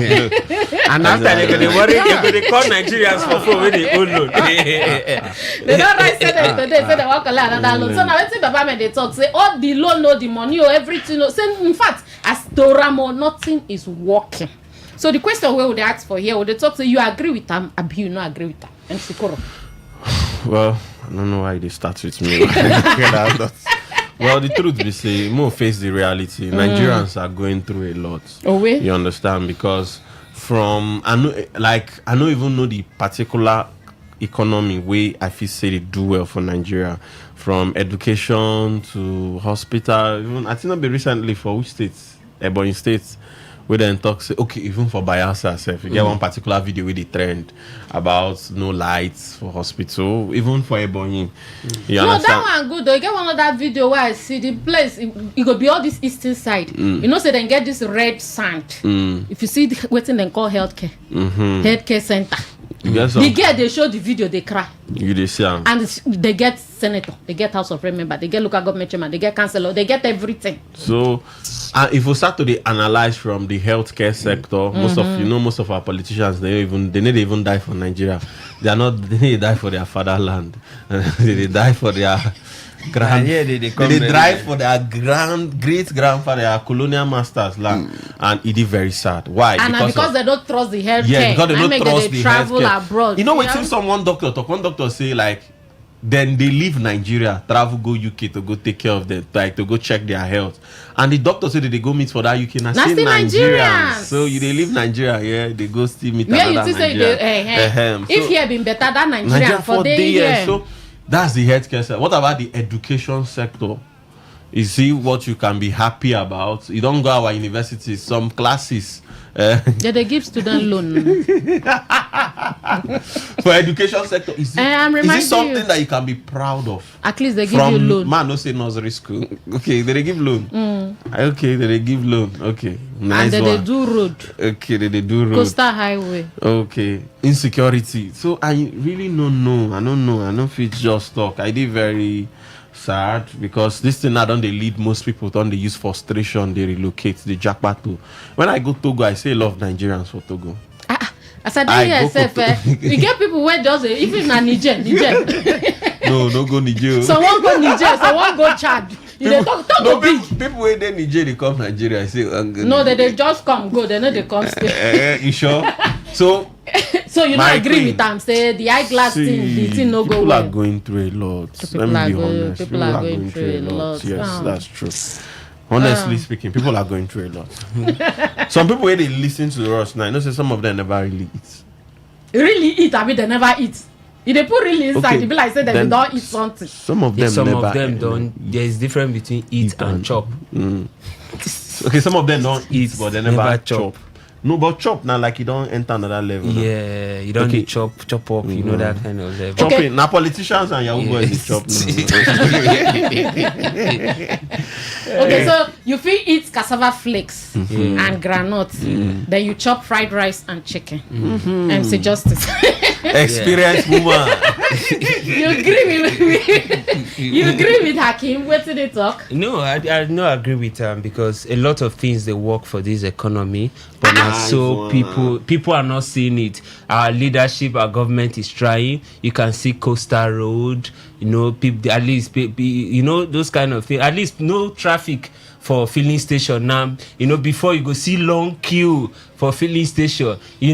And if we dey small patient now, according to our Senate President, insecurity 2 weeks before election. After election, all these things go. And we need to. They complain of health. We need to go back to our herbal ways of treating ourselves. Those kind of things. People need to. They complain of employment.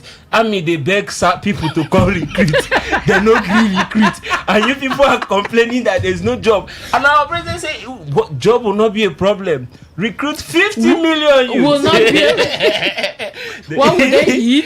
It's just that we are not looking deeply, and we are not patient. You are not patient. They don't apply for another loan. Things. If you give this government more and this 3 years, this loan they say they want to use and do road.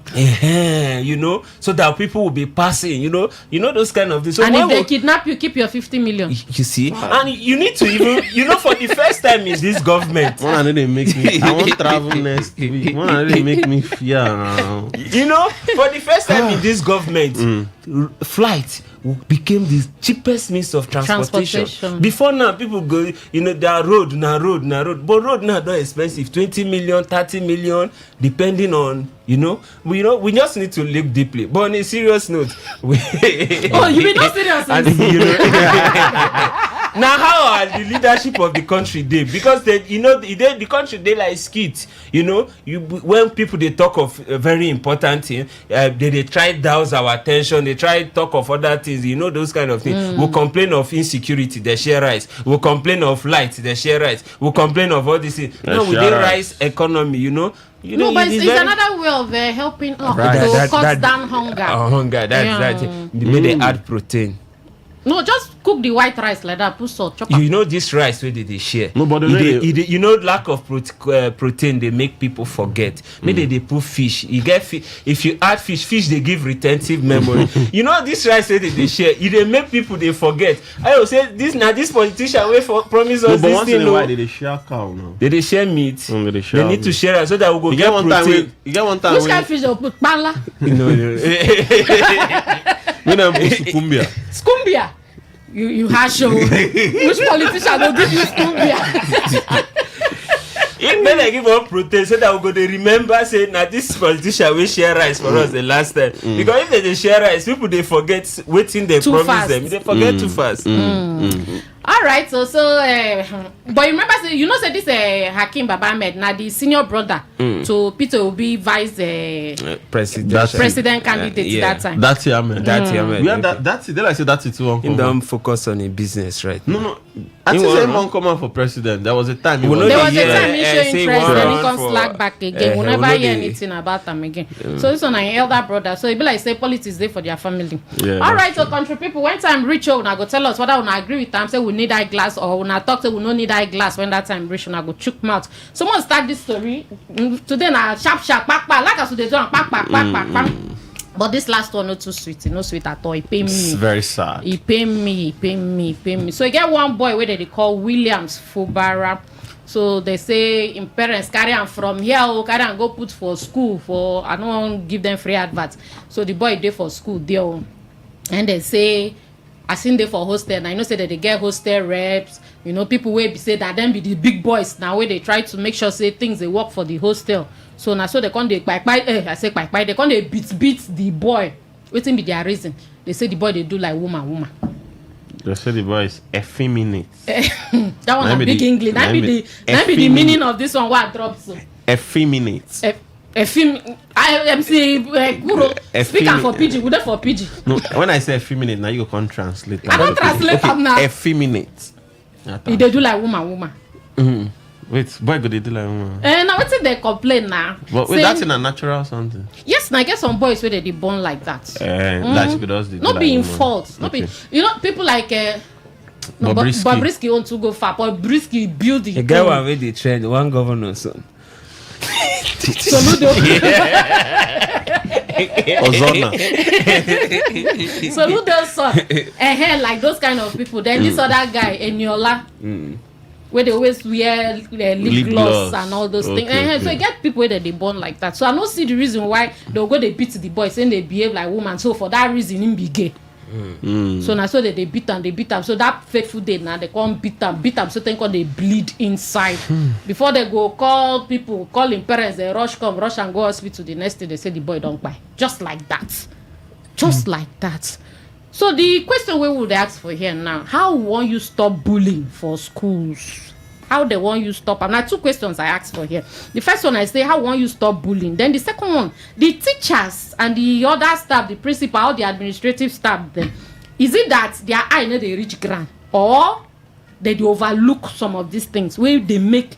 Because remember one Sylvester for Lagos. Then you get another one too. The thing don't be like trend, and if they no put eye now, people could just lose 100 level student, small picking way in parents. So yeah, go get the best. And you know, say because of the university, they feel okay now, high class university, their money big, you know, everything go there in place, even CCTV and all those things. But at the end of the day, they carry your picking dead body, can't give you. As how? Well, it is very, very painful. It is very, very painful when I see the news. A very young person, a young boy, we still get promising future. I'm telling you, they cut him off in prime based on waiting the few, say he know they right and all that, and you will not feel they one side they cast aspersion on somebody based on maybe how the God, person, you know. people. I don't jam a couple of persons we get this thing, but sometimes if they in within them, if it no be something where they develop on their own, and some of them no really even they proud of you know, they try, but they can't help it. Yeah, you know, they try becoming even they for female self, you get some female where be tomboy, where they try, you know, those kind of thing and all that. So it is very, very wrong. Bullying don't become part of our society. We don't they preach again all these things. They even happen for secondary school down to even university. And when I see the thing, it just they very, very funny, very, very disheartening. I just hope say this thing no go be one of those cases where they go sweep under the carpet, you know, and wish away. I just hope say they handle them properly and get justice for the boy. Okay, so MC Kuro, before you go chook mouths, make we enter small market. Anamabia.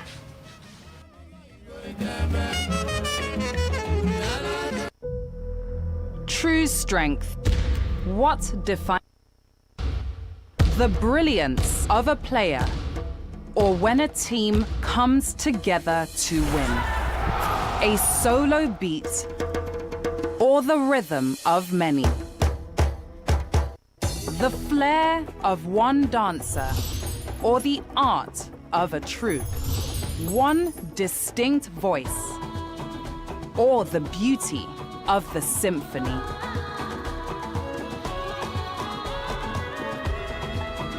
At FCMB Group, we build ecosystems, empower communities, and create the future. Because we believe it's not just one, but the power of the group that delivers the future we all desire. FCMB, the power of the group.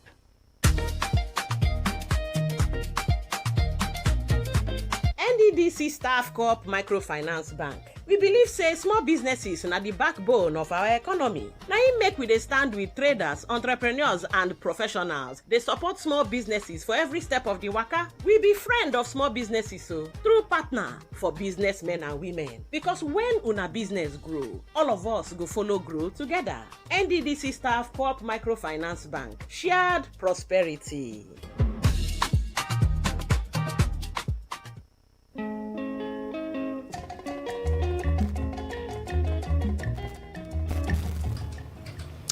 All right, so my better country people, now do thank God, so una still there, they listen to us. The program now waiting they happen. My name is Mary Queen. I am here with the king of jollof rice, MC Kuro himself, and the man we hate injustice, MC Justice. All right, so MC Kuro, you get one video where I see where they bully this pikin for school. This one is secondary school.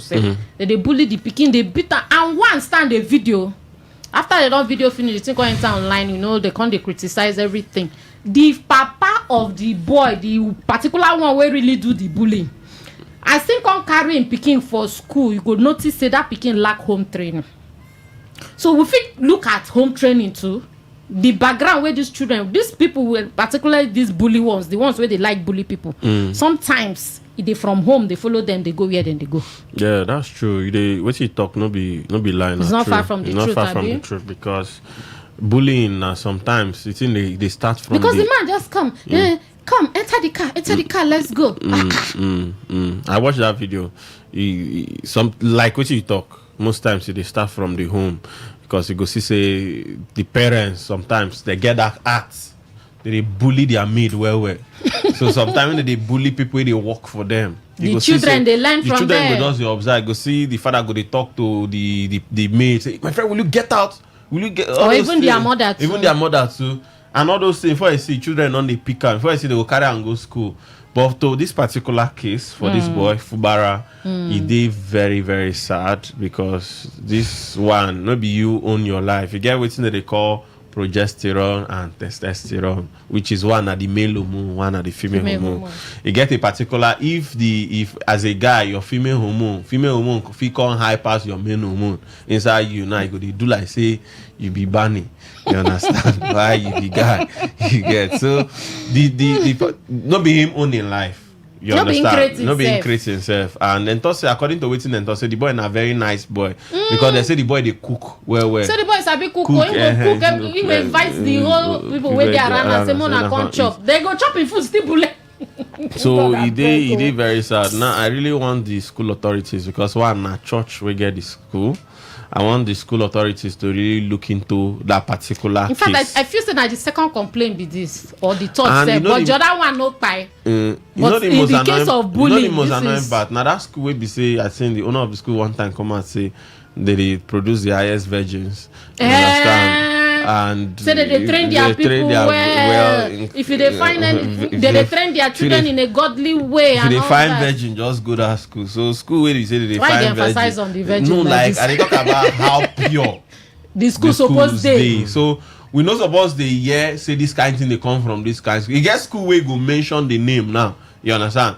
If you mention the name of the school, I feel no shock. But those schools themselves, nothing they happen.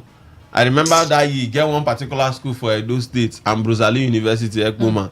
People will go to that school, know how that school run. But now the place is calm. You understand? We not even they see so. But now this kind of school, we say school fees they're expensive and everything. Now this kind of thing they happen.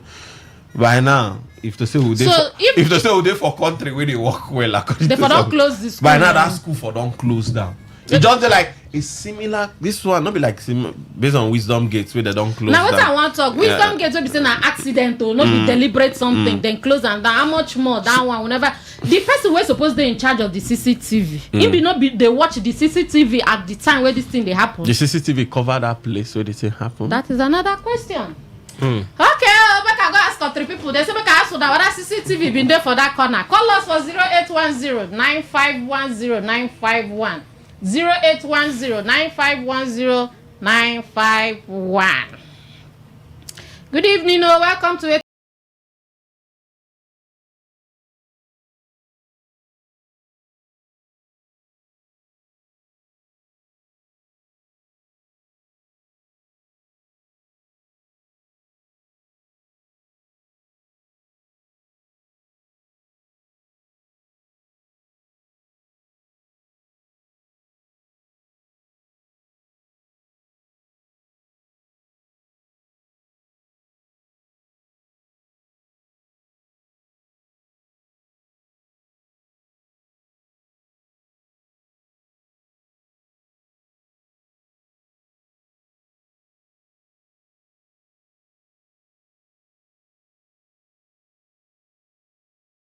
some of them, their parents, students, their parents are cultists. So can you call cultism? Some of them, their parents, aiding and abetting corruption and exam practices. Here the news coming from JAM that parents pay for special center for their children. So bullying can never stop. Even though our president is supposed to lead by example, is mocking the opposition. He bullying the opposition is still the coalition of the confucianists. All right, thank you. So what did they talk? You say snake, not the born lizard, have you? Yeah. So he said that he showed anything against the opposition. That is not the ADC went there to conduct their congresses. The Supreme Court, that if the Supreme Court judge. He said that. Tim, thank you. You have to go. Hello, good evening. Yeah, good evening, my sister. You're welcome to Waiting the Apple. Waiting be your name. My name is Clever, and I come from Cuba. Is that right? Put your mouth. Yes. The bullying matter. See this bullying matter for school. You worry. It's like invest in that matter. Or invest in a bully that boy like that. No good. Make them arrest those boys. Make sure they're rotting inside prison. No going out. Then as for that brother who want to join politics, then burn politics. You know one join, no. You know one join the dear sins. In fact, he be the chairman of PRP. Yeah. Oh well, I'm going to try and log first now. But go inside where. Good evening, no. Welcome to Waiting the Happen. Waiting be your name. Hello, Sikuro. Yeah, good evening, sir. Good evening. Great you. And what is it called? The Marine Queen. No be marine, no, I no be water, I no be obaj. I no be mommy water. I use God name beg you, Marine Queen. Sikuro. Good evening, sir. Why did you say sometimes Marine Queen they sound like I think they sound like that of Annie. They sound like Annie Abdul Salam. Yeah. And Sikuro. I hear you. Na comrade Kabari they call you. Ah, Kabari, how far na? Everywhere good. And Sikuro. I hear you. We need to beat left and front, left and right. Okay. If you bully my child, we are sent to school. In die. You know what I tell you? I will hear you. As well. Those as many as will join.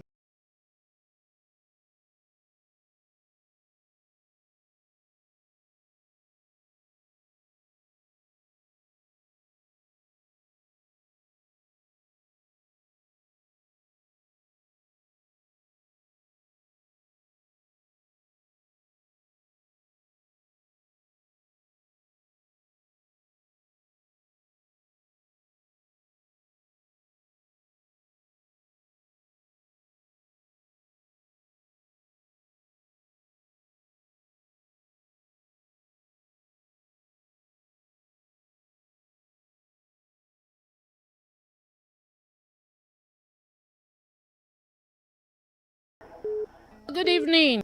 Good evening. My name is Honorable Chris O'Chris. Thank you for the greet everybody. They greet you. Good evening, sir. See you. You see this bullying of a thing. If anti-government go they show where they execute others, you know go stop. It not be hard.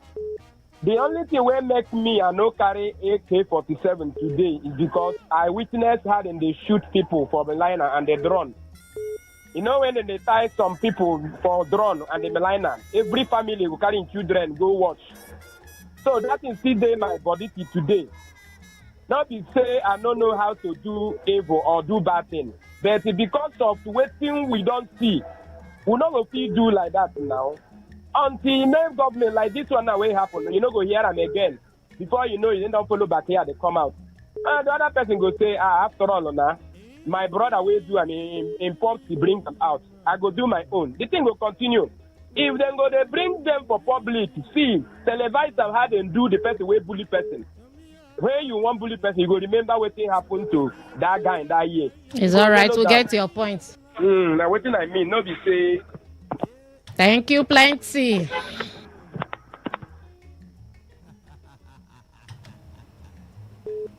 Hello, good evening. Hello, good evening. A female is calling me. Good evening, how are you? What's your name? I'm fine, Mary Queen. Yeah, baby, how you doing? I'm okay. My name is Helen. Helen, where they call me from? Calling you from River State, OGRA side. Ah, my baby girl, they live for social environment. Oh, yeah, chook mouth. Okay, well, I want to talk about that time when they do that thing, child. Like, they very bad, though. Very, very bad, my very sister. bad. I just a feel for the mother. Anyhow, person dey, child.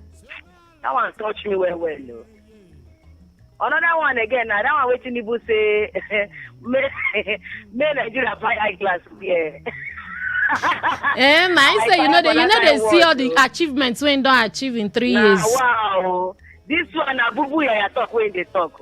It's all right. My president cannot be saying bubu ya. My man, sell medical card for me, oh. Which day you chop recharge card where they no give you? I called the other day, oh. My this thing na 8196. Na no send them, oh. It's all right. The king of jollof rice is hearing you. He will send it. Thank you for calling. Okay. Good evening, oh. Welcome to Waiting the Apple. Waiting be your name? Hello, good evening. Good evening. You won't break my ear. Still they use the ear. Whatever use and finish. I'm calling from Port Harcourt.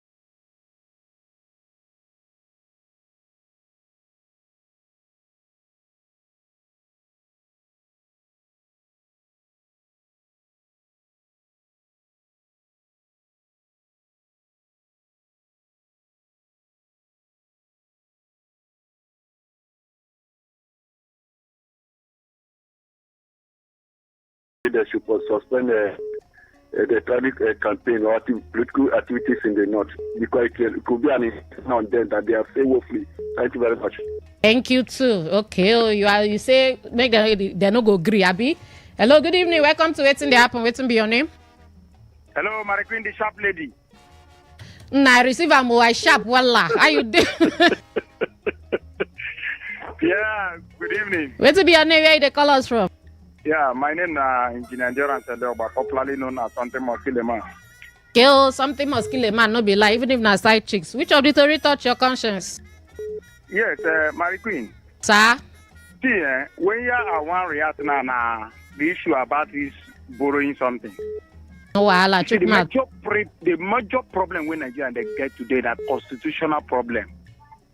If they say our constitution tell us, say, any president, any government at all, presidency, president, governor, we borrow money, paid even if they borrow 100 trillions, but you must pay back before the end of your tenure. That one for don't be starting. Any person where they borrow any money, me in particular, I go say go borrow, but you know go fit pay. You they borrow. Now the major problem. So our constitution, my dear sister, you need to be revisited. That be the major problem. It's all right. Thank you. Thank you, and God bless both of us. Thank you too. They don't answer you, man. MC Kura and MC Justice, this the way this man talk now, it just remind me, if we get on our constitution, say, as a president, you must not borrow beyond this amount. As a governor, you must not borrow beyond this amount. Maybe for help. If they put... The people they make the law go still change now. If you say no, they borrow past $2 trillion.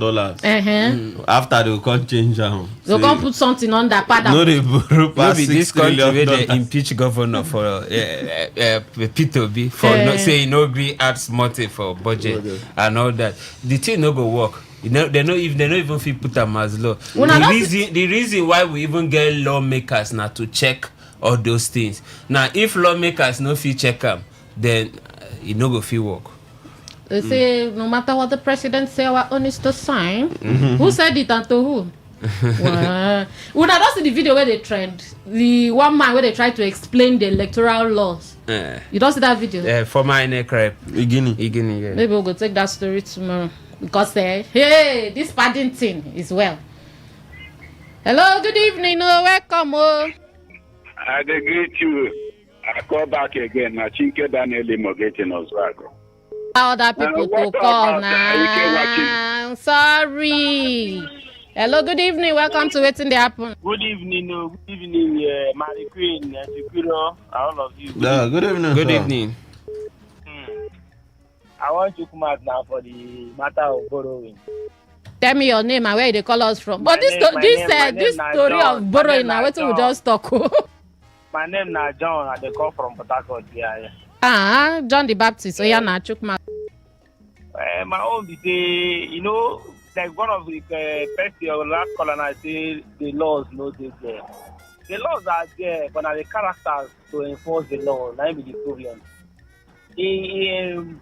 On the normal no, president won't borrow.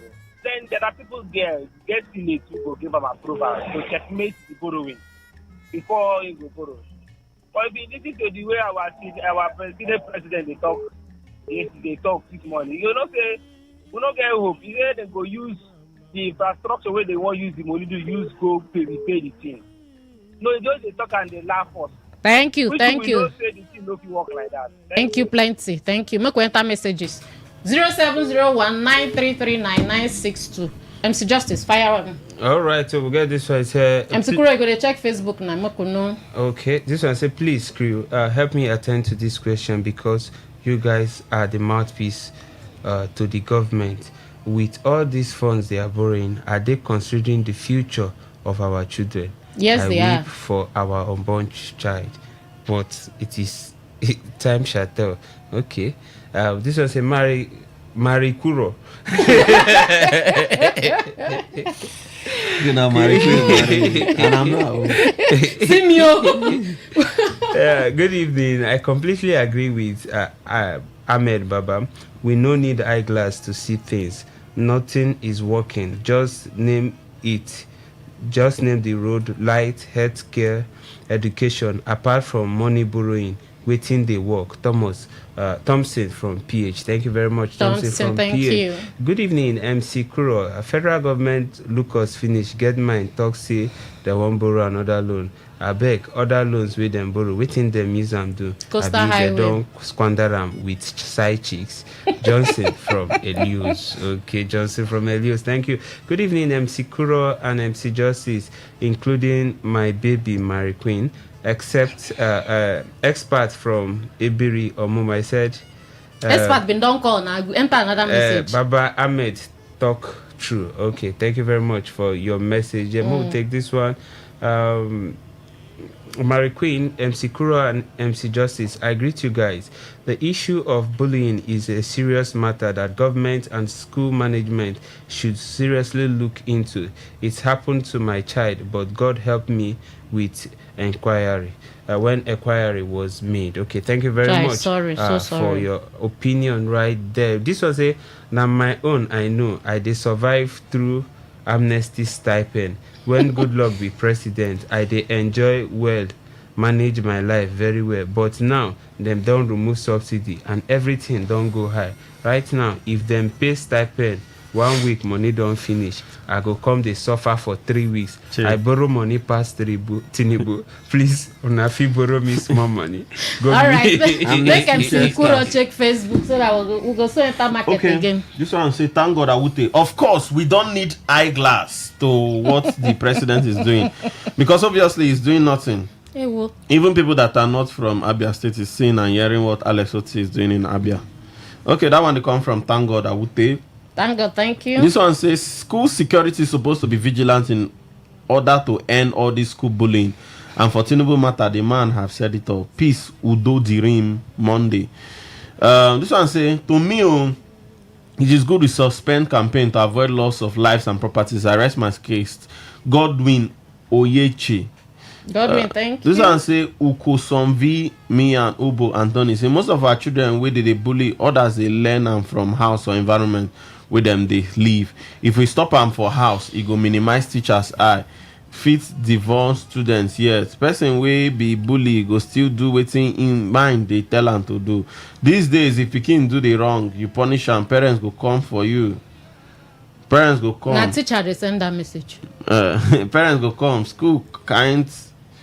They'll come and say they will beat you up. And because school owners no one lose their student, they not go do anything about them. Like this now, if I be teacher, they see person where they bully another person, I go do like say I no see him. Okay. No, but you know they have that pikin, no, I beg, Anthony. Then Daniel Barini, then no go Okay. WhatsApp message there. Yeah, without attention. All right, I'm going to talk about goodbyes. All right, to country people, thank you for listening. I beg, no bully anybody. I beg, and for those people where they borrow, I beg, make sure say you get plans to pay back. Bye. Okay, Potako people, well done. All right, so my better people will go see tomorrow. Thank you for your time, all of una. We appreciate una. Bye bye.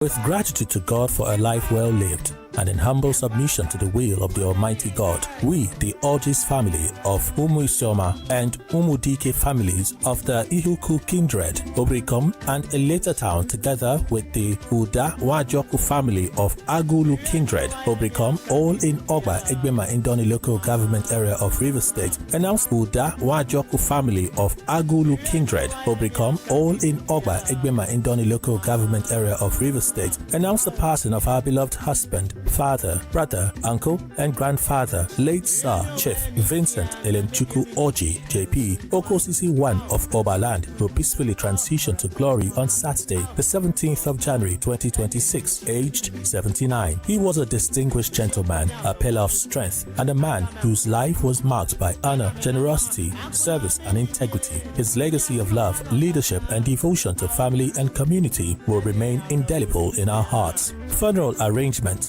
Thursday, 23rd April 2026, Novelty Football Match at Community Secondary School, Obricom, along Obricom Igboche Road, Obricom, Onelka. Friday, 24th April 2026, 4 p.m. Vigil Mass, Service of Songs at St. Philip's Catholic Church, Obricom. 7 p.m. Wake Up Night of Tribute at Sir Chief Vincent E. Orges Compound, Sunday, Alali Street, Police Road, Obricom, Onelga. Saturday, 25th April 2026, 7 a.m. Body leaves Eri Mortuary to his ancestral home Eleta. 8 a.m. Brief stopover at Indomal Social Club House, Eze Hall Street, Omok. 9 a.m. Brief stopover at his residence at Sir Chief Vincent E. Orges Compound, Obricom, Onelga. 9:30 a.m. Lying in state at Community Secondary School, Obricom. 11 a.m. Requiem Funeral Mass at St. Philip's Catholic Church, Obricom. 12:30 p.m. Interment at Sir Chief Vincent E. Orges Compound, Obricom, Onelga. 1 p.m. Reception at Community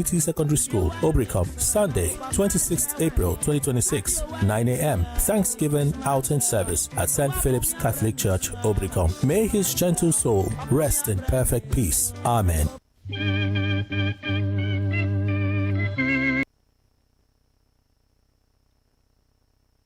Say no to the ordinary. Embrace the extraordinary, because we are the voice of the people. Today, 95.1 FM. Today, 95.1 FM.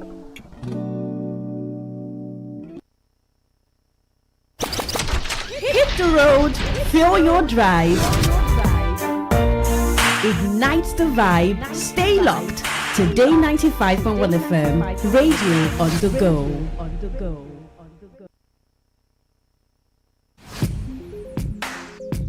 Looking to grow your business? Ready to elevate your brand and reach the right audience? This